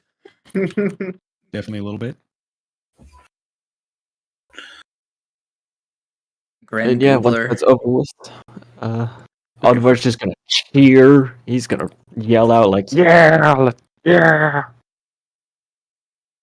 He's happy.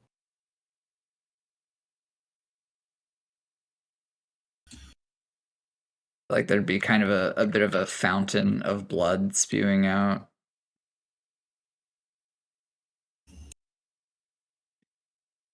Why are these brush effects so fucking laggy?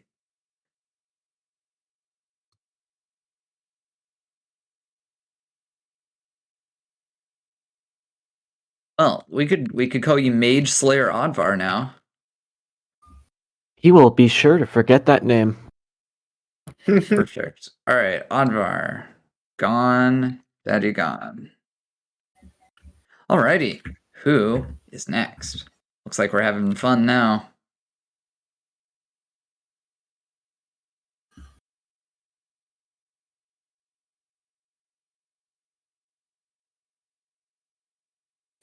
We got Loper, Theffin, Melantha, Basket, Tina. All with me. Basket, do you I want to would- move up to 5 feet from the X with me? Sounds good to me. Boop. I move with Basket. How far away are we from the nearest goblin from there? So you're catching up to them. You're going 25 then, Theffin, with no action. No, I'm going still 5 behind them to use my reach weapon. Your movement is 10 feet. You have to spend an action to move 20. So if you move and you use your action, you'll have a lower AC and no attack. Or you can go 10 feet and maintain your action and your AC. I mean, yeah, I'm just moving up with them. I want to keep pace. Okay. 5 feet behind them. Tina. I'm gonna run out and get about 10 feet out of the X.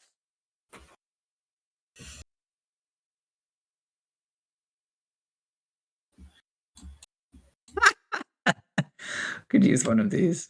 What's the name of the character again? Tina. You know, there's a picture in our chat. You could just like cut my picture out because she likely will not pull up here. Wow, you're right. Yeah. All right, hold on.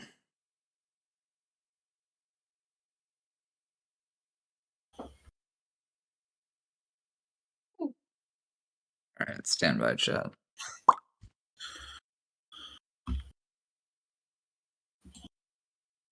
Huge.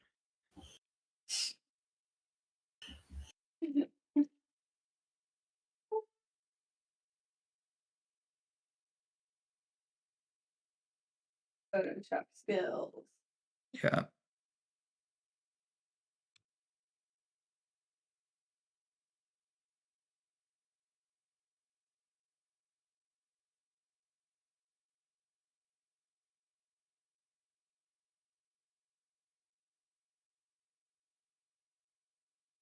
And make a portrait.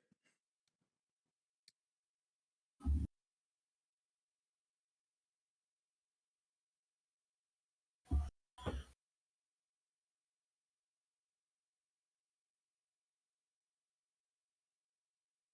told you it was huge.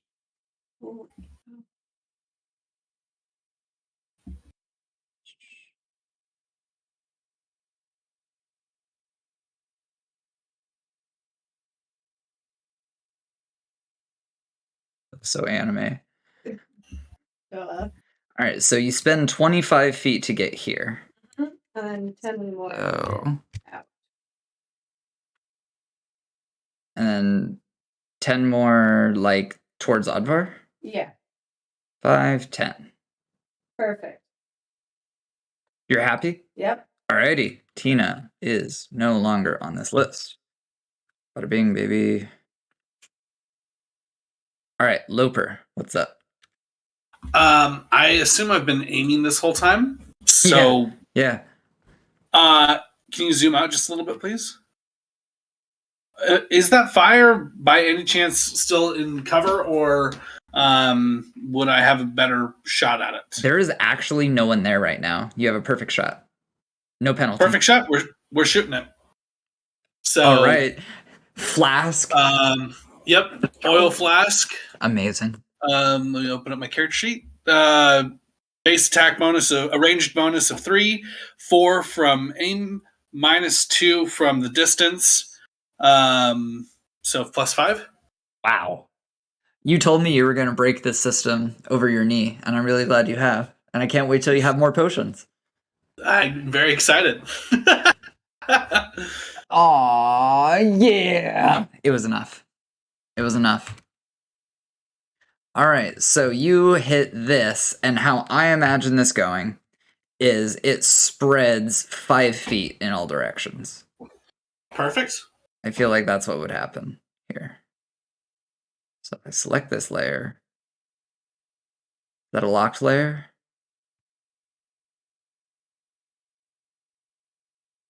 What is that layer? There it is. I need to unlock it. Unlock. And now it is time to spread it.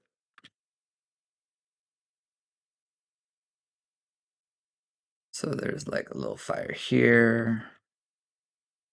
Oh my gosh. I have a better idea. We're just going to take my shitty fire that I drew.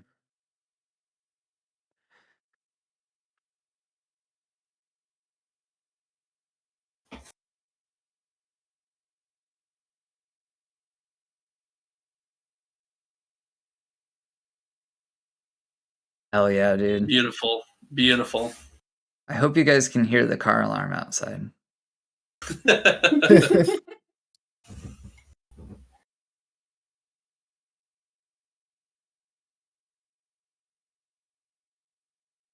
This looks very dangerous for goblins. Yep. It does look very dangerous for goblins. Also very dangerous for like spell scrolls and like things like that. Well, you know, you're right. Okay. Dead goblins. I think that is very clear. Good shot. You just crank it back, and anyone in front of you, especially like Oddvar, you know, you're shooting over his damn head. He just hears right over his head as this like slightly spiraled flask of oil impacts the campfire and just makes an eruption of fire in all directions. Goblins Oddvar will inside are cheer. screaming. Hell yeah. Who have we neglected? I think we got everyone. Cool. Now the danger is inside, and the goblins will now rush outside. 5, 10, Oddvar will cheer 15, once more. 20, 25. This guy is charging for a negative AC. What is Oddvar's AC? AC? Yep.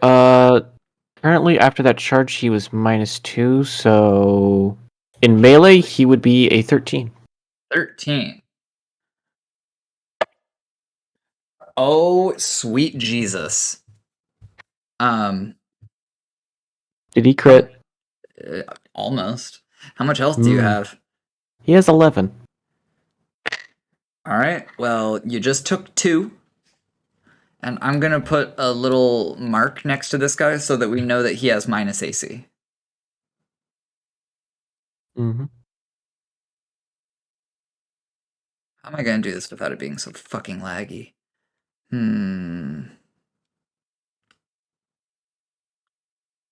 think I just have to deal with the lag.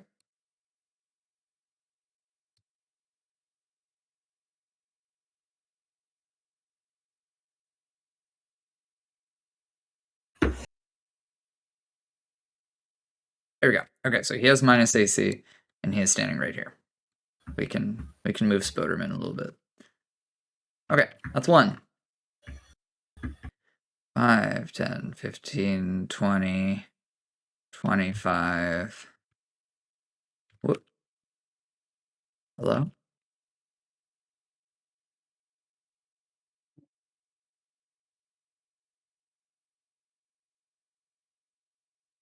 $30. All right, your AC is still 13? Yeah. Oh boy. That's the crit I was worried about. So that first goblin ran up to you with a dagger in hand and like stuck it in your left arm and pulled it out with an arcing crescent of blood as it left you. And this one is running up to the side of you. He dodges backward, grasps it with both hands, and is driving it at. We'll see as the dice tell us. So because this is a crit, we roll the dice twice and we add them. Because this is a charge, we double the damage. That is a 2 plus 3, so that's 5. 5 times 2 is 10. Oddvar is on the ground because he hit 0. So you're at 0 right now.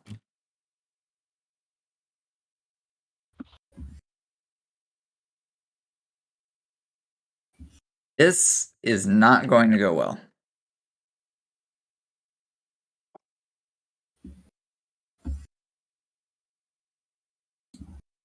I think that you guys know what's going to happen.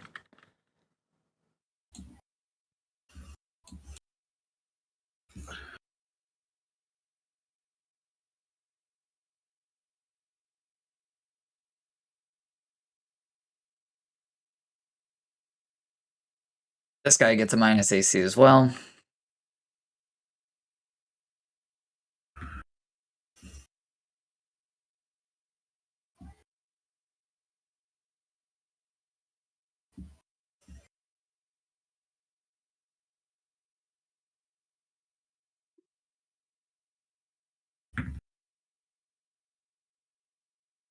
Won't you be thinking about Oddvar's religious beliefs? He was from Mournhold. Actually, hold on. Specifically, let me remember the name.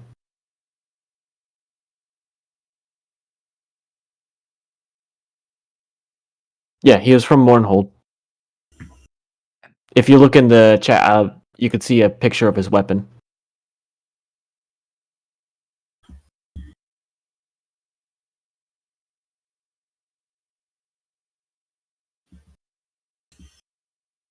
Here comes another one.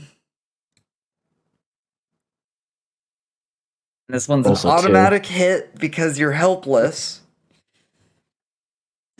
Now, do these hits roll for any extra damage? I don't think they do. I think they just hit. Helpless.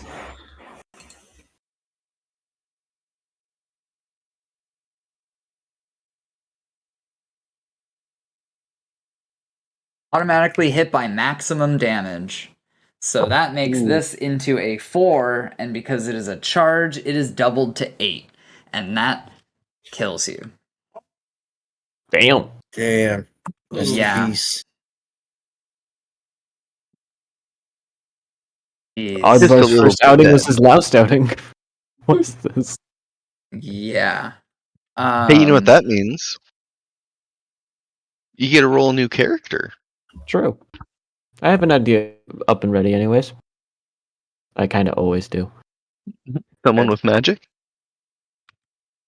I already have a magic character. That's Solomon. He's a cleric.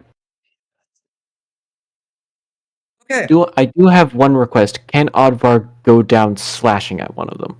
Since this is his first and last outing. You want like a last breath action? Yeah.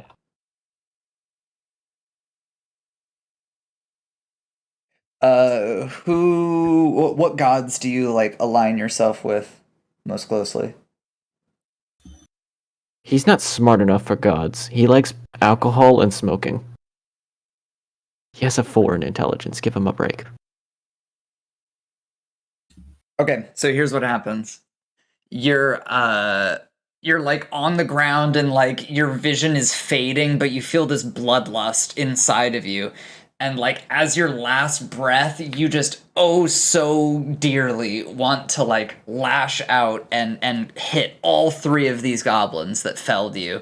And you crank your arm back and you're swinging, and then a god that you've seen in the temples in Mournhold, the bearded one, Brondo, in the form of a dwarf, like a ghostly dwarf, he like catches your weapon and like looks you in the eyes with like the knowing glance of like a father, and just closes his eyes and like shakes his head. And then the dagger pierces your eyes and your brain, and you die. As far as your post-death, you're saying that he's not smart enough for gods. What does he think happens after he expires? He doesn't think about that. He has a 4 in intelligence, Scooty. His only thoughts were what was currently happening and what he was raised to do. He's honestly, he should be happy that he knows how to fight and remembers his name. Fair enough. So here's what I think. He goes, I mean, he's obviously picked up some cultural things through life, and people talk about life flashing before your eyes when you die. So he thinks about the life that he's led, you know, being a kid, and you know, maybe he was bullied, maybe he bullied other kids.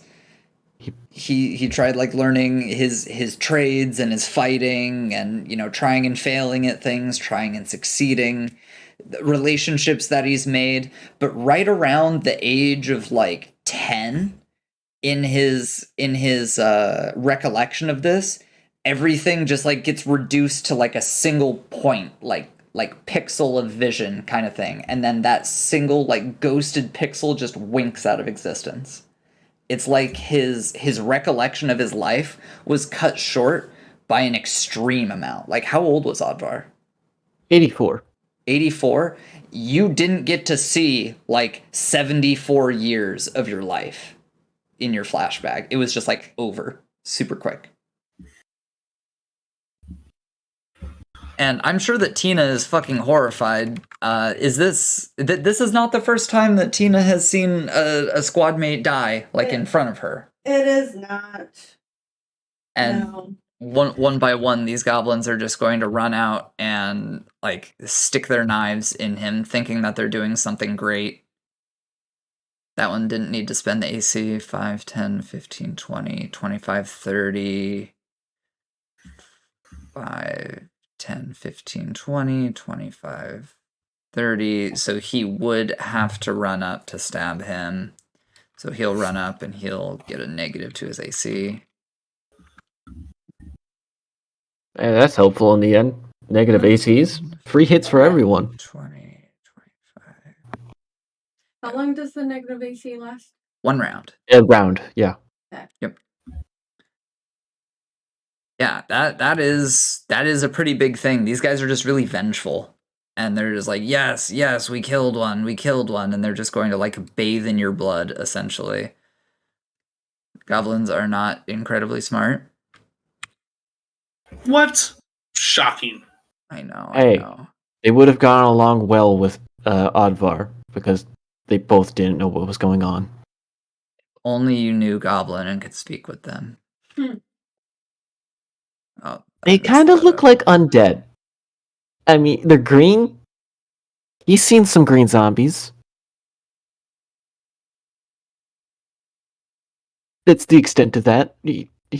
Okay. He probably would have attacked them. Okay. So this one, I wish the whole like AC thing was not laggy. I'll just put an A next to him. I mean, It takes that's armor. Yeah. That one didn't get the treatment. Well, the good news is this fight is almost over. I mean, how many goblins could there be, right? Right? Yeah. I mean, we saw the inside. Don't even try. Alrighty. And these guys are in panic. I'm gonna roll morale checks for them. Okay. Okay. Okay. Wow. They're just going to move a little bit. Got it. They all rolled brave enough to stand and fight. That is what we rolled.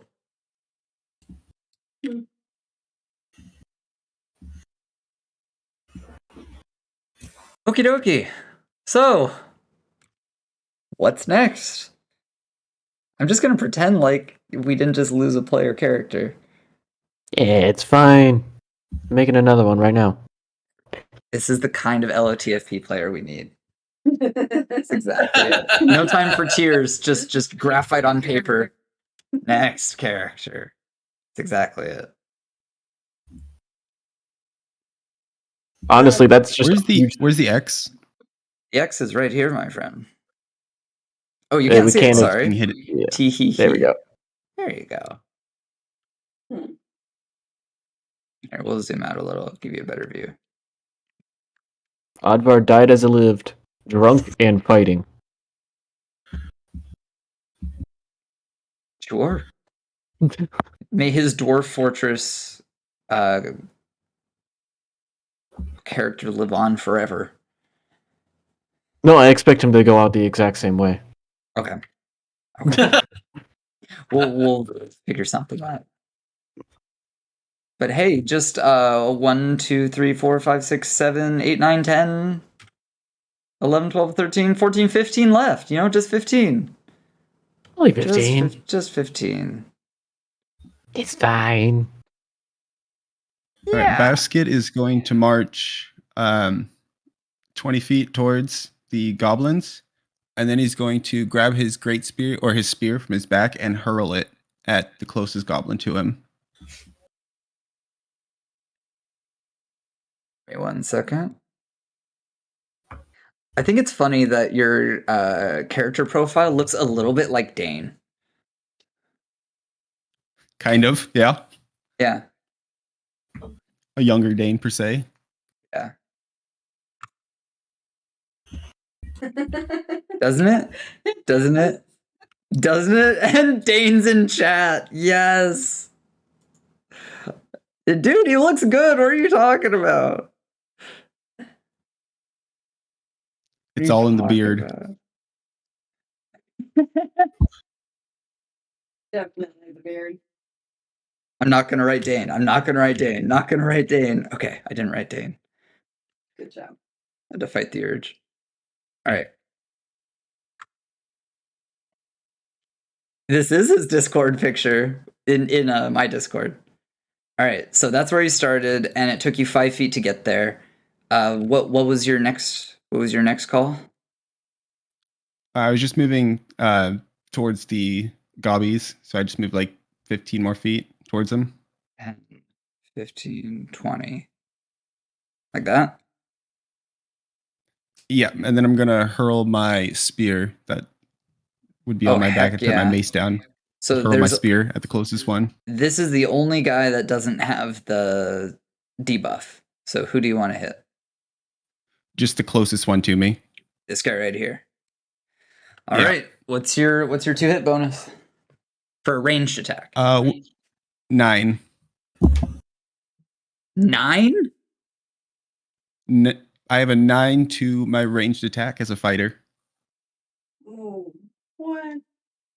Holy shit. 6 as a fighter, 3 for my agility. Oh my god. All right, so this guy's probably fucking dead, like no contest. Gee, I love fighters. That was a crit. That was a nat 20. Can we get Can a it go revenge? through his throat? Just like straight neck shot with the spear? I'll let you hit the one behind him too. Hell yeah. Yeah. What's the damage on your spear? 1d6. All right, we'll roll it twice. Whew. Whew. All right, 7 damage. Going through one guy and killing the guy behind him. That's amazing. That's revenge. What part of the body? What got pierced in the front guy? What got pierced in the rear guy? I guess the front guy would be like went straight through his neck, and then the back one would probably be like in his stomach, right below the rib cage.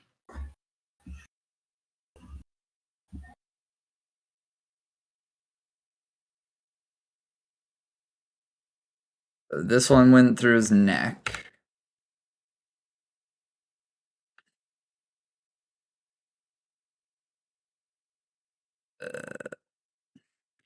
And then the guy behind him, it went through his rib cage. Like, yeah, like right under it.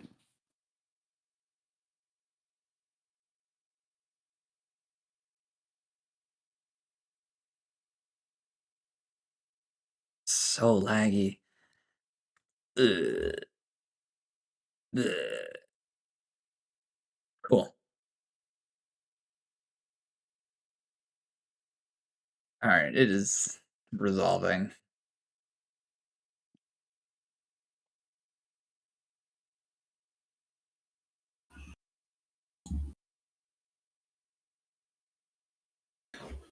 Oh my god, I rolled the single most average character possible for our friend Wolfric. Jesus dear. Christ. It is the most average stats I've ever seen in LOTFP. Like seriously, the most average.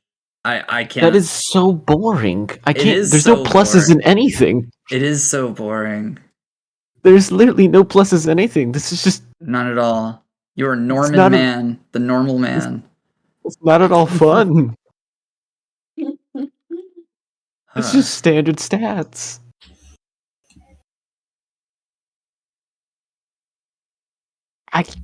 I mean, I guess that just gives me the ability to choose whatever class I want. You can be whatever you Because- want. You can be exceedingly average at everything. I'm exceedingly boring. Yay. Correct. All right. Good I guess turn. I'll make what I wanted before.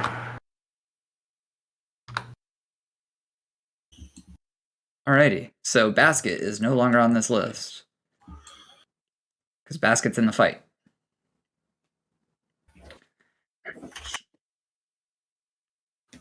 Yeah, Basket's Discord picture, the one that's on the stream overlay, that is definitely not what I was talking about. That is, what the hell is that?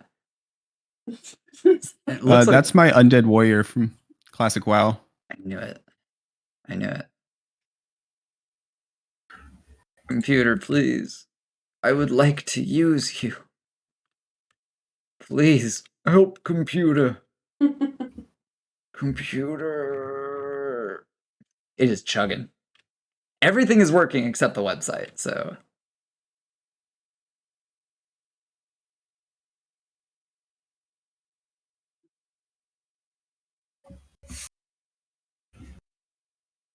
There it goes. All right, I knew that was going to happen.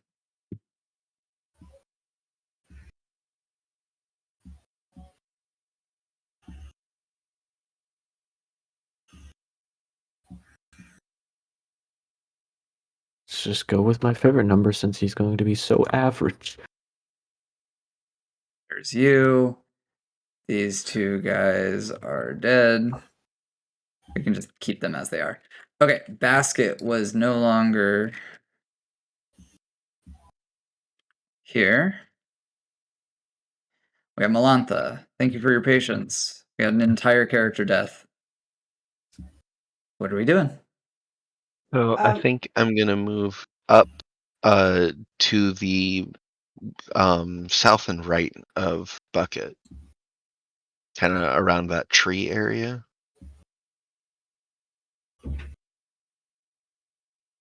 I am going to copy your character portrait, no matter how cross-eyed she is. We'll have fun with it. We'll have some fun. The goblins won't sneak up on me. Yeah, you can see them coming from all angles. Oh my fucking god. Oh my fucking god.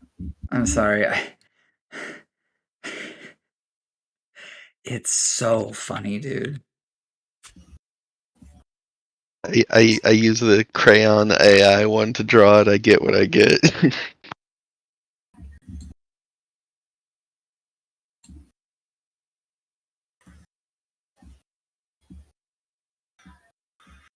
Okay, so 5 feet gets you to the X. Let's switch our view. Boop. All right, and you had a spot in mind. So yeah, if I go diagonal upright 2, and then just to the right 2. So diagonal like this? And then To the right 3 squares from there.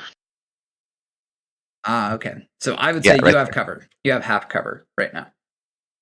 Cool. I have no ranged options. I will merely be providing support with my halberd.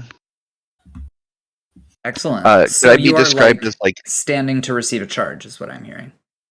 yeah, like defensively fighting to cover Bucket and myself. Are you a fighter? No, I'm a specialist. Otherwise, Not I would say literal. defensive fighting. Not literal Yeah. defensive fighting, but like Yeah. concept of. Okay, I feel you. I might need to just pony up the. I guess I could say this. Photoshop I money. am not going to be aggressively engaging. Lanta is no longer on this list. We did it. All right. Who's next?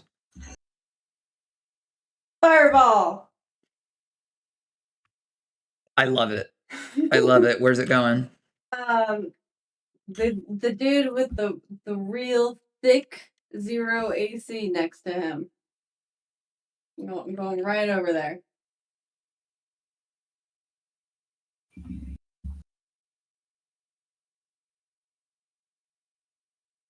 So is it going like that?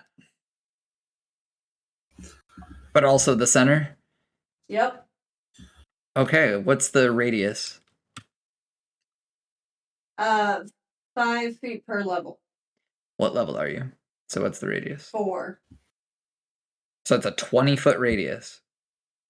Would that not go by spell level? So yeah. No, it's by caster level. It is? Yes. Because Interesting. damage is caster level. And I wrote caster level for damage, but I didn't write caster level. It should be. It should be. It should be. Yes. They scale equally. Wow. Okay, let me that's change that to caster level for radius. Wow. Yes. 20. Okay, we're gonna move the middle of that up 2. All right. And you said it's a 20-foot radius? Because I'm level 4. 5, 10, 15, 20. Why did it do that?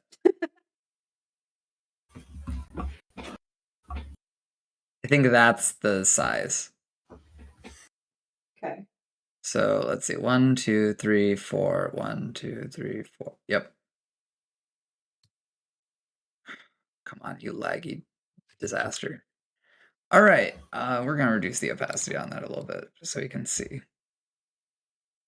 Fireball. All right. So everything under this is the fucking roasted toasted. So we can just knock all of them over.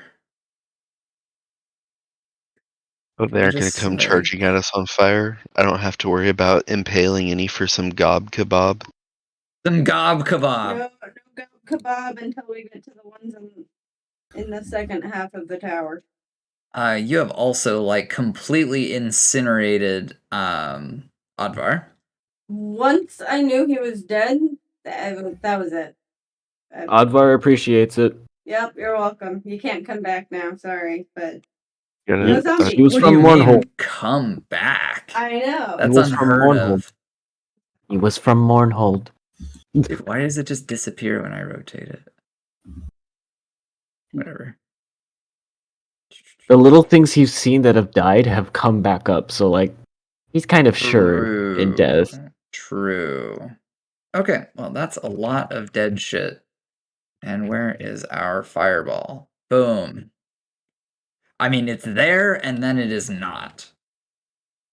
Bam. Yeah. So I only count a few goblins left. Jesus Christ.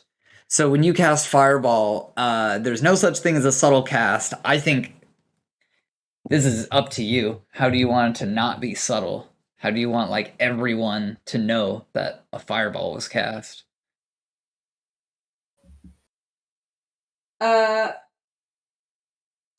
It's super warm. Like 80 degrees. For humans, 80 to 90 degrees. So you just feel heat. I have a cool idea. I want to know what you think. Yeah. So because the fireball is a radius, that implies that it's round. Imagine just like a perfectly circular, like if you had like a cylinder, like a glass cylinder that contains fire, and it just has this insanely hot raging energy in it that it like shoots a smoke ring up like hundreds of feet. Okay. Yeah. That's cool. Awesome. Fireball. Awesome. Okay. Terrifying. Who's next?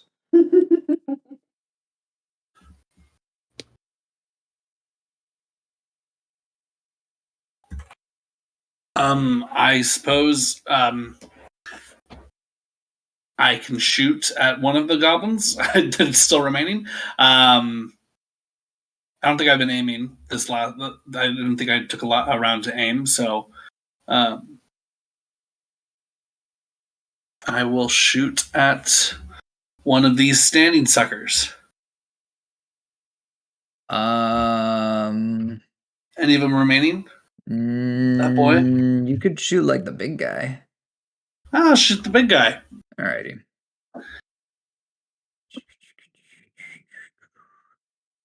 This is funny. Oh, what the fuck? I must have put something on the border somewhere. Oh well, he can stay. Scooty, So- did you roll these? Did I roll them? The things that you just gave me. Yes. Are they good or are they bad? I like this. I didn't look at the results. What'd you get? What spells did you get? Charm person. Okay. Shield. Great. Sleep. Cool.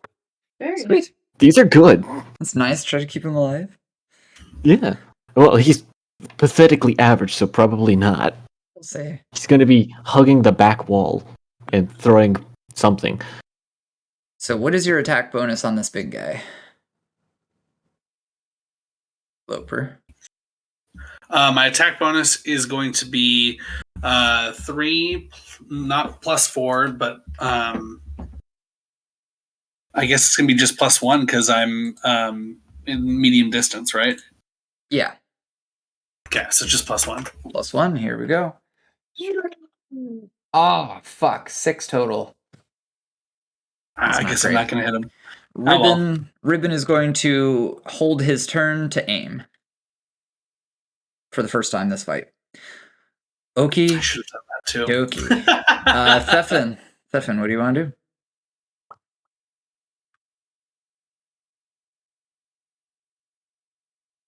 Thefin, I think you're on push to talk.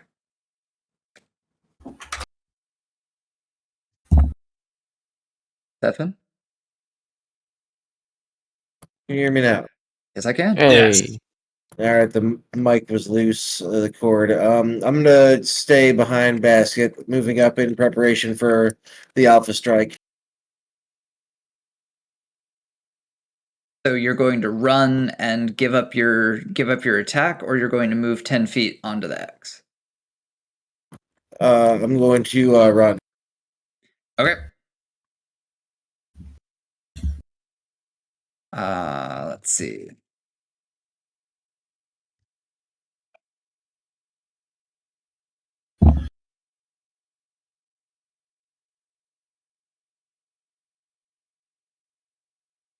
Humans get a bonus upon on top of their already extra 2 skills, right?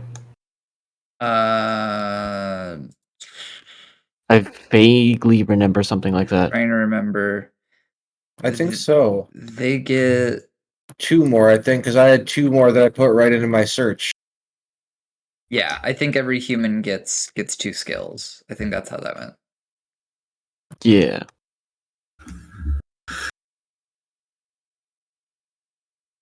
To represent human ingenuity. Alright, and then you're going right behind basket. That's what I heard. Okie dokie. Now it is goblin time. These guys are terrified. These guys are not terrified. And we're gonna roll some d6s. Okay, this one goes out. This one goes out. This one goes out. What the fuck? This one goes out. This is crazy. It's not usually like this. It's usually pretty even. This one stays. This one stays. This one goes out. This one spreads. So what direction? 1, 2, 3, 4, 5, 6, 7, 8. We roll a d8. 1, 2, 3, 4, 5, 6, 7, 8. Okay, so then we get another one here. And then these guys are dead. Is there a hotkey I can do? There's not. Okay, that's how the fire is moved, and it is our turn once more.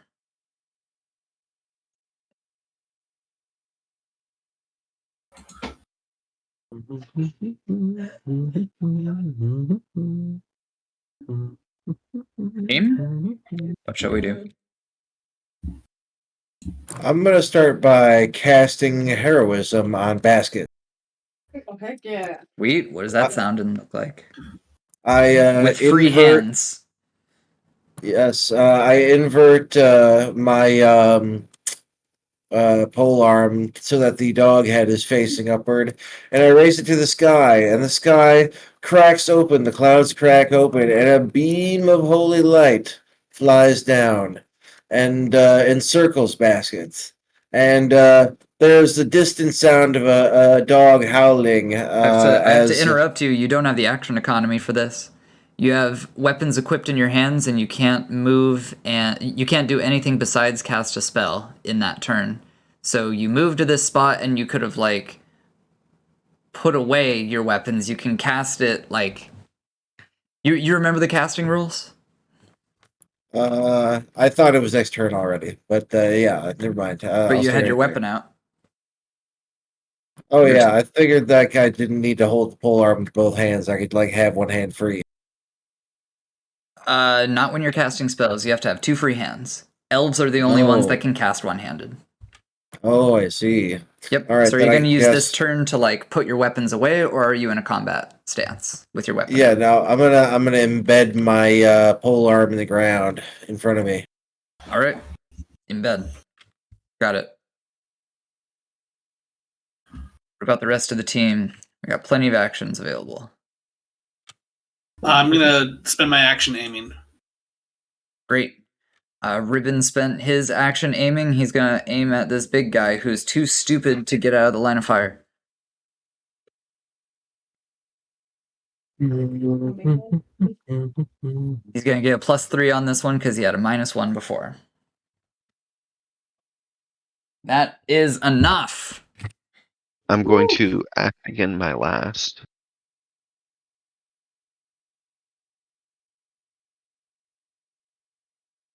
Okay. The big and guy's then down. I need to subtract his ammo.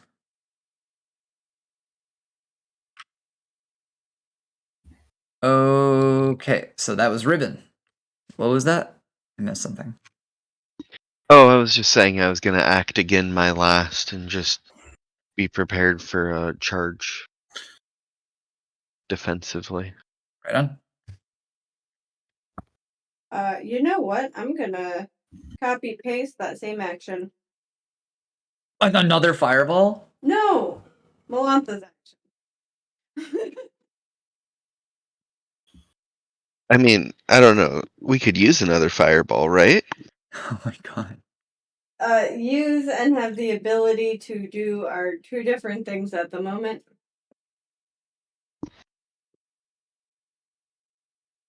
I do not have the ability for another fireball. So then what is your action or your turn? Copy paste Melantha. So defensive pose right. So you're in parry, is what I'm hearing. Okay. Alright. Who's next? I got basket available and Loper. Loper's aiming. Yep, I'm aiming. Basket then. I'll just start moving towards the ones that are still coming out of the fire.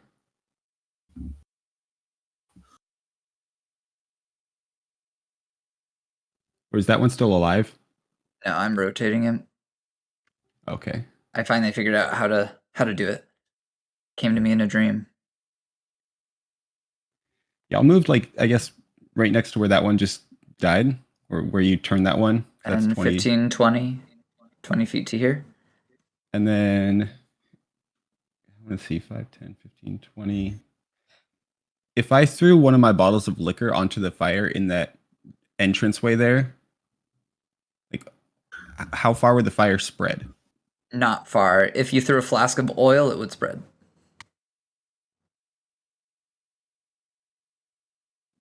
Okay, I'll try to throw a flask of oil onto that one just inside the door to the right. Sure. Object interaction to produce it, and then action to hurl it.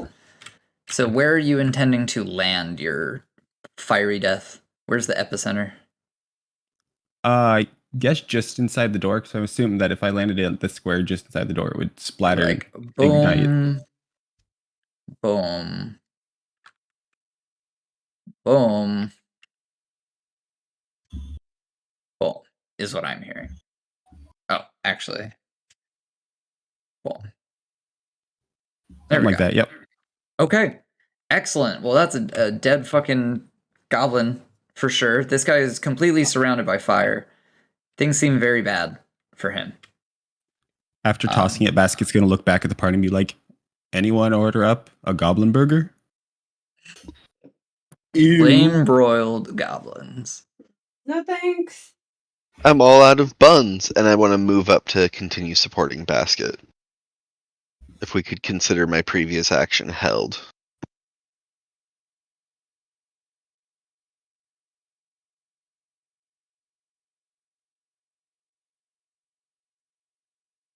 I'm sorry, what? I don't understand.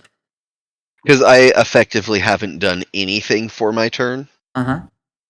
So, since Basket's moved up, I was hoping to move up to be adjacent 10, as 15, again. 20 behind or 25 next to? Down one from next to. Yeah, right there. You got it. All right. I think that's it for our team. Yeah. Okay. So now it is Goblin time, and he is going to panic, and he is going to roll a morale check. And he's going to fail it, and he's going to be cowering. These guys are going to be like, shit, man, what the fuck do we do?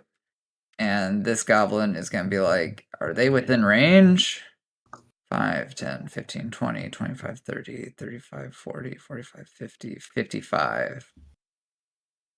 What's the range on your fireball? 50 feet plus 5 foot per level.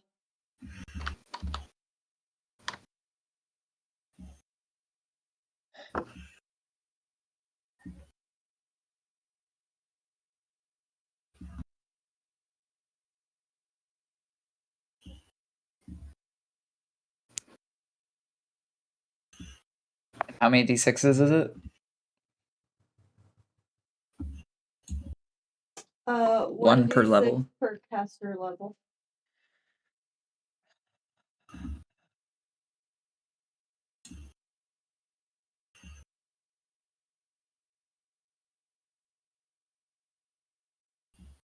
Just doing a little simulation here. Who has the highest HP?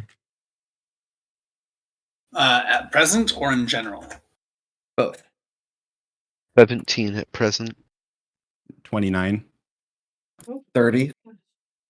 14. Okay.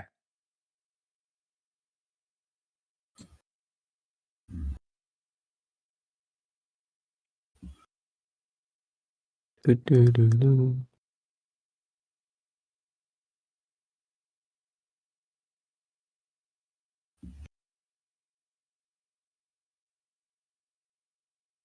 to think what to do. Because I have everything that I need to wipe the party right now. And I really don't think that's a good move. It would literally kill everyone. Everyone? Everyone. The entire, like, distance-wise? Yep. And damage-wise. Including Loper and Ribbon? Not Loper and Ribbon, Okay. but could kill 4 of you at once. I mean, that's your job as the DM, man. What do you want to do? Yeah.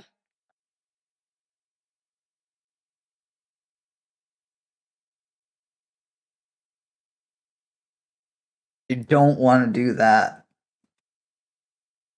I can't be so heartless to just like wipe you guys out immediately. That's what I'm thinking. Also, Because straight up, a fireball right here would fucking kill all of you. Also, that goblin wasn't looking out a window. Is the top of the tower completely cut off, or does he have to look through a window?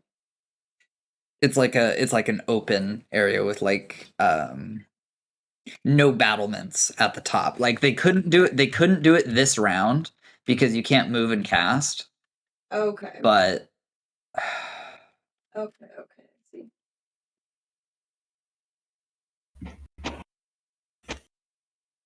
okay, this is your warning that you could get wiped the absolute fuck out. This is your warning. And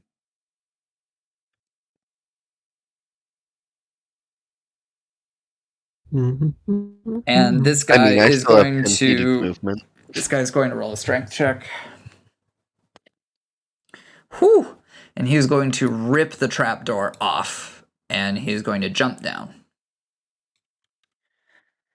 That's the goblin turn. You guys need to do something to avoid getting absolutely destroyed. I know I gave you meta information, but like it seems like you guys are not being super careful. Now this is right here. So like her equivalent position, come on, is like right here. She's just one level above. I had to put it over here so that we could see it layered wise. She's right here. Okay. Is she visible from like I've been aiming? You can snipe her. Yes. All right, You have a I'm clear line sniping of her. sight. Great plan. I'm gonna do that. Great plan. I've been aiming. So Let her rip. 3 plus 4 minus 2, so plus 5. They have a +5 on this one. That was a natural 2. Oof. Do you Got have any fate points? Right. I don't have any fate points. None. Oh. This is my second. This is the second or third session I've played for the entire time. So nope. No fate points in between those? I don't think so. You didn't write them down on your sheet or anything? I didn't get any. Fate points are almost Strange. always gained during sessions. They're Yeah. rare situations. Then I don't have that written down anywhere. So maybe I have one. Maybe I don't. I'm not sure. You should make a list. I don't see They anything. basically last until your character dies or you use them up. So No, I appreciate that, but seeing as how little I've played, I don't think I have one. And I'm looking in the past messages from Scooty, and I don't think I got one from the past sessions. Can I spend a fate point for him? One of mine? Nope. They only apply to you. Okay. They apply to the self. Okay. Well, that's a miss. Ribbon is going to give it a shot. Oh my god, I wish you hit. pretty sure Ribbon has a fate point, so I'm not going to spend fate points on his behalf. He did say if things look hairy, he would be the first one to run, and he would try to convince his friends to do it. So if this misses, he's going to shout, run. He's going to shout, get the fuck out. That is a 7 total, so that's a miss. You're going to hear a miniature voice from the rear rank say, run! Everyone run! Get the hell out of here! And he is going to turn and flee. So Ribbon,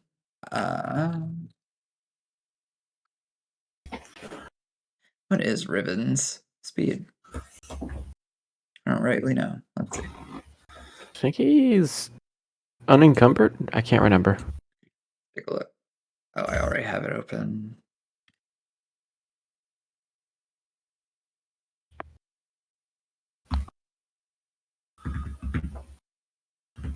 Let's see. Yeah, he is unencumbered, I'm pretty sure. Yeah, he's got like nothing. So he can go 120 feet if he doesn't use an action. But he's shot, so he can go 40. So he's going to go 245 feet. Hello? There we go. 245 feet. There we go. Alrighty. So, what's the party doing? Well, I'm with Ribbon, so I'm going to start running. You're gonna follow suit? Yeah, I'm. All right. He is a coward at heart. Works for me. Cowards tend to live longer.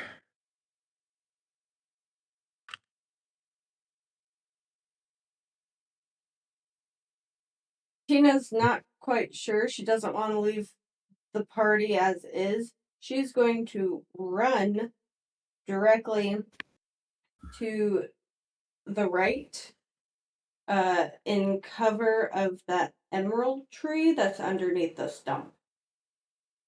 15, 20, 25, 30, 35, 40. Right. Zoop, zoop, zoop. Yeah. I'm gonna hide. Okay. Trying to be out of view of that goblin. Okay. And see what my friends do. Okay. Theffin says, "What are we running for? We'll clean up duty now." And I said before, a beam of light opens up from the heavens and bathes on him as a dog howls. And he is going to cast heroism on. Actually, wait. Can I cast heroism on myself? I need to look. That is a good question. I assume yes. Yeah, it's just touch, so I guess. Touch itself. You can touch yourself. Yeah. Alright, so I touch myself, and I gain a d4 levels worth of hit points and saving throws for the duration of the spell. Fancy. 1 round per level. You are level 4. 4. So you have 4 rounds of this temporary hit points. Indeed. 1d4 levels worth of hit points. What the fuck? Indeed. Oh my god. And my saving throws go up by that much as well. Alright, so here we go.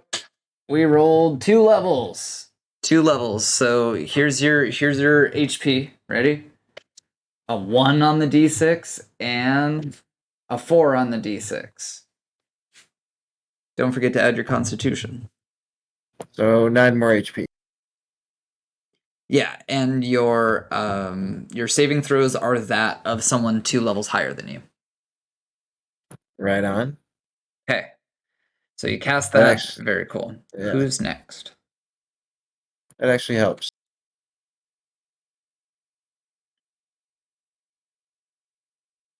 I was going to take cover behind that tree that's in between where I currently am and Tina's position.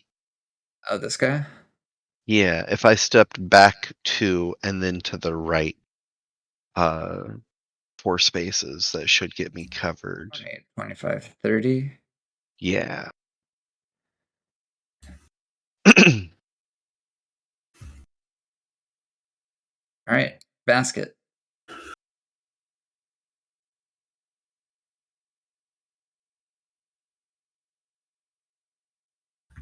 Are you on push to talk, basket? I'm here. I'm just thinking for a second. Sure. How charred was Advar's body? Everything that is flammable is ash. Everything that is metal is hot.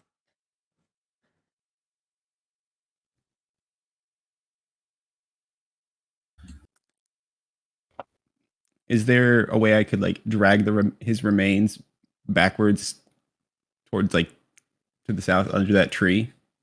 What do you want from his remains? Because you might be able to like pull off a finger or something just as you're running. He's got 14 silver on him. I was just thinking something to give him a proper burial. As far as dwarven culture is concerned, having any body part of them buried is a proper memorial. So if you had like a fingernail, you'd be good. His body has been so destroyed by the fire, you could easily pry off like a hand or something, like a toe, his nose. He considered his weapon as part of his body, mainly because he didn't know the difference. But Oh my god. I'll just walk by him and just like grab his hand and just pull really hard as I'm walking by and take whatever I can. With a fairly surprisingly light amount of force, you're able to pull his entire hand off and some of his wrist bone. 10. Where are you going?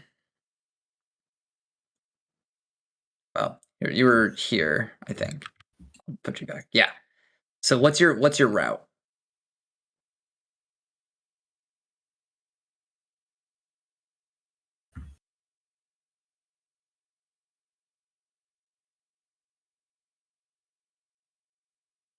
I forgot I was on push to talk. I'm just talking to myself for a second there. Just go over to his body, grab his hand, and then go 2 blocks south. 5, 10, 15. I guess 1 more. I was thinking I had to go directly on top of him, but if I only had to go there, then yeah, 1 more for 20.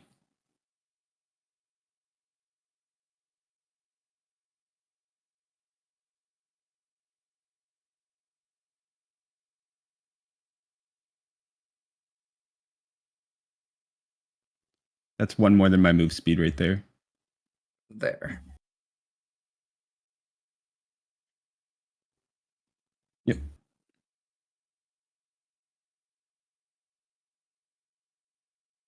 And then I'll hand his finger to Claiborne, or his hand to Claiborne. Be like, we should bury this. Yeah, Stefan is from Mournhold as well, so that works out.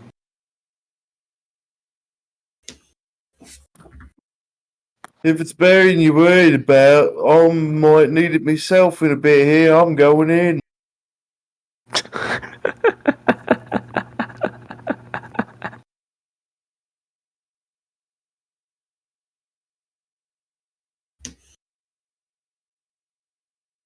Just start rolling 66.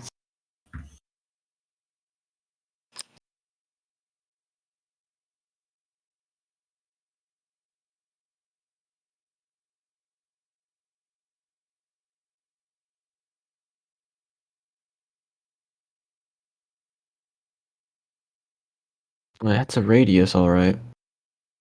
I'm assuming we're all within like normal earshot range of each other at this point. I'm just gonna be like, anyone know why the archers are running?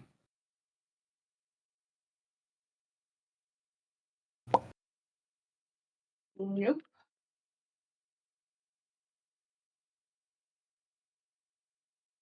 They Did probably you still not have get a a better view than premonition I of do. danger? This is the face of somebody that's not proud of his actions. Basket's not afraid. Guys How about aren't you afraid of hydrate, death. Cootie? Didn't you brief us in the beginning of this campaign that we're gonna die? And I did brief you that I did give you a very clear warning.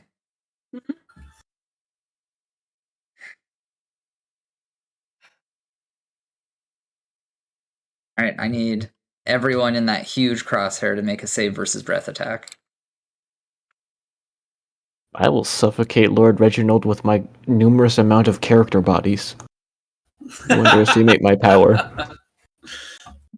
He's gonna get you. One of these, he's gonna do it. All right, we're just gonna. I'm at 14. Gonna start with Stefan. So, what's your breath attack? It's 14. Yep. And what's your intelligence modifier? -1. Okay, so you need to get 13 in order to pass this. Let's do it. Well, you passed. Hell yeah. So I'm gonna take notes here.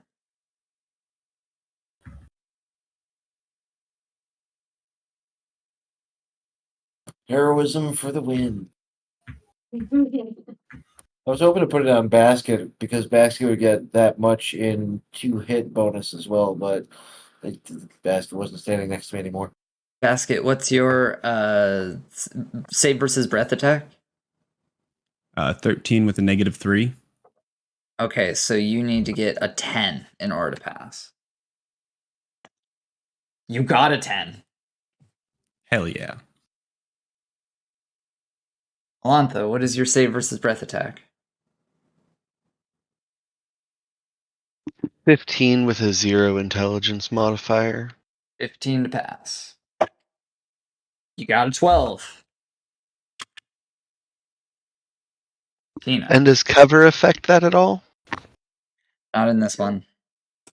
13 with a +2. So you get a 15 and you pass. That was a 12. You passed. Oh, we are all very lucky. This next randomly generated click is going to decide a lot.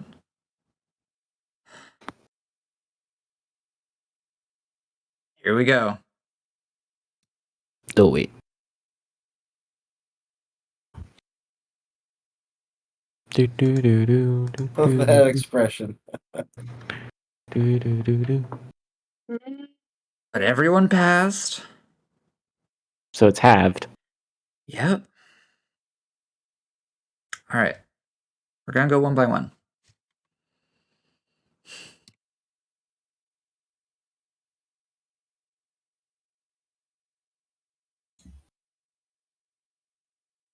Stefan, how much HP do you have?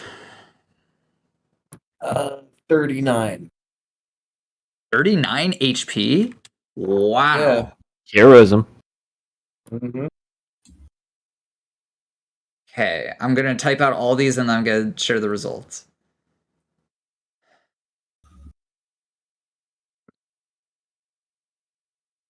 Basket, how much HP do you have? 29.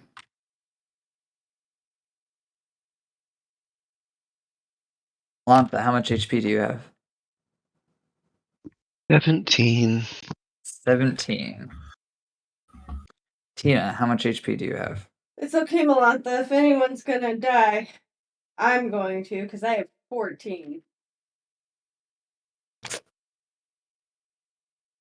What happened to all your HP? I'm a squishy elf. I remember you having more. Why do I remember you having more?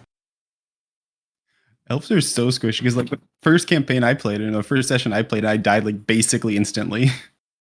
Yeah, elves are super squishy. It's why I've been standing as far back as I have been. I'm just terrified of getting touched. Second session I was in, Atlan was an elf. He died because I basically made him die, though. But yeah, he went down quickly. All right. I've come pretty close a couple times. I'm surprised I haven't yet. So it's time to share some numbers. So the fireball was 37 damage. Oh! It got reduced down to 18. Oh! That means Stefan, with his pass, went from 39 HP down to 21. Basket went from 29 HP down to 11. Melantha passed and went from 17 to -1. And Tina went from 14 to -4, resulting in instant death. Ooh. Hmm. Damn. Another character. Yep. You know what? Good run. I've had Longest Tina since lasting the very elf. beginning. Yeah. Melantha and I were episode test number 1. So that was a pretty good run for Tina. I'm sorry. It's all good. Now we just have to see if Melantha dies with me. Then all the OGs are going to be Stefan's gone. right there. This is how a corporation works. All the founders die off, and the next generation takes over.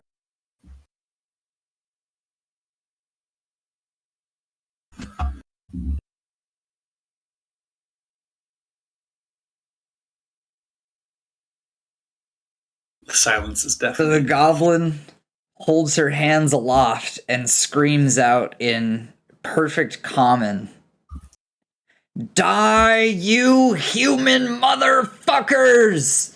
The age of goblin is now!" And an enormous swirling dervish of flame just consumes everything centered on that crosshair. And Well, that's just mean. 2 of them were elves. correct. A bit short-sighted, perhaps. So Not even the death part. Just that they were elves. That's just mean. Get it right at least. So we have 2 living party members. What are you guys going to do? Well, I can't outrun them, so I'm committed.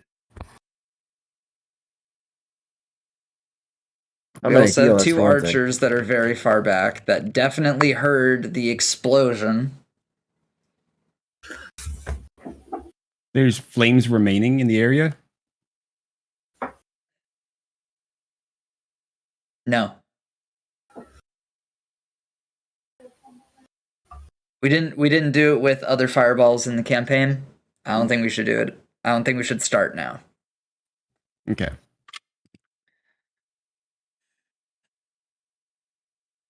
I'm gonna look at Thefin, and Basket's gonna be like, well, any chance we can save her? We got to save ourselves by winning the fight first. I pick myself up off of what is almost the ground as I have to hoist myself back up by my pole arm.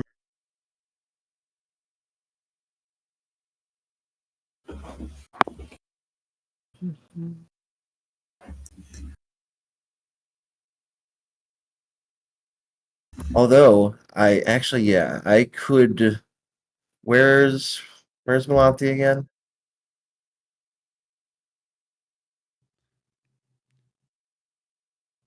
Within walking distance of Basket. All right, I could save Melanthia. Yes, this is a fact. Would be appreciated. Yes. All right, I'll do that first whenever I can get around to it. Could Basket walk 15 feet towards Melanthia and then drag her back 5 feet towards Stefan? Yeah, you move at half speed when you're carrying allies, so 5, 10, 15, pick her up. I'd move 2.5 feet. 25. I only have 20 movement. Oh, then you cannot afford the step there. And it would take an action to haul her up. Yeah, I'll just go right there then and wait. Does anyone have like a potion or something? I have a spell and a scroll. I've got a hope and a dream. I think most of the potion making is happening inside the Medusa cave right now, or painting. All right, so what's Stefan gonna do? I'm gonna move. Well, I'm gonna drag my pole arm over to Melantha, and I'm going to, as soon as I can, cast Cure Light Wounds. On your sheet, what level of spell is your fireball? Yeah, I think that's not big enough. I'm just looking at like all the craziness that's happened. I need a nerf fireball.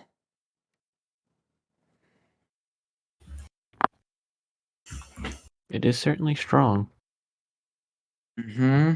It is the traditional strong spell.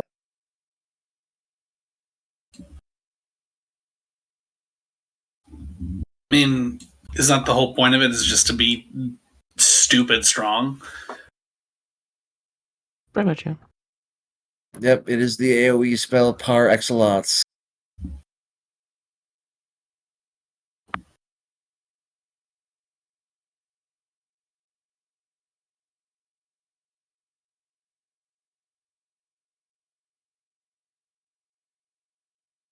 But yeah, I'm just gonna creep over and drop a heal real quick whenever I can.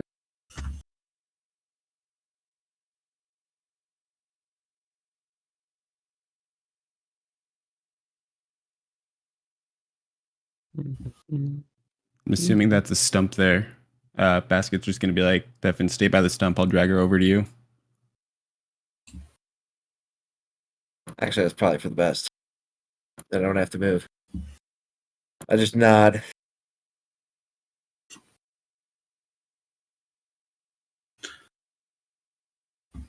Yeah, just move like 10 feet over towards Basket.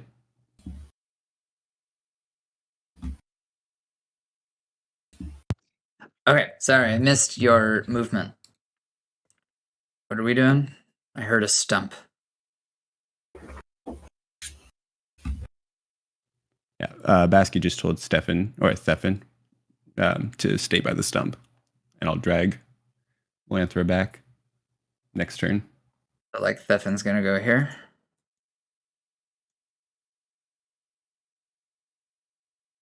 Is that what you wanted? That's what I was thinking. I just want to make sure that's okay with Stefan. Hey, Stefan. Yeah, definitely. That was the plan. Okay, gotcha. And Loper and Ribbon, I'm assuming, are getting the fuck. I mean, massive explosion really isn't my idea of the safest place on Earth. Yeah. So Loper's definitely cutting his losses. He's gonna, whisper. Oh gosh, why do they keep getting themselves into these explosions? And run away with Ribbon. Yep.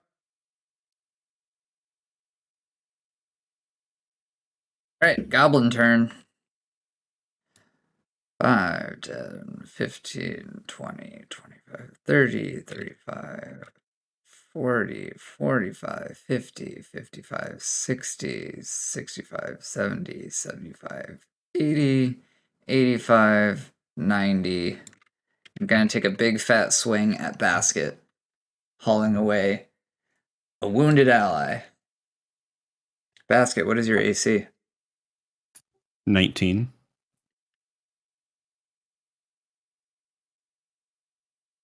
Okay, that's a 5.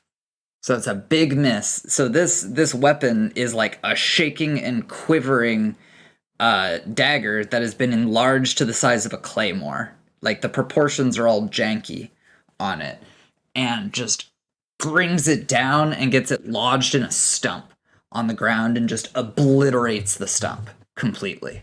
Thank God that wasn't you. And the goblin atop this tower is going to laugh maniacally.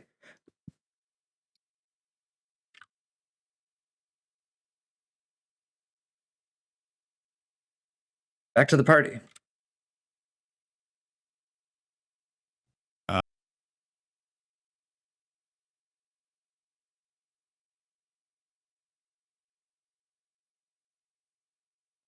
I'm going to swing at it with my great hammer. Yeah. And I What is have a your plus 2 9 hit? to hit. Plus 9, jeez. That is a 19 and definitely a hit. What kind of damage can we expect? 1d10. Whoo! All right. You take a big swing and the goblin like reflexively tries to like reach up to block it, but you just swing under and you hit it like right in the kidney and it goes oof. All right. What else are we doing?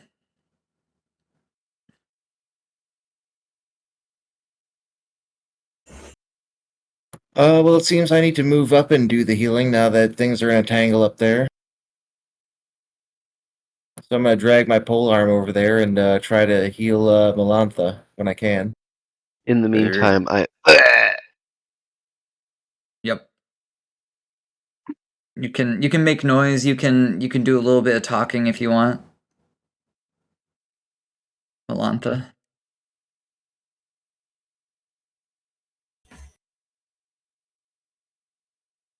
Or not.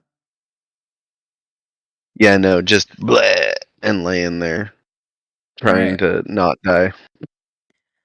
The massive, enormous goblin is going to reach down to Melantha's ankles and grab both of them in his fist and lift her up in the air and attempt to bring her down onto Basket as an improvised weapon. Oof. Oofy doofy. That is a natural 2. It is a complete and total miss, and Melantha doesn't even impact the ground. Just like complete swish-ness. Nothingness. Utter failure. Yep.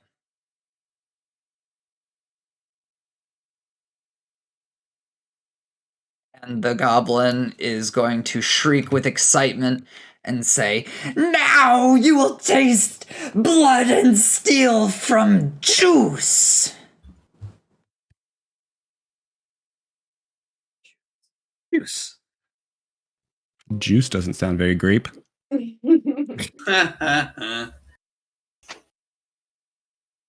All right, party, your turn. These goblins are not moving. I'll go ahead and make another swing at him with my great hammer. Here we go. +9. Correct. Did I hear an apprehensive noise from Thefin? I was gonna say, can I try to heal Melantha first before we start swinging hammers at the guy? Like, can I just like reach out and grab her in any way? Yeah, wait, Touch her real wait. quick? I just realized something. We rested last night. I should have been at full HP at the start of combat, right? You restore 1 per day. One So per you day. would be at you'd be at 0 instead of -1. Yeah. Yes. Okay. Which is an improvement of 1 HP. Yep. Yay. But Getting tossed yeah, around like a ragdoll though by this goblin. that's right. Yeah. So Thefin, you're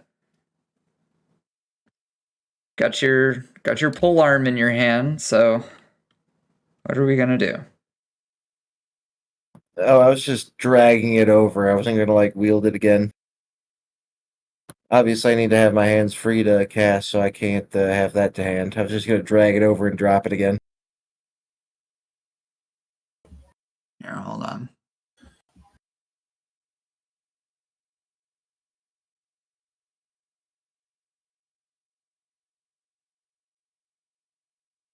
A character wishing to cast a spell cannot drop anything at the beginning of the round or move at all during the whole of the round. His attention must be on casting the spell for the entire round. So you'll be able to heal next round. Could I not have dragged and moved and dropped it last round and then just started this round without anything in hand? You could have dropped it last round if that's what you declared. I don't know if I don't remember if I declared it or not. You did not. If you did, you would be able to cast. Ah, okay. I Well, encourage you to then- read all of the cast a spell section. And I know that I've linked it to you before multiple times. It's really important to understand the differences. Yeah, I just forget a lot. Yeah. All right, well then I'll just wait here until I can cast a spell. Are you going to drop your polearm? Or actually, well, I mean, if Melantha's not immediately dying, then I suppose I have to fight and not. I am like Melantha is dead dying. in 1 hit from anything. Oh well, yeah. Then I'm gonna drop the polearm. I gotta try to heal Melantha first. If Melantha goes to -4, she is dead. If she goes to -3, she dies in like 10 minutes. Okay. All right, so your polearm is on the ground. Great. You can act this round, but you cannot cast a spell this round. Can I like punch him or something? I don't know.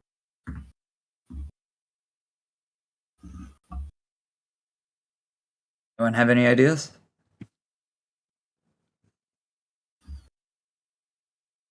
You have anything in your Where's pocket our- you could like produce with an object interaction and then use or like throw or anything? Then I'd have something in my hands again and couldn't cast next turn. Could throw. Produce and then throw. Oh no, I don't have any throwing things.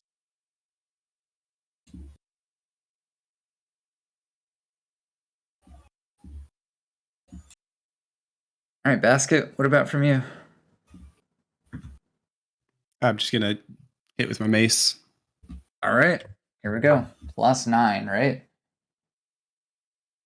Correct. That is a 25 and a D10. Whoo! We rolled max on that one.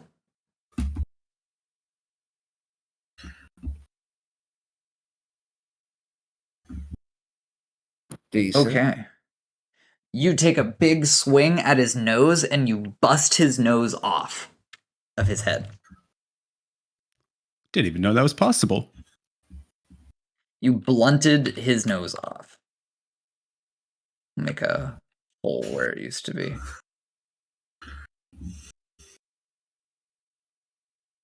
There we go. Basket's gonna be like, well, hey, at least you don't have to smell yourself anymore. Insulting him. Oh my god.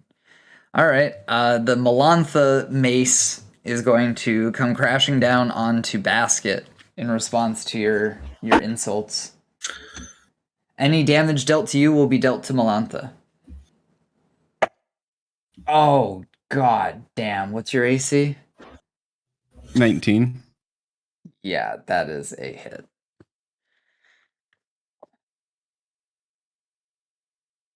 Now we pray for a small number. Natural one. Fuck.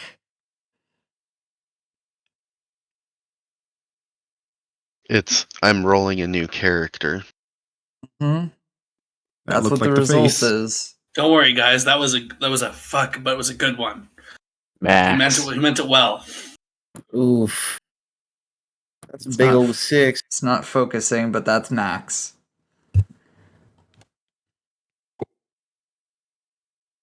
Ain't that some shit? So what are Melantha's views on the afterlife?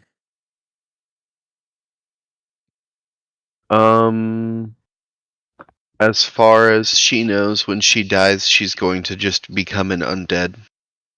She's going to become an undead? Mm-hmm. Now that she's dead, she fled Drangelic when the undead curse started propagating, and as far as she was concerned, if she lost her drive to continue making more money, she would immediately fall into undeath. And I was treating fate points as if they were humanities for her. So when you were if she brought ran out down, of fate points. Mhm. when you were brought down, your head impacted Basket. By the way, Basket, you take 9 damage. The cap of your skull like burst open and your brains like flew upward out of it. And how many fate points did you had when you expired? 4. 4?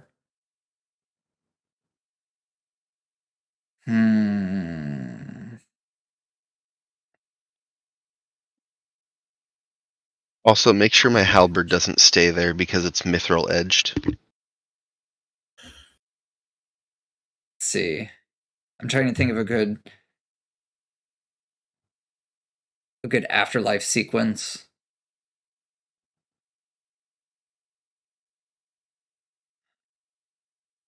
You wake up at a raging bonfire, and you look up and you see that a 4 has become a 3. And you blink and then you're locked into combat with this motherfucker, Juice, again. But it's one-on-one combat and he is completely unwounded. And it's a bitter fight between the two of you, and you get so damn close to killing him, but he slays you. And then once again, it's lights out. You wake up again at the bonfire, you look up, and there's a 2. And you go out to face Juice, and he brings his weapon up, and then everything goes black.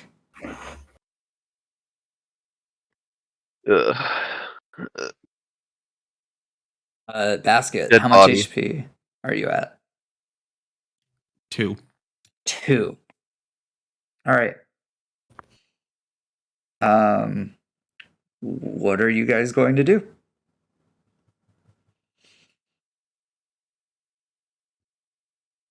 I'm gonna give them a second to think. Did you give me a death sequence? No. No, you didn't. I just realized you didn't You're ask right. me what Tina thinks. What are your views on the afterlife? The Earth is here to protect us, and when we die, we go back into the circle of life, essentially. Our reincarnation, more or less, with the spirit itself. Okay. Very similar to how the body feeds the earth, and then the earth grows to feed the body. Same thing with the spirit. So this is what happens. You've been obliterated, and you see from like a very cosmic third person perspective that your body is not reclaimed. Your body remains underneath that tree and gets absorbed into the earth. And spiritually, what's happening is Deirdre is using her paintbrush to paint your body's essence into trees and shrubs and ferns and into the maggots that were in your body and into carrion birds, and it gets fed to their children, and your life essence is spread out. And then time accelerates super fast once she's done painting, and you see the earth go through a rapid industrialization, and the sun, Sol, grows and grows and grows and engulfs the earth, but it doesn't engulf all of the earth because everything goes black before you see it fully finished off.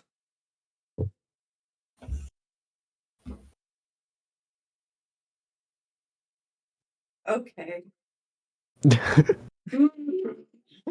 I wish you guys could see your face right now. All right. To give him a little bit more time to think, could you roll me 3d6 for money? I still need that 3d6? for the Absolutely, I'll do it physically. Basket is going to switch to defensive fighting and also take a swing with his mace. 130 silver for you. Thank you. And I'm going to heal Basket. Okay, so heal on Basket. What is the die for that? What is? I think it's a D8 plus my level, which is 4. Let me double check.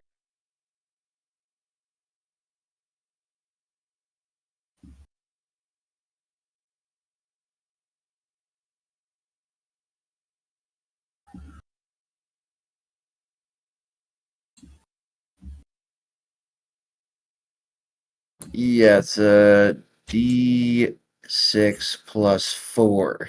There we go. Not D8, D6 plus 4. Oh, Lord, that is a big fat 1. Well, 5 hit points then. Puts me up 7, which is better than 2. It is. And I sort of hold my hand above you, and a rain of glowing what looks like kibble enters your body. Oh, God.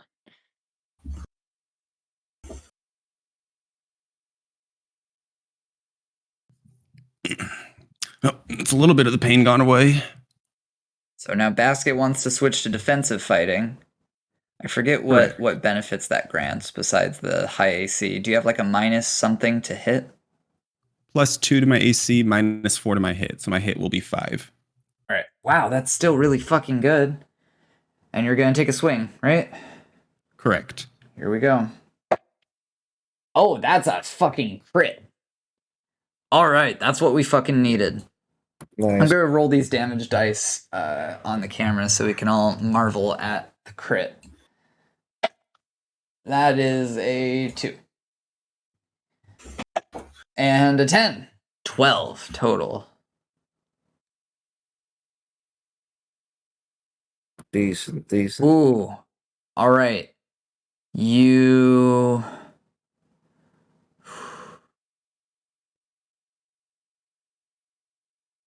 impacted his larynx with that, and he's just clutching at his throat and gasping and struggling to breathe. This was damn near a mortal blow. He is super messed up from that hit and may very well be on his last legs, but this guy is still standing and still dangerous.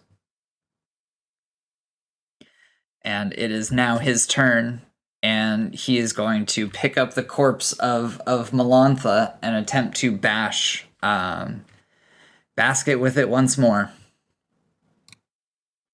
What is your AC, my friend? 21 this time.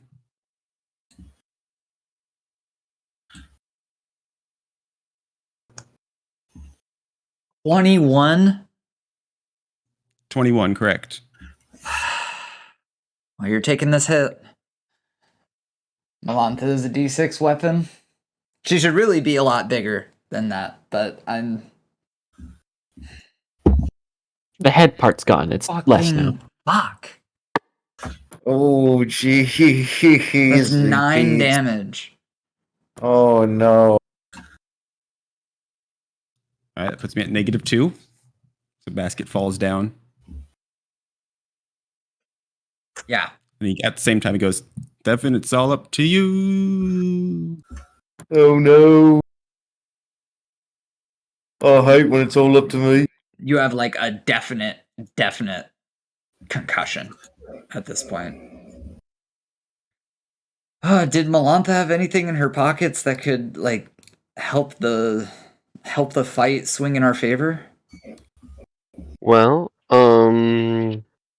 torches, rations, a grappling hook, a shovel, a drill,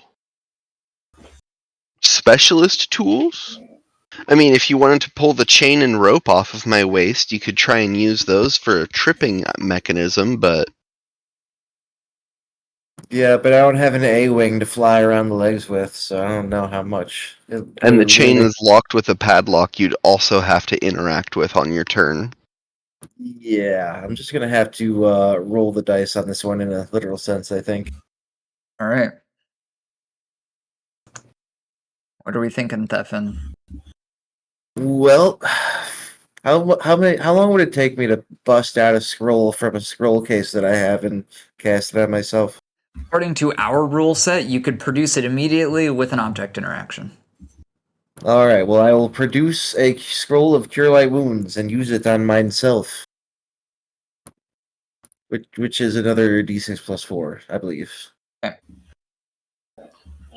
That is a 4 plus 4, 8.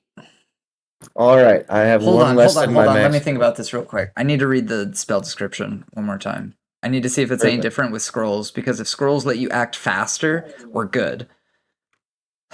Fair. But if it's not, then you could produce it this round and cast it next round.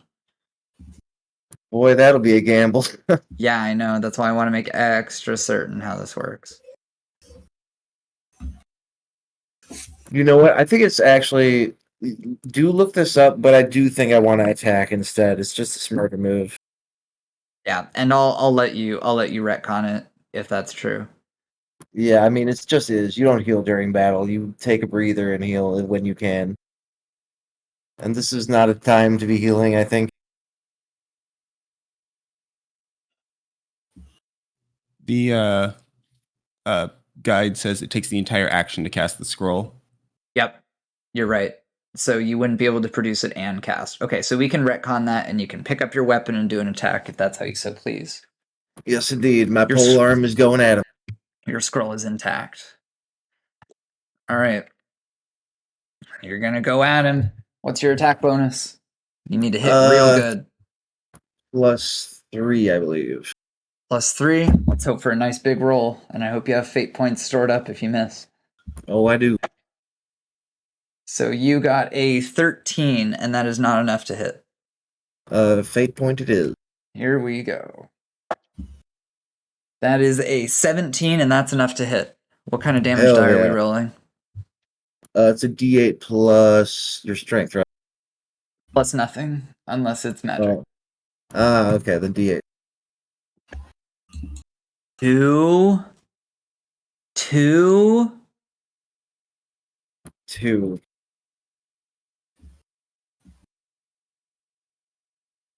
Is it a slash or a stab? A slash. It's a poleaxe.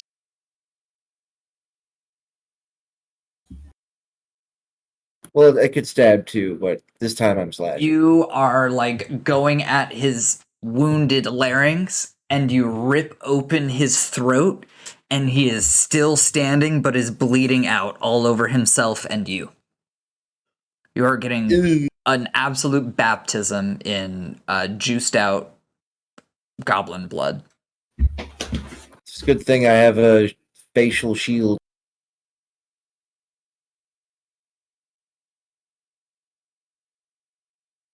Basket, how much HP do you have? -2.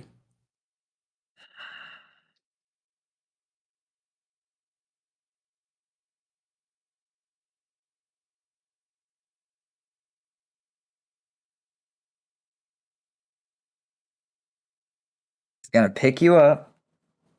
He's gonna swing you like a weapon. Oh no. Oh no. This is a really big roll, because if this hits, this is going to kill Basket. Like, it's straight up going to kill him.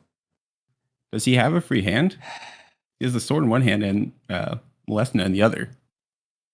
He can drop her, pick you up, and swing.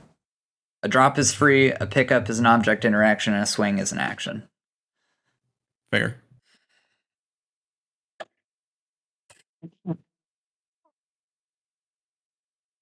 Fuck.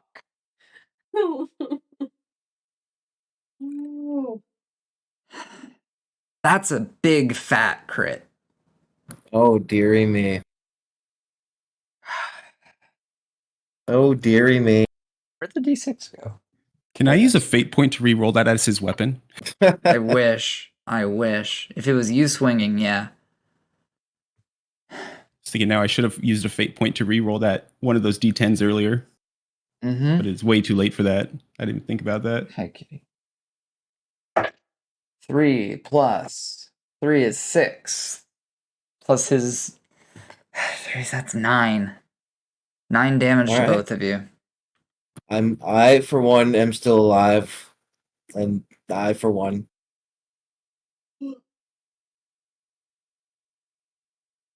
You're one of the 3 still left alive. Oh yeah.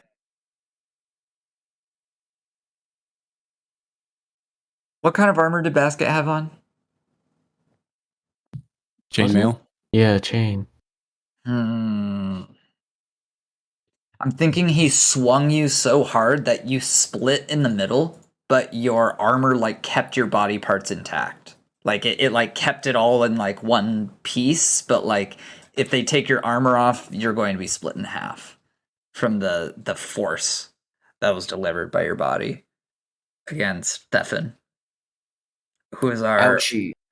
only remaining melee combatant in this fight. Oh boy.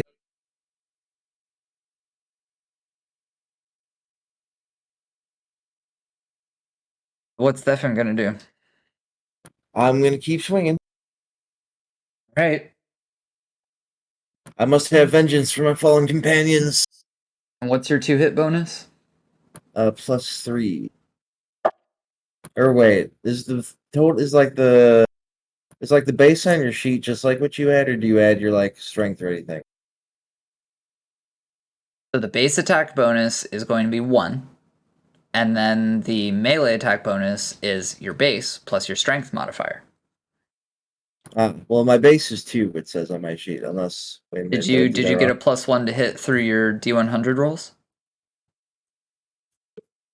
Was that what you got as part of the mystery table? I don't know. You know, I think I put 2 there because it is that because 1 by 2 hit plus my strength is 2 is what I think I wrote there. You wrote your base attack bonus 1 higher than it should be. Yeah, that should be 1 All right, though. let's reduce all of your rolls by 1 then, because your base is 1 as a cleric. Right. All right. everyone So I except have fighters. a 2. You have Indeed. a 2. So I have 2. Got it. So you got an 18, which is enough to hit.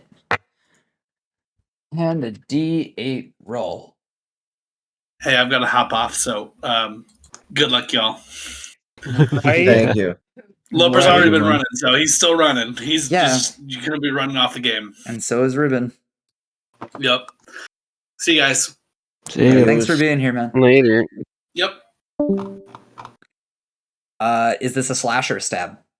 A stab this time. Right through his fucking brain. Right through his fucking Yeah. brain, and that is enough. That's enough to fell him. Revenge. And he falls forward. Jesus Christ. You're just surrounded by dead comrades at this point. And I'm gasping for breath. You have movement. Is there anything you'd like to do? Can I take cover, like disrupt line of sight between the enemies and me, especially that wizard?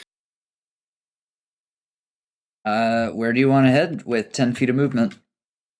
Is there a tree that I can put it between myself and that wizard? I don't want to get shot by some spell in the meantime. We got a tree here. We got a tree here. I mean, this one you could take cover, but if she's got another fireball, you are fucked. We only see cat right now. Cat and dice. Oh, sorry. Yeah.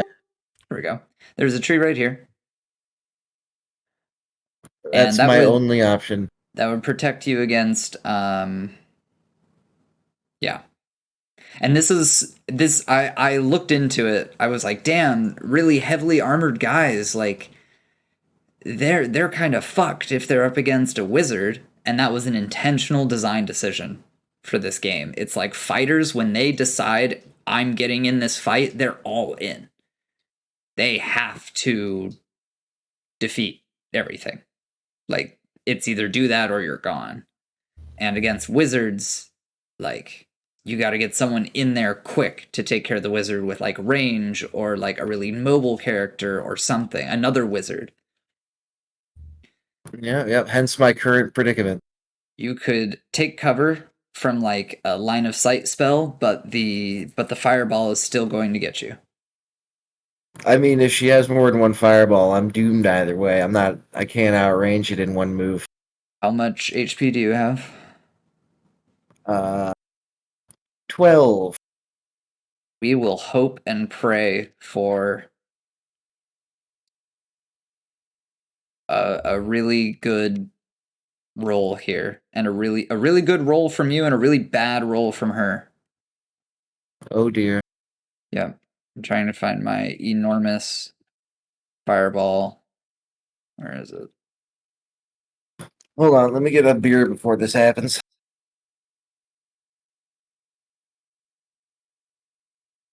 There it is.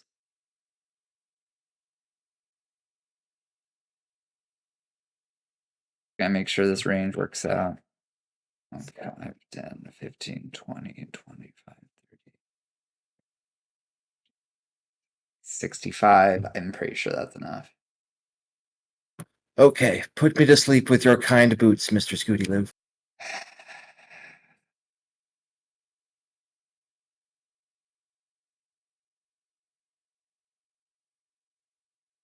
All right. It does happen. Here we go. A big fat roll right now as she screams, Fireball! Time to save versus breath attack. What's your save and what's your intelligence modifier?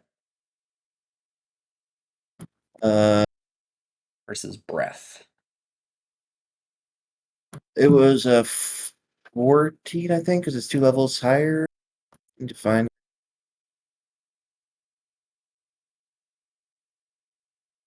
Well, I made my 14. character. Yeah, it's a 14. And my -1 for my intelligence. So you have to get a 13 to pass this. Here we go.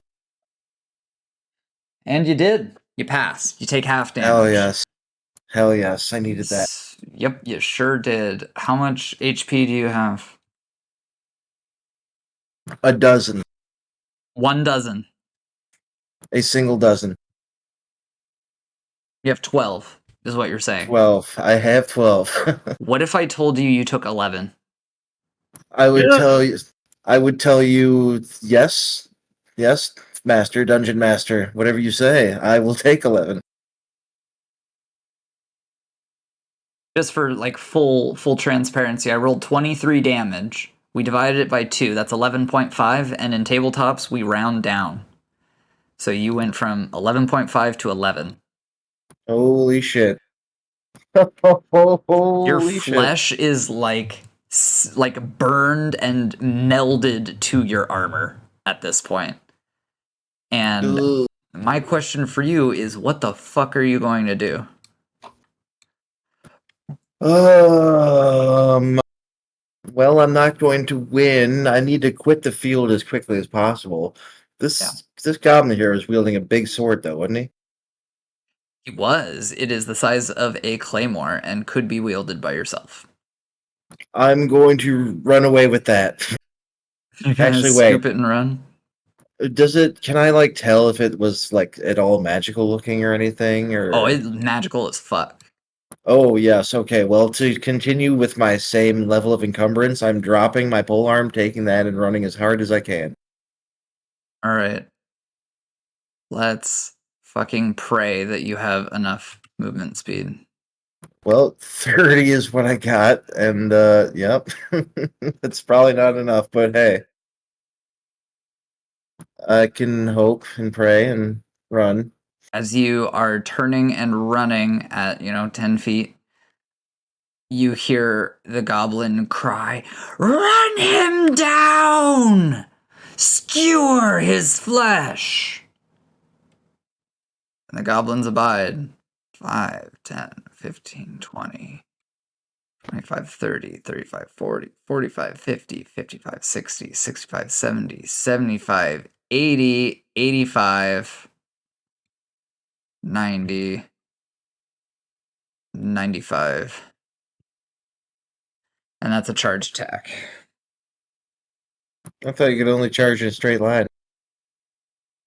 Nope. You go up to 3 times your movement speed, and if you make a melee attack during, they have a minus to their AC and double damage. Ah, well. And if you have a weapon that can receive a charge, then you get an attack on them first. How ironic that I just dropped mine. Yep. Here we go. Oh, Jesus. So that's a -2 +1. So they have a +1 to hit. 19 minus. Is it a -2 to hit or is it a normal 2 hit? Hold on, let me look at charge. Normal 2 hit. Normal 2 hit? It's only AC that goes down. So this one goes up to 19. What is your armor class? It is 18. So let's say there was a magic user that saw professional help had ads out and wanted to run in to help. True.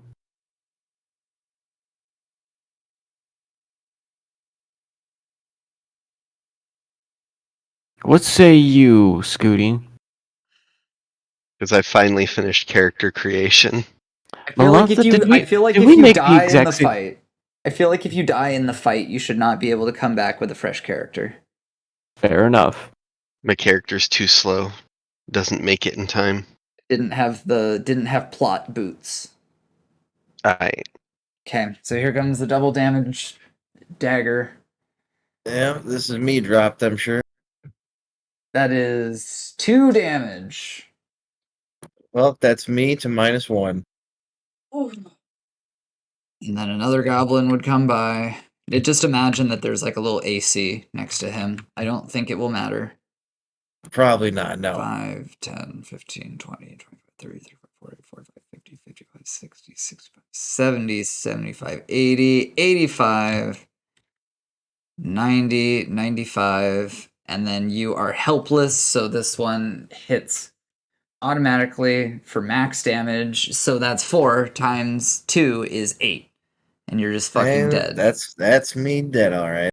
So the first one, I'm thinking like, I feel like you would have fought bravely till the end. Like you have this massive, massive dagger claymore, and you took a swing and it ducked under, got behind you, and just like plunged one in your back and like punctured your lung. You fall to the ground, like gasping and sucking for air, and then the other goblins just like run up and just like stab, stab, stab, stab, stab. Much like what happened to our dear departed Advar. Because would this guy have enough movement? 5, 10, 15, 20, 25, 30, 30. 3 days before retirement. 60, 70, 75, 80, 85, 90. Yeah. I think we wrap the session right there. What? Yeah. That's sensible. Holy fuck. All right. Thank you for joining us during a very bloody session.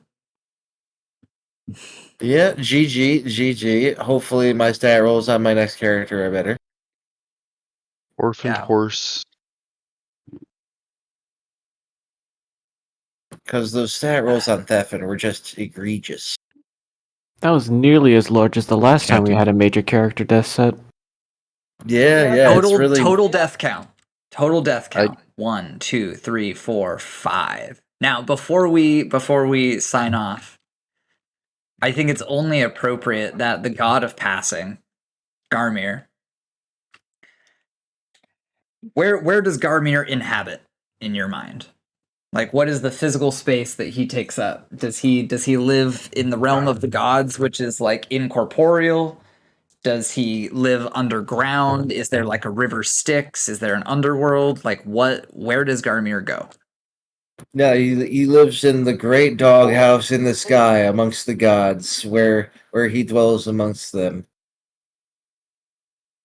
I think of it as a place high in the loftiest places above the highest mountains beyond the clouds, where the stars twinkle, perhaps. Is it under him?